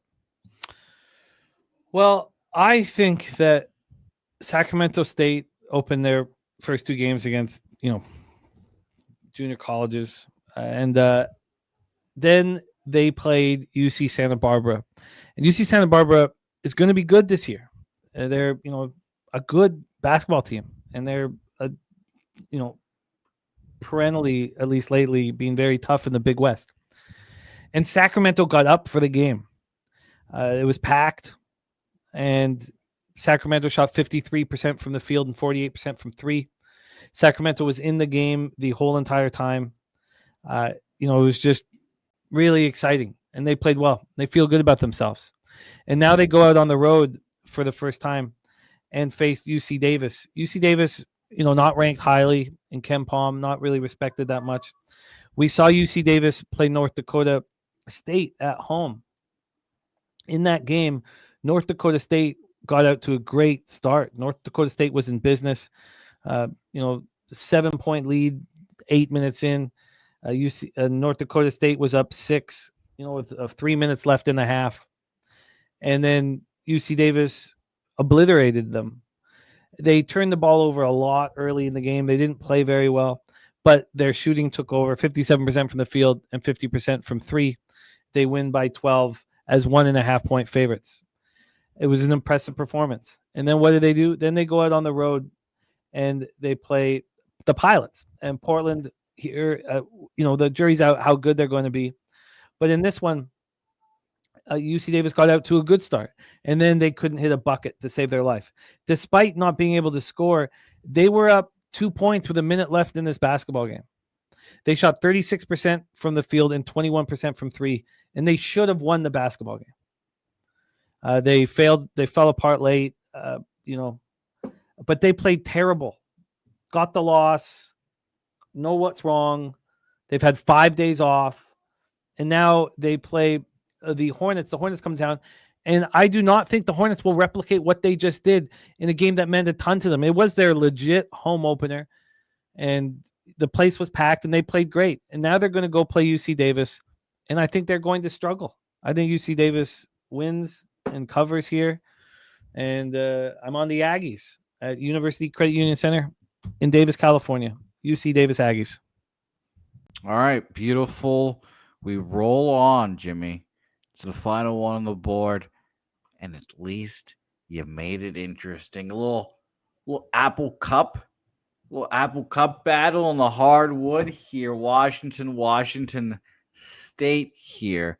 Fascinating game. As always, we open up at 10 for Washington, and it has come down to 8.5 here. All right. Which is interesting. You like to see that if you are a Washington State backer. 73% of the bets, 87% of the money on Washington State. Oh, very interesting. So at least if you are a Washington State backer, there's probably many of you, you feel better because at least the books are respecting your action as well here. So 8s and 8.5s across the board, seeing it 1-8 as well, Jimmy. So that's a very interesting market. What do you think about it? The market concerns me. I like that it's moved. I got 9 at 365. I'm curious to see what it is right now. Here, let me just quickly move over. I would love to look at an 8 right now. There's a lot I want to talk about in this spot. I think it's a really nice spot here. Let me just I just want to. Okay, my shit's moving a little slow. Here we go. I'll pull this up. Show me an 8. We have. God, here we go. We have this now. Oh, UC Davis 4.5. Okay. And Washington State is an 8.5. Well, at least I beat it by half point. And I'm not sure how much money is bet on this game. Well, first off, Pullman, Washington, Beasley Coliseum is going to be bumping for this. Huskies, Cougars. This game means a ton to Washington State. We have, Washington coming off a loss at Baylor. We know that Washington is, much better than Washington State. I mean, no one's questioning that. And the Huskies just played Baylor tough. That should bring them confidence. They were 6.5-point favorites. They didn't cover. They only shot 15% from three. They out-rebounded Baylor. This is about Washington State for me. This game means a ton. I mean, I don't want to simplify everything and say, oh, it's a rivalry game. You take the dog in the rivalry game. Washington State got their season started with a disappointing performance at home, 83-81 to Idaho. Then they went to Davidson, and I backed them, and it cost me. They looked terrible at, Davidson. They lost 85-69 as 4.5-point dogs. They shot the ball poorly. They fell behind immediately. They were down 16 at the half. It was bad. So there you have, 2 games under your belt. Both have been disappointing. You play your next game against the Tommies, St. Thomas, Minnesota Tommies, they're supposed to be a decent team this year. And this was something I liked a lot about this game is because Washington State came out and dominated them. Rotation was different. They're coming off a couple losses. They shoot 52 from the field, 38 from three, and absolutely destroy them. They were up 20 at the half. They were up, 7-0 immediately. They were up fucking just from start to finish. They were up 45-23. I mean, they were just dominating the basketball game. Then they bring in subs in the second half. They know what they have on deck with Huskies. So they finally feel good about themselves. And we have the full card here from Matty Ice as well. IU Indy, Norfolk, Iona. He's on Iona too. Cal Baptist and the Lindenwood under. Thank you. And the Colgate plus 30.5 is the play of the day. I love it. I love it. So copied and pasted here. Thank you, my man. So I feel like the Washington State Cougars finally played some really good basketball. They against a decent competition in the Tommies. They know what worked. And now the Huskies are going to come in. And I think this is a rivalry game where they can stay within double digits. This was the first bet I made. I made it last night. It was the first spot I knew I wanted. And it's 11 p.m. Eastern action, 8 p.m. out west. And I'm going to be on the Cougars to keep this game within reach. I expect them to do that. I expect them to have all hands on deck. I expect the Huskies to overlook the competition. And I am on the Washington State Cougars. Beasley Coliseum, Pullman, Washington, which concludes my card. I am going to add the Texas A&M Aggies first half will be in addition. And then I'm going to go over Taint. And that's why I copy and paste all this. I'm going to go over Taint's action, and I'm going to go over Spooner's action. If you remember last year when Spooner would put out his action, this is before he started rocking with us on screen, I would take his action and I would see what I thought correlated with, situation and market. And I was hitting very hard working with our guy Spooner's action. So that is my action here. I'm on Washington State to close out my card. A little late night action for me. I'm on Coastal Carolina. I'm on the Chanticleers plus 7.5 minus 111. We have the corner of Taint, Spooner, and Bag Boulevard on Iona minus 5.5. And I'm on the UC Davis Aggies -4 at minus 112. And that is my action, my friend. Beautiful. I can't wait. I can't wait to get into the college football. I have quite a few bets, it seems, coming into the weekend. I've only made, I think, 3 official thus far with Wine Time and Company on Wednesday. So days are running together, but should be fun. Should be fun indeed. So, but first, I mean, Canada's biggest game this week. I mean, come on. Canada's biggest game, the jewel of the CFL. Le Coupe de Grey. I mean, come on. Come on. Le Coupe de Gras. Le Coupe de Gras. Le Coupe de Gras. But excellent work. Yes, we have the 112th Grey Cup. Jose Sweet Tea Tits Bouquett. Thank you for your hustle and help with college basketball, my man. And Kent Davis says, may your teams hit their free throws. Thank you, Ken. I should have had your poker chip in my hand. That was my mistake, and they would have hit these free throws. Jose, I will see you back here very shortly for college football, my friend.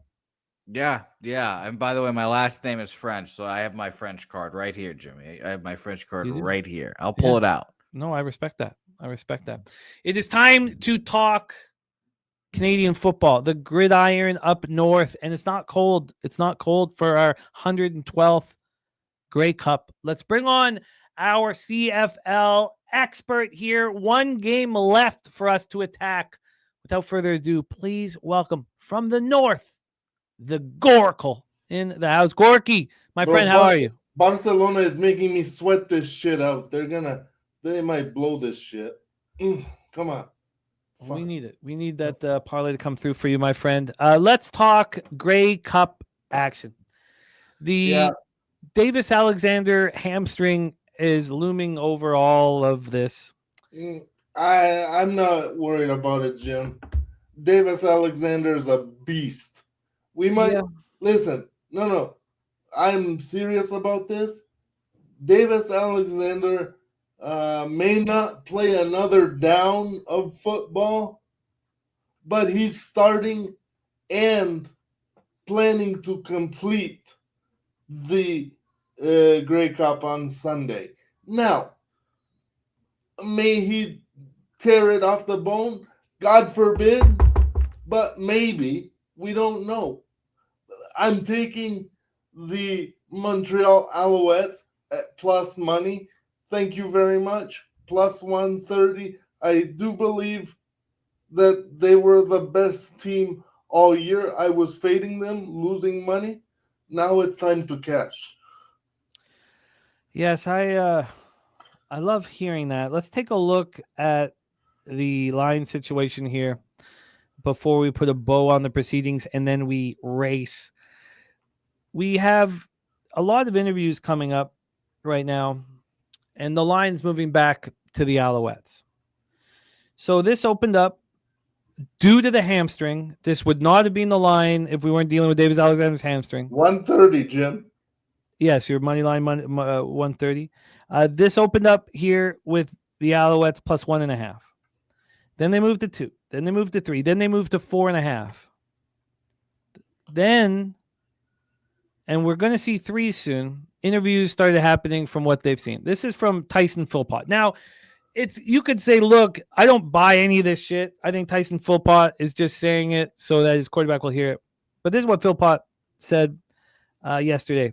And the line started moving. Philpott said, no question for me, he's going to play 60 minutes. If you'd been here today, I think this was the best practice Davis has had all year. His confidence exudes any kind of disbelief people have in him. He would tape his leg if it would come to it. He says he looks great. I always ask him because I'm his roommate. How are you doing? You're not even limping. Are you actually hurt? He's getting the treatment that he needs, and he'll be ready. That's from Davis Alexander. Now, I've been asked. Oh, sorry. Tyson Philpott about Davis Alexander. I don't buy all that bullshit. I think that's for the media, but I do believe that. Even if Macbeth has to come in mop-up duty, he can even get the job done like Chad Kelly did for him on the last drive of the Winnipeg-Toronto thriller that the Argos pulled out, 4 years ago? Not last year, but the time before that. Yeah, I think that's all fair. I know that a lot of people have tailed us on the Alouettes to win the Grey Cup, and we got great numbers on it. And so my plan is that Davis Alexander is going to be healthy at the start of the football game. So if the Alouettes score an early touchdown, that will be my chance to hedge. I'm not going to hedge. I'm going to try to middle. Maybe that won't be an option. We'll see. But I'm a little concerned about the hammy. I'm a little concerned, especially as we get later into the game. So I am going to look to hedge at some point with the expectation that Davis Alexander who's never lost a football game that he started, doesn't start here. So I'm still just on the plus 550. I have $500 on the plus 550. Wait, repeat that for a second. What? You're going to think that he's not gonna start this game? No, no, I never said that. Sure, I'll go back. So my concern about the hamstring, right, could come to fruition late in the game. Yeah, I've been asked by many people how to hedge this spot, and for me to hedge is the expectation that Davis Alexander looks good early. If I get a chance for a middle to take the Rough Riders plus 3.5 or higher, I will hedge. If the Alouettes score an early touchdown, I will put something down on the Rough Riders money line, but I'd be more looking to get the Rough Riders plus the points.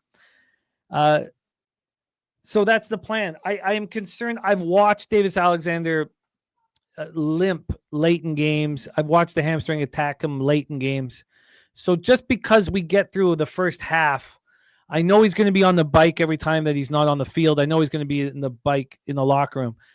But I am going to look to hedge, and I'm not going to look to hedge pregame is my spot. Jerry Jones says Saskatchewan easy. I know our guy Irish King has believed in Saskatchewan heavily all year long. The fact is that the Alouettes have the best defense in the NFL. The second best defense is Corey Mace's Rough Riders. If Davis Alexander was healthy, this line would have opened up with the Alouettes at -3 and moved to 3.5. But there's concerns about the hamstring and that. Now, Gorky, what do you think of this total? Usually I'm on the first half under in Grey Cup totals, but this one's different because of Davis Alexander's health and the beautiful weather. This is sitting at 49 and has not moved a single penny. Bro, it's a final. It's for all the winnings, marbles, for all the effort that these guys have put in all year. I don't think we get a lot of scoring in this game. Now, with these two offenses going up against each other, that's a little insane to say. I get it. But somehow I think the defense wins. The defensive side of the ball for both teams kind of wins here. What's the deal with Mustafa Johnson? Is he going to play? I mean, he's questionable right now, but let me get the final injury report. Steve G says Sweden being treated to a snoozer. Look, I'll just, if lose 100 with the live bet is fine. I'll take the pre-flop win with the Pens, but I'd like it to be by more than a goal. Let me just take a look at this injury report one more time and keep talking about the total. Right. I think that there's no way that these guys don't play. This is the Grey Cup. Like, it's for all the marbles. But, let's do our due diligence, so to speak. You guys already know that I'm on Montreal here. I'm going to be on Montreal no matter what. And I'm just thinking about, should I also double up and take the team total over?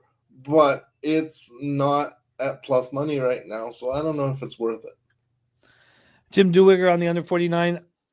My plan was to be on the under, but I got cold feet with it. It might be something I look to move live on the under. I mean, we saw the Ticats high octane offense put up 16 points against the Alouettes. But I'm a little surprised that this total is not moving. Yeah, Mustafa's good to go. He'll be okay. So see, that's a big thing, especially with Oakman taking himself out of these last two games like a complete jackass that he is. But the defense is going to come out and gonna do their job here with Mustafa back in. That's a big get for Montreal. I wonder what to do about this total. I've been thinking about it all week, and I guess it's sort of clouded by the fact that, a profit 27.50. It's not quite that profit because I put half. I put 250 on the Lions to win the Super Bowl. Right. So it's really like Sorry, the Grey Cup. So it's really like I'd get 2,500 if they win. You can always put more on the money line for the game, Jim. Yeah, I've got no need to do that. What I want, and I don't feel like I necessarily need the hedge because I bet the Lions for 300 plus 3.5. And my thinking was, if I cover the 3.5 but lose the game, I've covered the future bet. So I don't really. So I put that 250 away. Now it's just the 500 here that I got to worry about. And you covered the 3.5, did you not? Yeah. And Newkirk says he wished he had the gonads to take Montreal double result to plus 355. I'm almost right there with you. I am not ready to make it official yet. But I am probably gonna move on it. If I do, I will post it, and you can count it for and against my record, depending on how it goes, obviously. Oh, I love it, Gorky. The Grey Cup, 6 p.m. Eastern on Sunday night.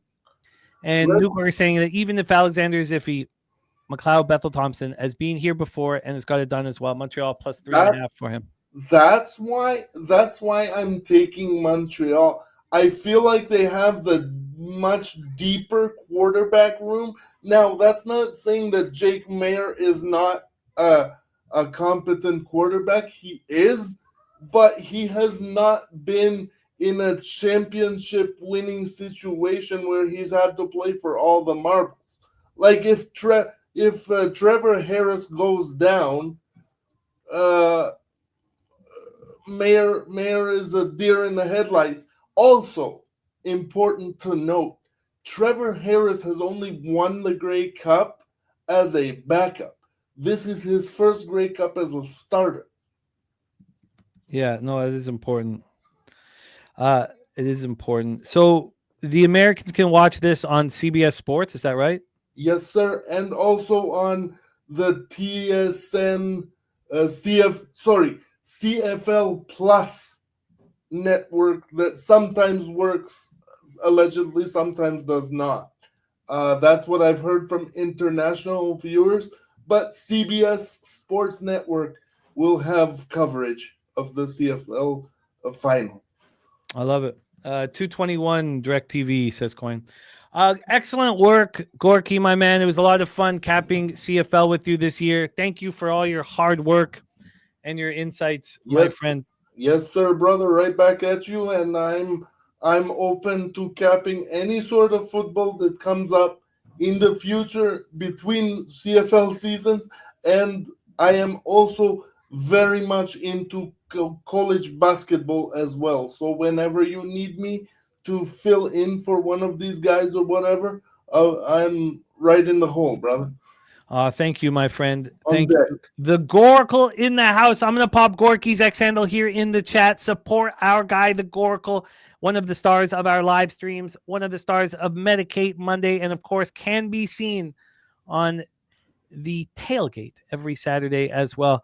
Gorky, thank you for all your hard work, my man. Any last words for the cappers supporting the show? Thank you, brothers. Just everybody just watch us every day and keep cashing those tickets, and let's make that money.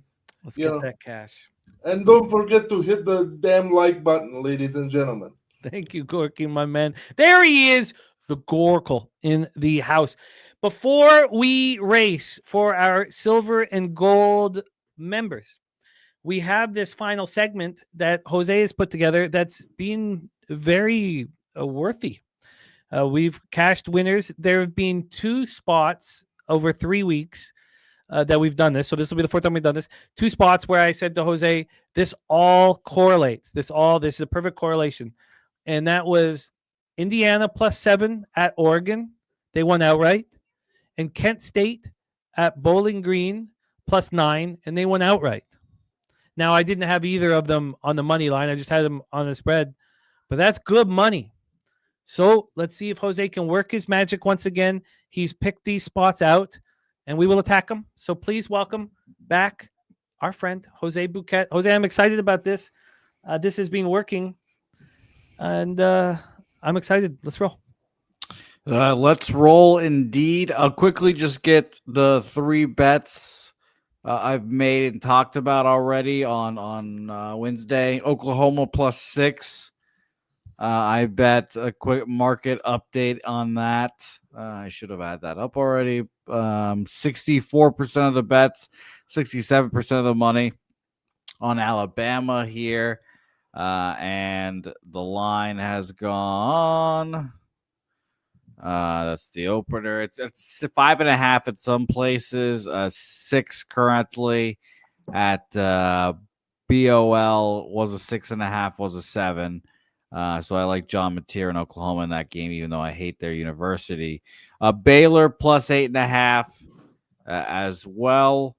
That line has gone from 8.5. I'm seeing 9 at BOL and 7.5 at Bowdogs. Heritage has 7.5, so that line's kind of everywhere. And Arkansas +5.5. I'm also on, what you've wanted to get on as well, I believe. Yes, very much. I will be betting it here shortly. Cool. So I want to quickly get another game out of the way that we've talked about to death already. BYU, TCU. I am also on the TCU Horned Frogs as well. +3.5, -115 for me. By the way, Jimmy, I have a friend that has now recently become a bookie, and I am now betting with him. And after insisting, I was like, I don't want to bet with you because I don't want this to be an adversarial relationship at one point. He was like, no, you're a fucking asshole. You didn't bet with me. What the heck? And he's just making me feel like a dick. But I was like, all right. And then I started betting with him. So this should be very interesting to see how that goes. And so he is in San Antonio. Yeah. Did he give you anything? What do you mean, like free play? Yeah, you should get a $500 bonus. Yeah, I don't get any $500 bonus. I just get free play as I lose, essentially. And what is the deal?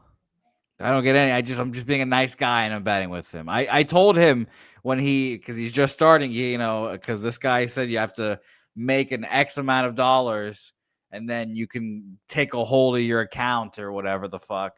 I was like, all right, well, all I want to know is just let me know who your clients are betting on. I would like a daily report of who their clients are betting on so I can just fade all of those people. But no, I haven't gotten jack shit. He should give you $500 with a 10-time rollover or 5% off your losses. I would still bring it to him because they'll do. A local has to get. It's not just credit; they got to give you something. It's fair. That's fair. They have to. They always do. Everybody does. So I fought for 5% off my losses. I never got it. But I did get the $500 bonus right off the hop with my. But I mean, we're talking like 15 years ago or whatever. But get something, ask for something, and get it. I'll battle for something, and I'll keep everyone. You don't everyone. need to battle much. Just say, look, every other local gives you something to bring your action over there. I know people who get the $1,000, the $500. I only got $500, but you should get something. Okay, you should. I'll ask for $500 and settle for $250 when I get $250. Andrew says a $500 free bet. That would be fun to have a $500 free bet. I wouldn't even need the $500. Just a $5. Like so my account started plus $500. Yeah. But I wasn't allowed to cash out till I rolled that over 10 times. But I wasn't about to cash out on that. But I would fight for that. I would fight for it. But yeah, TCU +3.5 -115. I'm on it. You guys talked about the market. I'll quickly just talk about it one more time. There are 71% of the bets and 58% of the money on BYU. Lines roll into TCU, so I'm on them there. So, all right, let's get into the games we haven't talked about yet. I'm sorry if the order is kind of everywhere here, but we'll start with Marshall and Georgia State. Here, very interesting matchup here. Marshall -7.5 versus Georgia State here.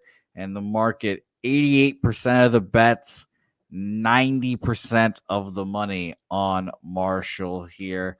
This line has gone from 6.5 to 7.5. It's climbed up. Now, I've noticed, Jimmy, you're not a fan of the overwhelming bets and money on one side, the line moving towards that side here, but it going from 6.5 to 7 to 7.5 made me think this is a strong move, and Marshall was the play. What did you think? Yeah, I mean, Georgia State is a garbage fire right now. So we have all of the money on Marshall and the line moving towards Marshall. Yeah, it was opened up at 6.5, now 7.5. It's a big move through the 7. It's a big move. They're coming off 2 losses. It just feels like an absolute smash and grab. If we look at the other home games, though, it sort of tells a different story because they lost by 7 to James Madison. James Madison's on top of Sunbelt East. They lose by 21 to App State, which is better because App State's not been good. So that's helpful. They lose by 7 to South Alabama, and they're terrible. And then they go to.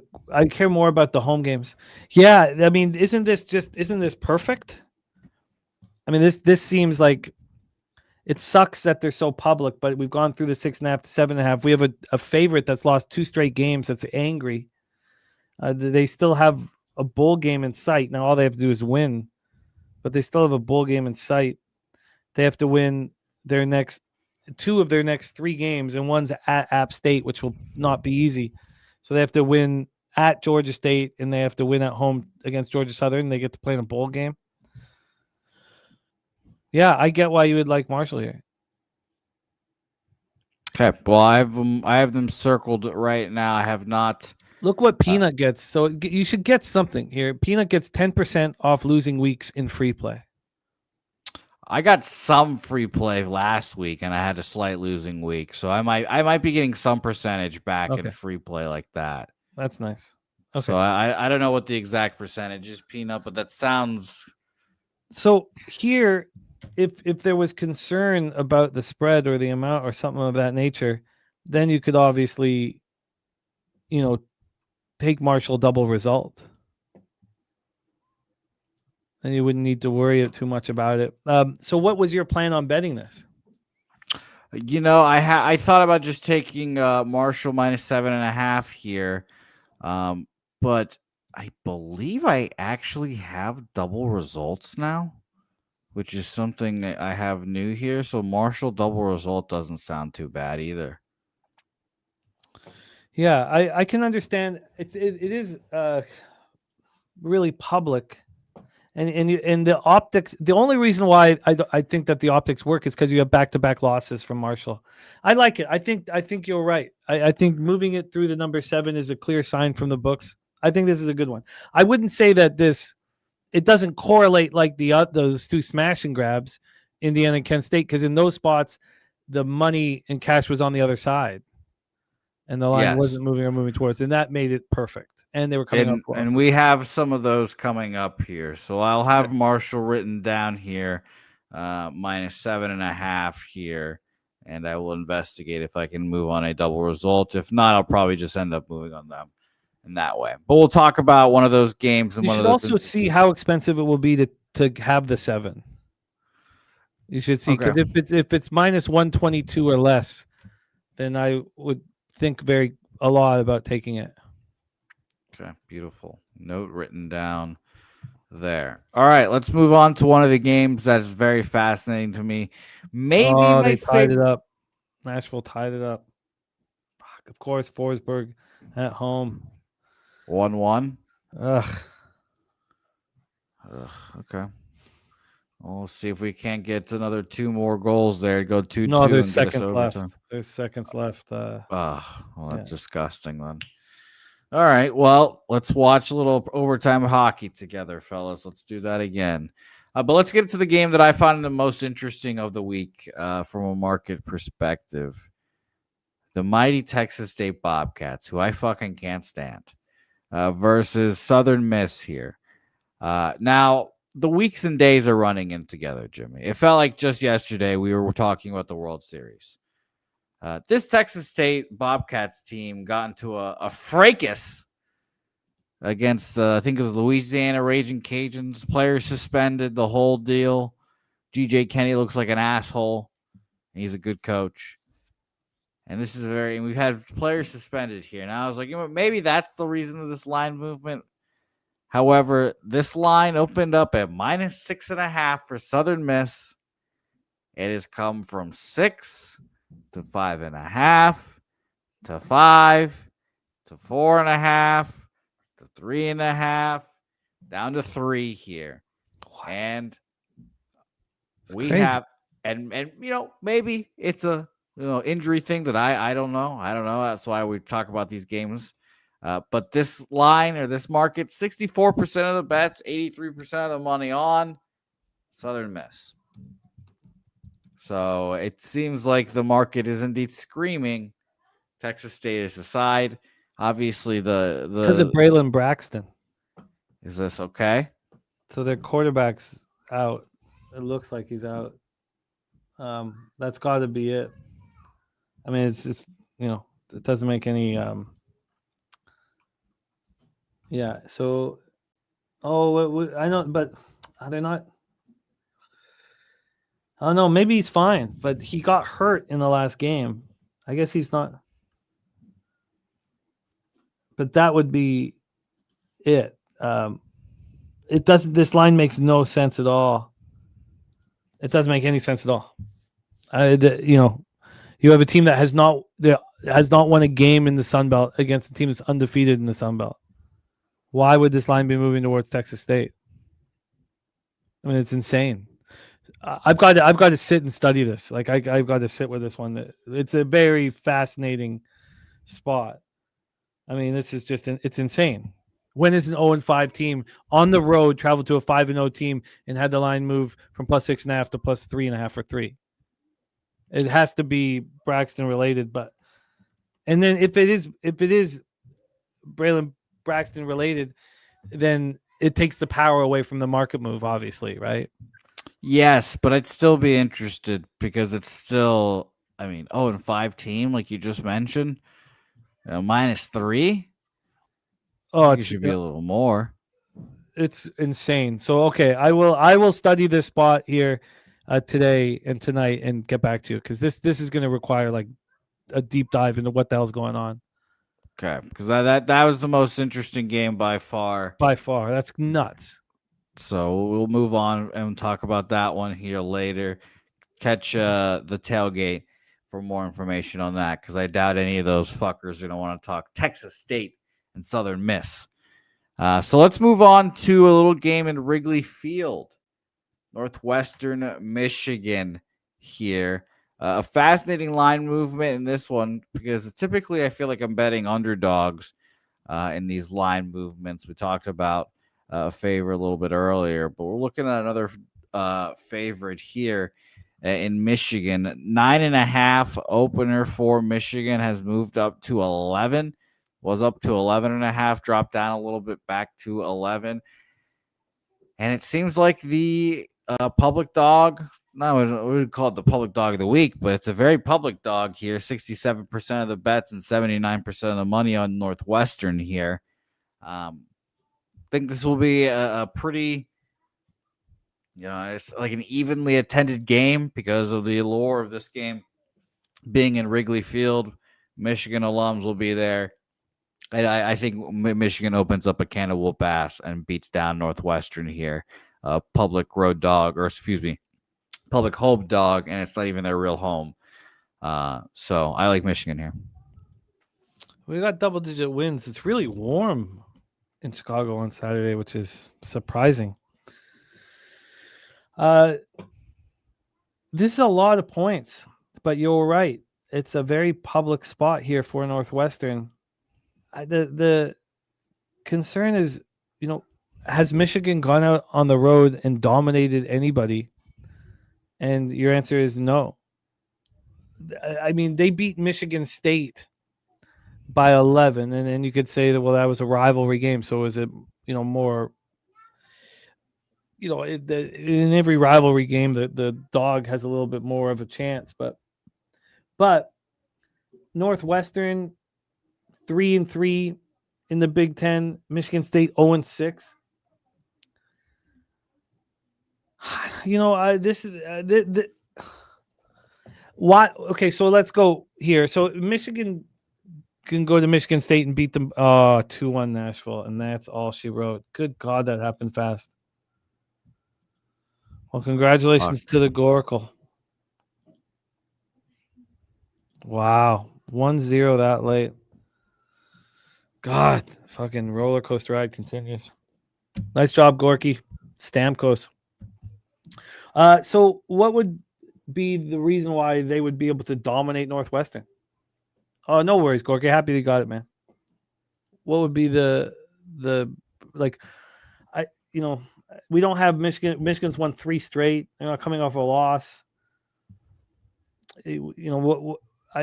This one seems like a sharper line.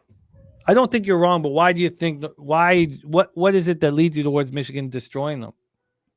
Just the line movement from 9.5 to 11.5. There's more bets and money on Northwestern. Definitely, hopefully, in my head at least, a bet Northwestern. You love 9.5. Here's 11.5 for you, kind of situation, and then Michigan just open hand slaps them in the mouth. Yeah, I mean, yes, you're right. That is blowing through the 10 like it's not even there. I guess that is the angle. Let me just take a look at here quickly. I would like to look at a couple more books. And what did you say the exact cash flow was? There is 68% of the bets and 79% of the money on Northwestern. Huh. Yeah. No, I feel this one, man. I get this one for sure. I think that I'd need to sit with this one a little longer, though. Honestly, it feels like a sharp line, but they're certainly opening up their arms to Northwestern money. But we have no proof of concept. We have not seen Michigan smash somebody. Maybe the lights are too bright for Northwestern. Have the Michigan road games been very difficult games? Or are their opponents at least... is there someone that is of Northwestern's caliber? I know in the Michigan State we talked about, but, someone could easily say, rivalry game. They fucking hate each other. They fight each other out of the tunnels. That's fair. They both went to USC, and, Northwestern just lost 38-17. Michigan lost as well, 31-13. So there's no difference in those teams traveling there. Of the road games so far, they went to Nebraska and beat them by 3. Went to Oklahoma and lost by 11. Yeah, I'll look at it further because you're right. They're opening up their arms to anybody who wants the dog. So we have a public dog, but we don't have a public road dog. We just have a weird spot at Wrigley. What do you think about this total? Did you have any interest in trying to get under it? No, but it was fascinating that 57% of the bets are on the over and 75% of the money is on the under. So there's some sharps out there. It feels like Northwestern's not scoring a fucking point in this game. That's what it feels like. It's going to be like a 21-28-0 kind of ball game. 28-3. Underwood doesn't even have to play that good, but Michigan's defense just outclassed Northwestern. All right, I'll study it longer here. I do think that we go back to the well and bet the Pens in the next spot against Nashville. But let's keep rolling. Let's keep rolling indeed here. Our next game here, Virginia Duke. We don't have to take too much time on this one. I don't know if I'm going to move on it because this line has been moving here. Let's go to the percentages first. 52% of the bets and 73% of the money on UVA in this game here. And Duke opened up at 6, came down at to -4.5 here. This does fall in the category of unranked team against the ranked team, so I want to bet it just off that. But tune into the tailgate because it seems like if this line keeps going down, I'll be able to get Duke at a better number. And if it keeps going down to make me not want to bet it, that might also happen there. But do you have any thoughts on that game? Well, the dog's blowing through the 6.5 to 4.5. So then the only way to kind of comfortably explain that is by saying, they're a public ranked team, but they're being bet. But if the opening line is, if you're saying the opening line is insane, they put this line out to get Virginia money. Is that sort of your angle there? No, but it is in one of these games. I forgot to send you one that is in one of the next games we're going to talk about here soon. I'll tell you that. But I could see why that's the case. It's 6.5. We've barely seen Duke at home here. Barely seen them at home. They've played one game at home since September 20th. So they're going to be a powder keg here at home. They're going to be so pumped up. Yeah, this is obviously like the game of the year for them for the ACC championship. And if they have a shot to get into the ACC championship, they need to win this game. And they just lost at UConn. Yep, shout out to UConn. My friend that coaches the defensive line there. Fucking dominating. Great wins. Look at Philly Eagle Flyer crushing that. Absolutely crushing it. Yeah, this is a very interesting spot. You want to see exactly where it ends. I mean, the problem is the dog's gone through the 6.5 to the 6 to the 4.5, which is, I don't know if I've ever bet a team in that situation unless you have the conviction saying the line opened at a spot that made no sense whatsoever. So and then at that point, God, this is tricky. At that point, then would you say, okay, I want the double result. Then I don't want a field goal game, a field goal win. I want to cash both because they're going to be shot out of a gun. This is the great thing about this game is that Duke's statistical profile has been built off of road games. It's all off of road games. I mean, forget Elon and Illinois to start the year. Since then, they've played no home games. This is a spot where you would assume that you're buying Duke low. They didn't care about UConn. They publicly lost in front of everybody, 37-34. We know what kind of football team they are because Duke went into Clemson and beat them. It's a really fascinating spot. Yeah, I find it to be very interesting. So keep an eye out on this one. I will be very interested to see how this one goes. Let's talk about the game that I think the opening line is outrageous. And it features a team that I don't know why I know about the Texas Longhorns so much. I guess it's shout out to Mike Taylor and Rudy J for always talking about them on their program. So I guess I'm tuned into this team. The University of Texas versus Georgia here. First of all, they cannot believe they're ranked 10. I could just could not believe it. I don't think this team is very good at all.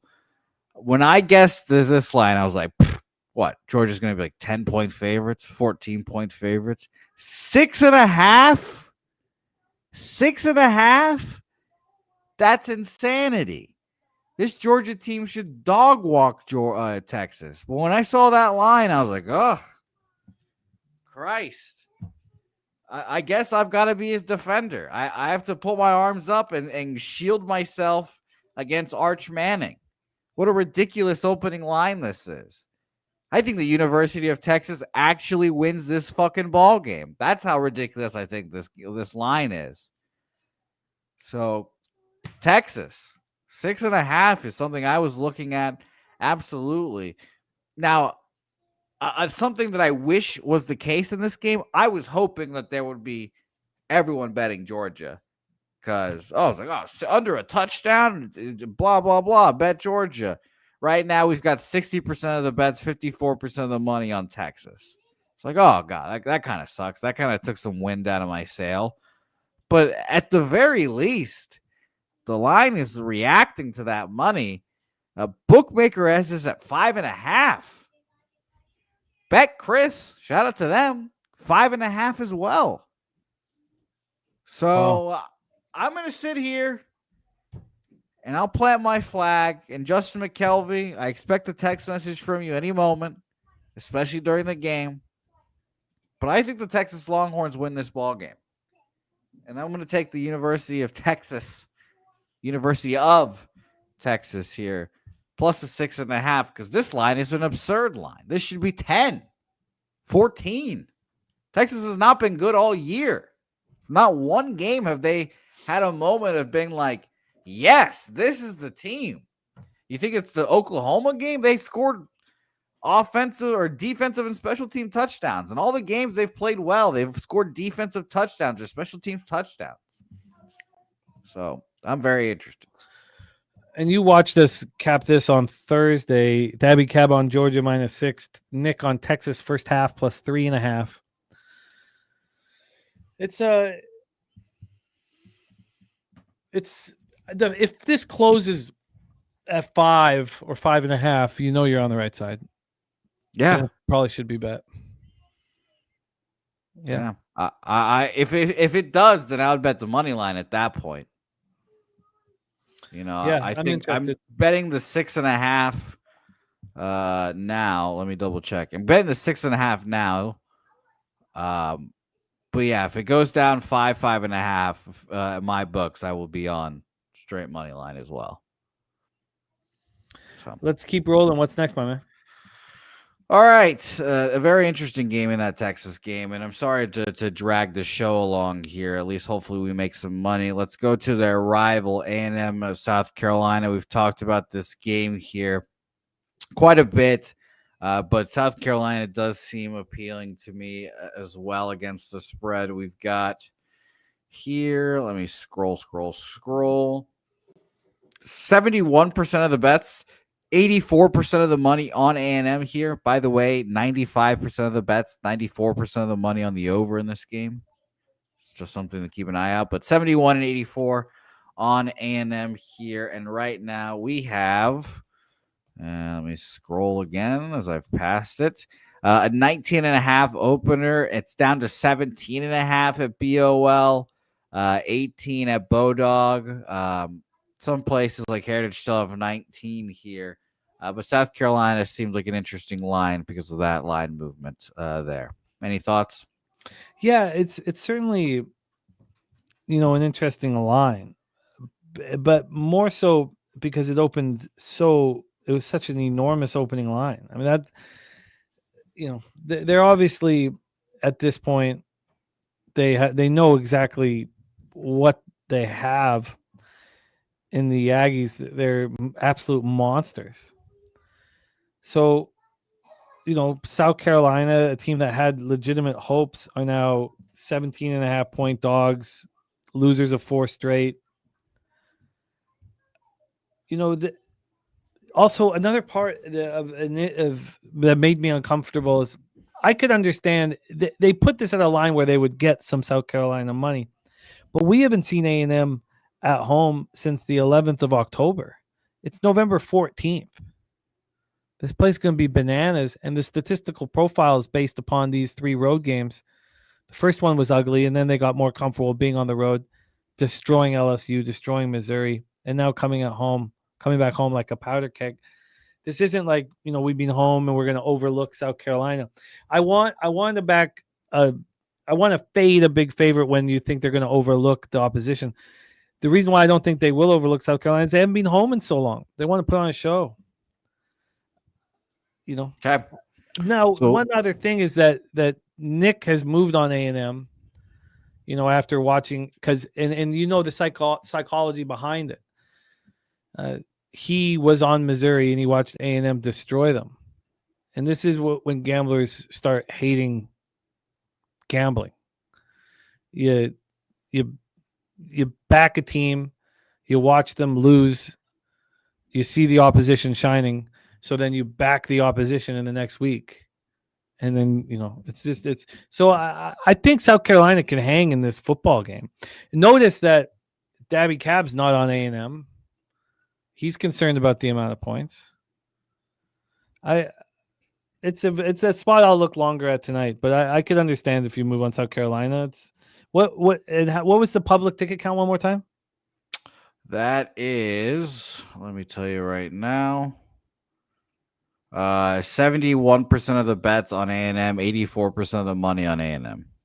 Yeah, I think South Carolina should be bet. I think they're telling us it's like a 14-point game. Yeah. No, I this one, I think that should be bet. Shout out to Big O in the house. Hope you had a great week, my man. Yeah, I think you're right. I think that South Carolina should be bet.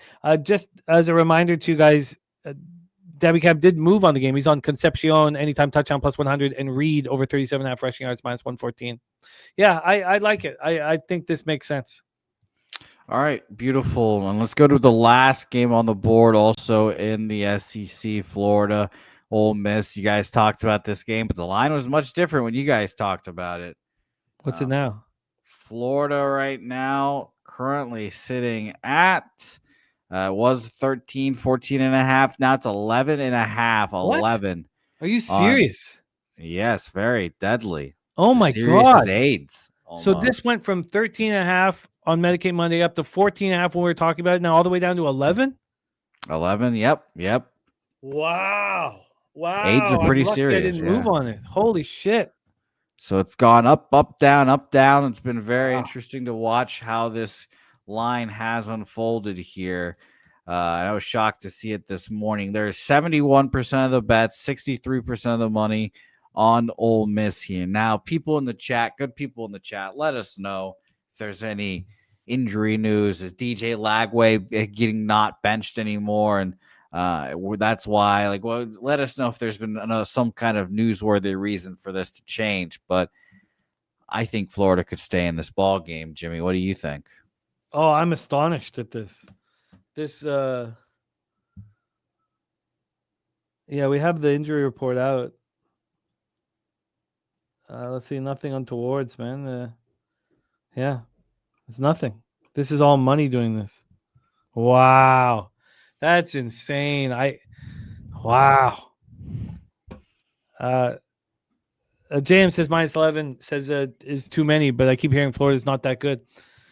I am astonished that me being overwhelmed with work on a Thursday and all that I had to do yesterday that I'm not in a situation where I'd immediately start sweating. I don't know. After our cap from yesterday, I don't know if I can move on Florida at this point, but I need to study, and this is a absolutely wild move that I was certainly not expecting. Because this got over 14, it was such a bullish number. That's crazy. This has to be sharp action that's moving it the other way. Absolutely wild. I was astonished here. What time? This game's at what time?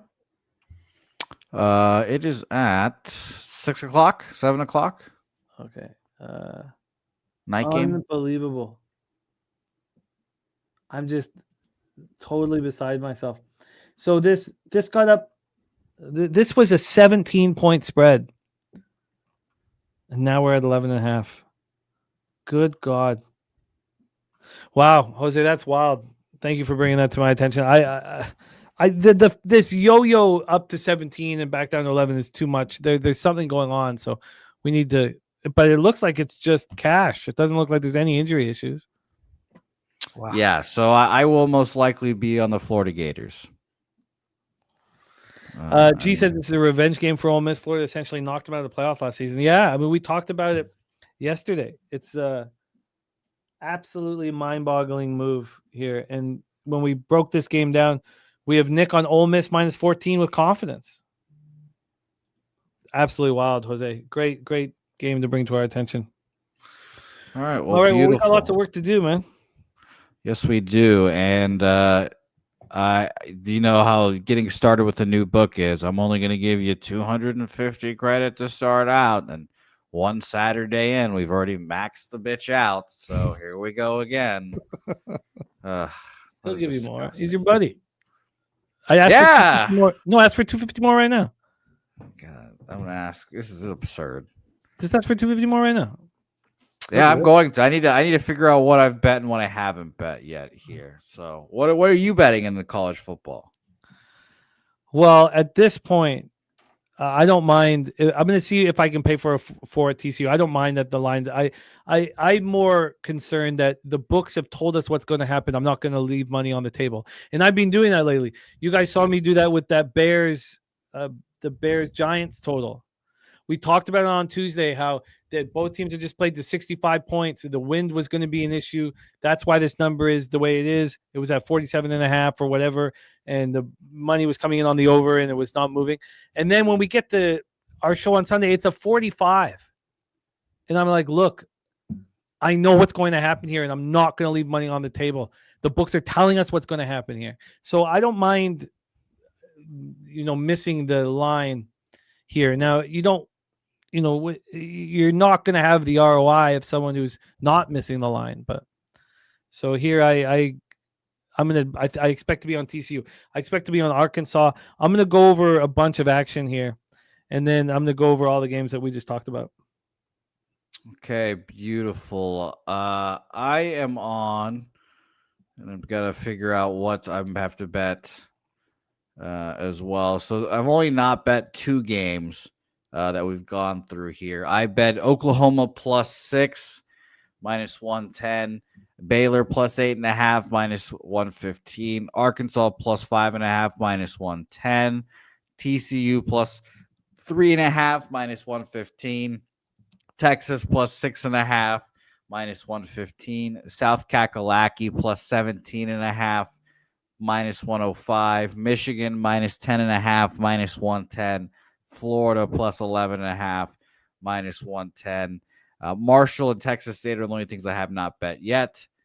That's not for any reason. That is just for purely I have to text my buddy reasons. So we'll see. Well, go get that cash, Jose. Go get that cash. I'm going to do a review of all action here on the show, and we are going to merch race. Can you set us up? What animal would you like? I miss camels, but what would you like, Jose? We could do camels. Sure. Let's do camels. Alec Dirks, has anyone got a connect that can hook me up with an offshore book? Can't bet on college teams in NJ on legal books. College teams in New Jersey. Yeah, Alec Dirks, are you on X? If you hit us on X, I can hook that up. Hit me on X, though. Let's review all action here. I'm interested in the Jameis Winston over 1.5 interceptions, which I will look into. We have Justin McKelvey on Giannis Antetokounmpo over 33.5 points at +100. We have him also on Texas A&M Central Florida over 170.5 -109. We have LJ from H-Town. The Trill OG play today is Blazers Rockets first quarter over 60.5. Peanut on the Flyers money line, the Canes -1 and Utah -1. We have the Respect play today in college hoops. Colorado first half -0.5 at -110. Flank Steak is the 76ers. Flank Steak play today. 76ers on the spread. It's also on the Spurs, Arizona, Gonzaga, St. Mary's, and Louisville and Oregon in college football. In hockey, Flyers for 9 legacy and Utah -1.5 and Nashville money line. So we cashed on Nashville. I'm on the Flyers. I'm going to dive deeper into this Islanders-Utah Mammoth game and make moves there. Then in NBA, I've got to get my action out. We have Justin on Hart over 30.5 PRA +180 and the over 238 -110. I'm still interested in the Knicks. I'm interested in Nets first quarter. Ron Crawford spreadsheet plays of the day are Penguins in hockey. Oh, damn. Oregon in college football and Montana in college basketball. We stayed off Sixers Pistons with all of the injury issues. That can change. But Blazers +8 for wine time. I'm very interested in joining him on that one. And Justin's on the over 236.5 in Blazers Rockets. I haven't looked yet, Jim. It was something we just talked about off the top of the show. I want to look at. I haven't looked at it yet. Bucks -9.5. I'm interested in. Oh, JM says +170. What's one interception? Because I think maybe you just bet the one. If it's not too juicy, you bet the one interception. As soon as he throws one, you bet another one. Yeah, that's the best. Maybe it's best not to just to be kind of hammering it live. Nuclear asking if we've talked to Slaughter yet about getting PSR ball caps for sale in the merch shop. It's a good question because I'm talking to Slaughter today. So let me just copy and paste that. Then here we go. Then we have Justin on the over 240 in Sacramento, Minnesota. He's also on Wine Times on the Wolves minus 11.5. I'm thinking about Kings first quarter, first half, but I certainly don't want to double down on it. And then Stacks is on Luka. Justin, it's not Stacks play day, but Doncic over 35 plus Doncic minus 106. I'm thinking about Lakers first half full game there in that one. Then we stayed off Clippers, Mavericks, but Wine Time on the Warriors money line, and just on the other side with the Spurs minus 2. I'm going to join them on the Spurs. Then Kong's Clips college football play of the day is Louisville minus 2.5. In basketball, it is Milwaukee minus 9.5. Spooner is on Arizona minus 2.5. Troy plus 4.5. Iona minus 5.5. And Providence money line. Then in college football, Clemson first half plus a half, full game plus 3, and money line for Wine Time. He's hammering it. Minnesota first half team total under 5 and full game team total under 10. I'm still very interested in the under in Oregon, but it's nice weather. And then we have talked college football as well. In college basketball, I'm going to add Texas A&M first half here. I got a lot of stuff to add, but I'm also on these spots. I'm on Coastal Carolina plus 7.5 at minus 111. I am on Iona minus 5.5, minus 108. UC Davis minus 4, minus 112. Washington State plus 9 at minus 110. Jose, my friend, are we ready to race? Yes. I just need one more moment to make sure I've got the list ready to go here. But I've got a question for you, Jimmy. How was parent-teacher conference? Oh, the kids got rave reviews. Kids got rave reviews. And you didn't show up in jorts, I heard? I did not show up in jorts. No, Was that because of me? No, I just, it's freezing cold up here. So I've never seen you as one to not wear shorts, even in the freezing cold. Ricky Bobby in the house. Great to see you, Ricky Bobby, my man. Okay. Yeah, no, they got rave reviews. Good. All right. The teacher wanted to talk about Final Destination 3, though. Don't you hate when that happens? Well, we only have 15 minutes. What do you want me to? I want to know how my daughter's doing. I mean, I'm flattered, but some people are huge Final Destination fans, man. Yeah, when you can talk to Frankie Cheeks, I mean, you get excited. Alec Dirks, I am not on Clemson. I get it. It's just, to me, if you're telling me that Louisville have given up, they're coming off such a bad loss. I don't like fading teams in that situation. I need things to correlate. I like fading teams when they're feeling good, not when they're feeling bad. So, but yeah. So I mean, obviously the bullishness of Wine Time Sports is very, very interesting. And so I will be looking at it here after the show. But I'm going to also have to be a dad soon. So I got to get this action in. Man. I'm ready to race. How many silver and gold members do we have? We have about 85. Okay. I like this. Which means this is our Discord here. Did you get Rashawn in there? Yes, Rashawn Killer. Oh, nice, man. Rashawn Killer is in there, so shout out to him here. So let's get racing indeed here. We've got bodies upon bodies. I said we were going to do camels, but I like horses. Upon bodies. I already forgot we were doing camels, but the horses were ready to go here. They were eager and ready here. Sammy Colmer up in the Delta up there. Alan Mitten, Chappie Funk, Bo Jackson. Higsy up making in it there. Higsy, who travels with nothing but a shirt, a gun, and a bunch of money, and maybe a curling iron. Who knows? Who knows, Jimmy? What do you think? I don't think he carries a curling iron. Frank C., Mr. Bitches in the house. Rob Free making moves as well. Jeff Slaughter was right up there. And there goes Jimmy. Oh, no! Oh, God. Oh, God. Jesus. Black Thor King up front, running alongside Rob Free Bands. Who's got late pace? Because here comes Oldie. Here comes. Oh, Jimmy's coming back. He's coming back. You thought he was dead. No, he's kind of trying to find the wire. Who the hell is that coming up on the outside? Good God. Joseph Thompson. Our friend Joseph Thompson. The field goal whisperer. The field goal whisperer right there. Blew past me. Where did I end up? 8th? Come Eighth on. place. Trash, man. Trash. Fucking trash. But congratulations to Joseph Thompson, who will be getting a merch package. We're going to have a list of those who have won merch packages, here on our website. So merch winner is Joseph Thompson. Thank you guys so much for rocking with us, man. We've done the work. Now we better get paid. I will tell you this. I'm not leading the way in NHL the way I've become accustomed to. And it's just not going to happen. I'm not going out like this. So I'm sorry I got you guys on the Pens. And I like the Flyers a lot. I'm also going to be moving on overs in Utah. I guess I'm going to take the Islanders team total over and the over 6.5. But I am going to be in the black. We're going to make money. And I'm not going to have a restful sleep until it starts happening.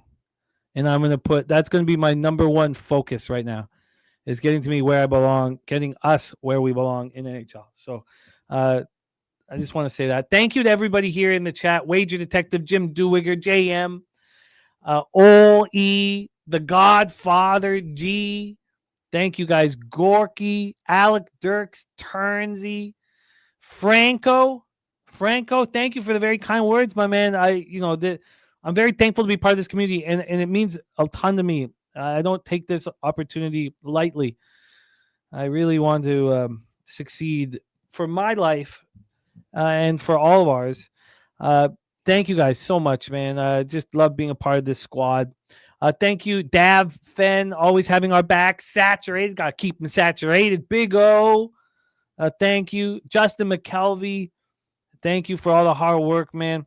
All of you guys. Nasty Nate, Mally Mal, Lee's, all of you guys. Jerry Jones, good luck with your Rough Riders, man. I get it. Coin, always having our back. Thank you so much. And to our guests that rocked with us live, Wine Time Sports, fighting the good fight. All of you guys battling, for the greater good, which is us getting paid in full. Jose, you work tirelessly behind the scenes. Have a wonderful weekend. Get another $250 from the local, man. He'll open up his fucking coffers. Man. Yeah. I'm waiting for his text back right now. He was just typing, so you'll get it. Jose, excellent work, my friend. Please give our love to Helga. Have a great weekend. And if you could bless our action and lead us into the future. Yep, a fun weekend ahead of us here. Big UFC card tomorrow. Huge, yeah. Billy and them have said is the best of the year. And I will be on that stream as well tomorrow, catching some dubs there. So shout out to you guys. Appreciate everyone for watching. Let's get together and let's go make some money tonight. And leche those bookmakers.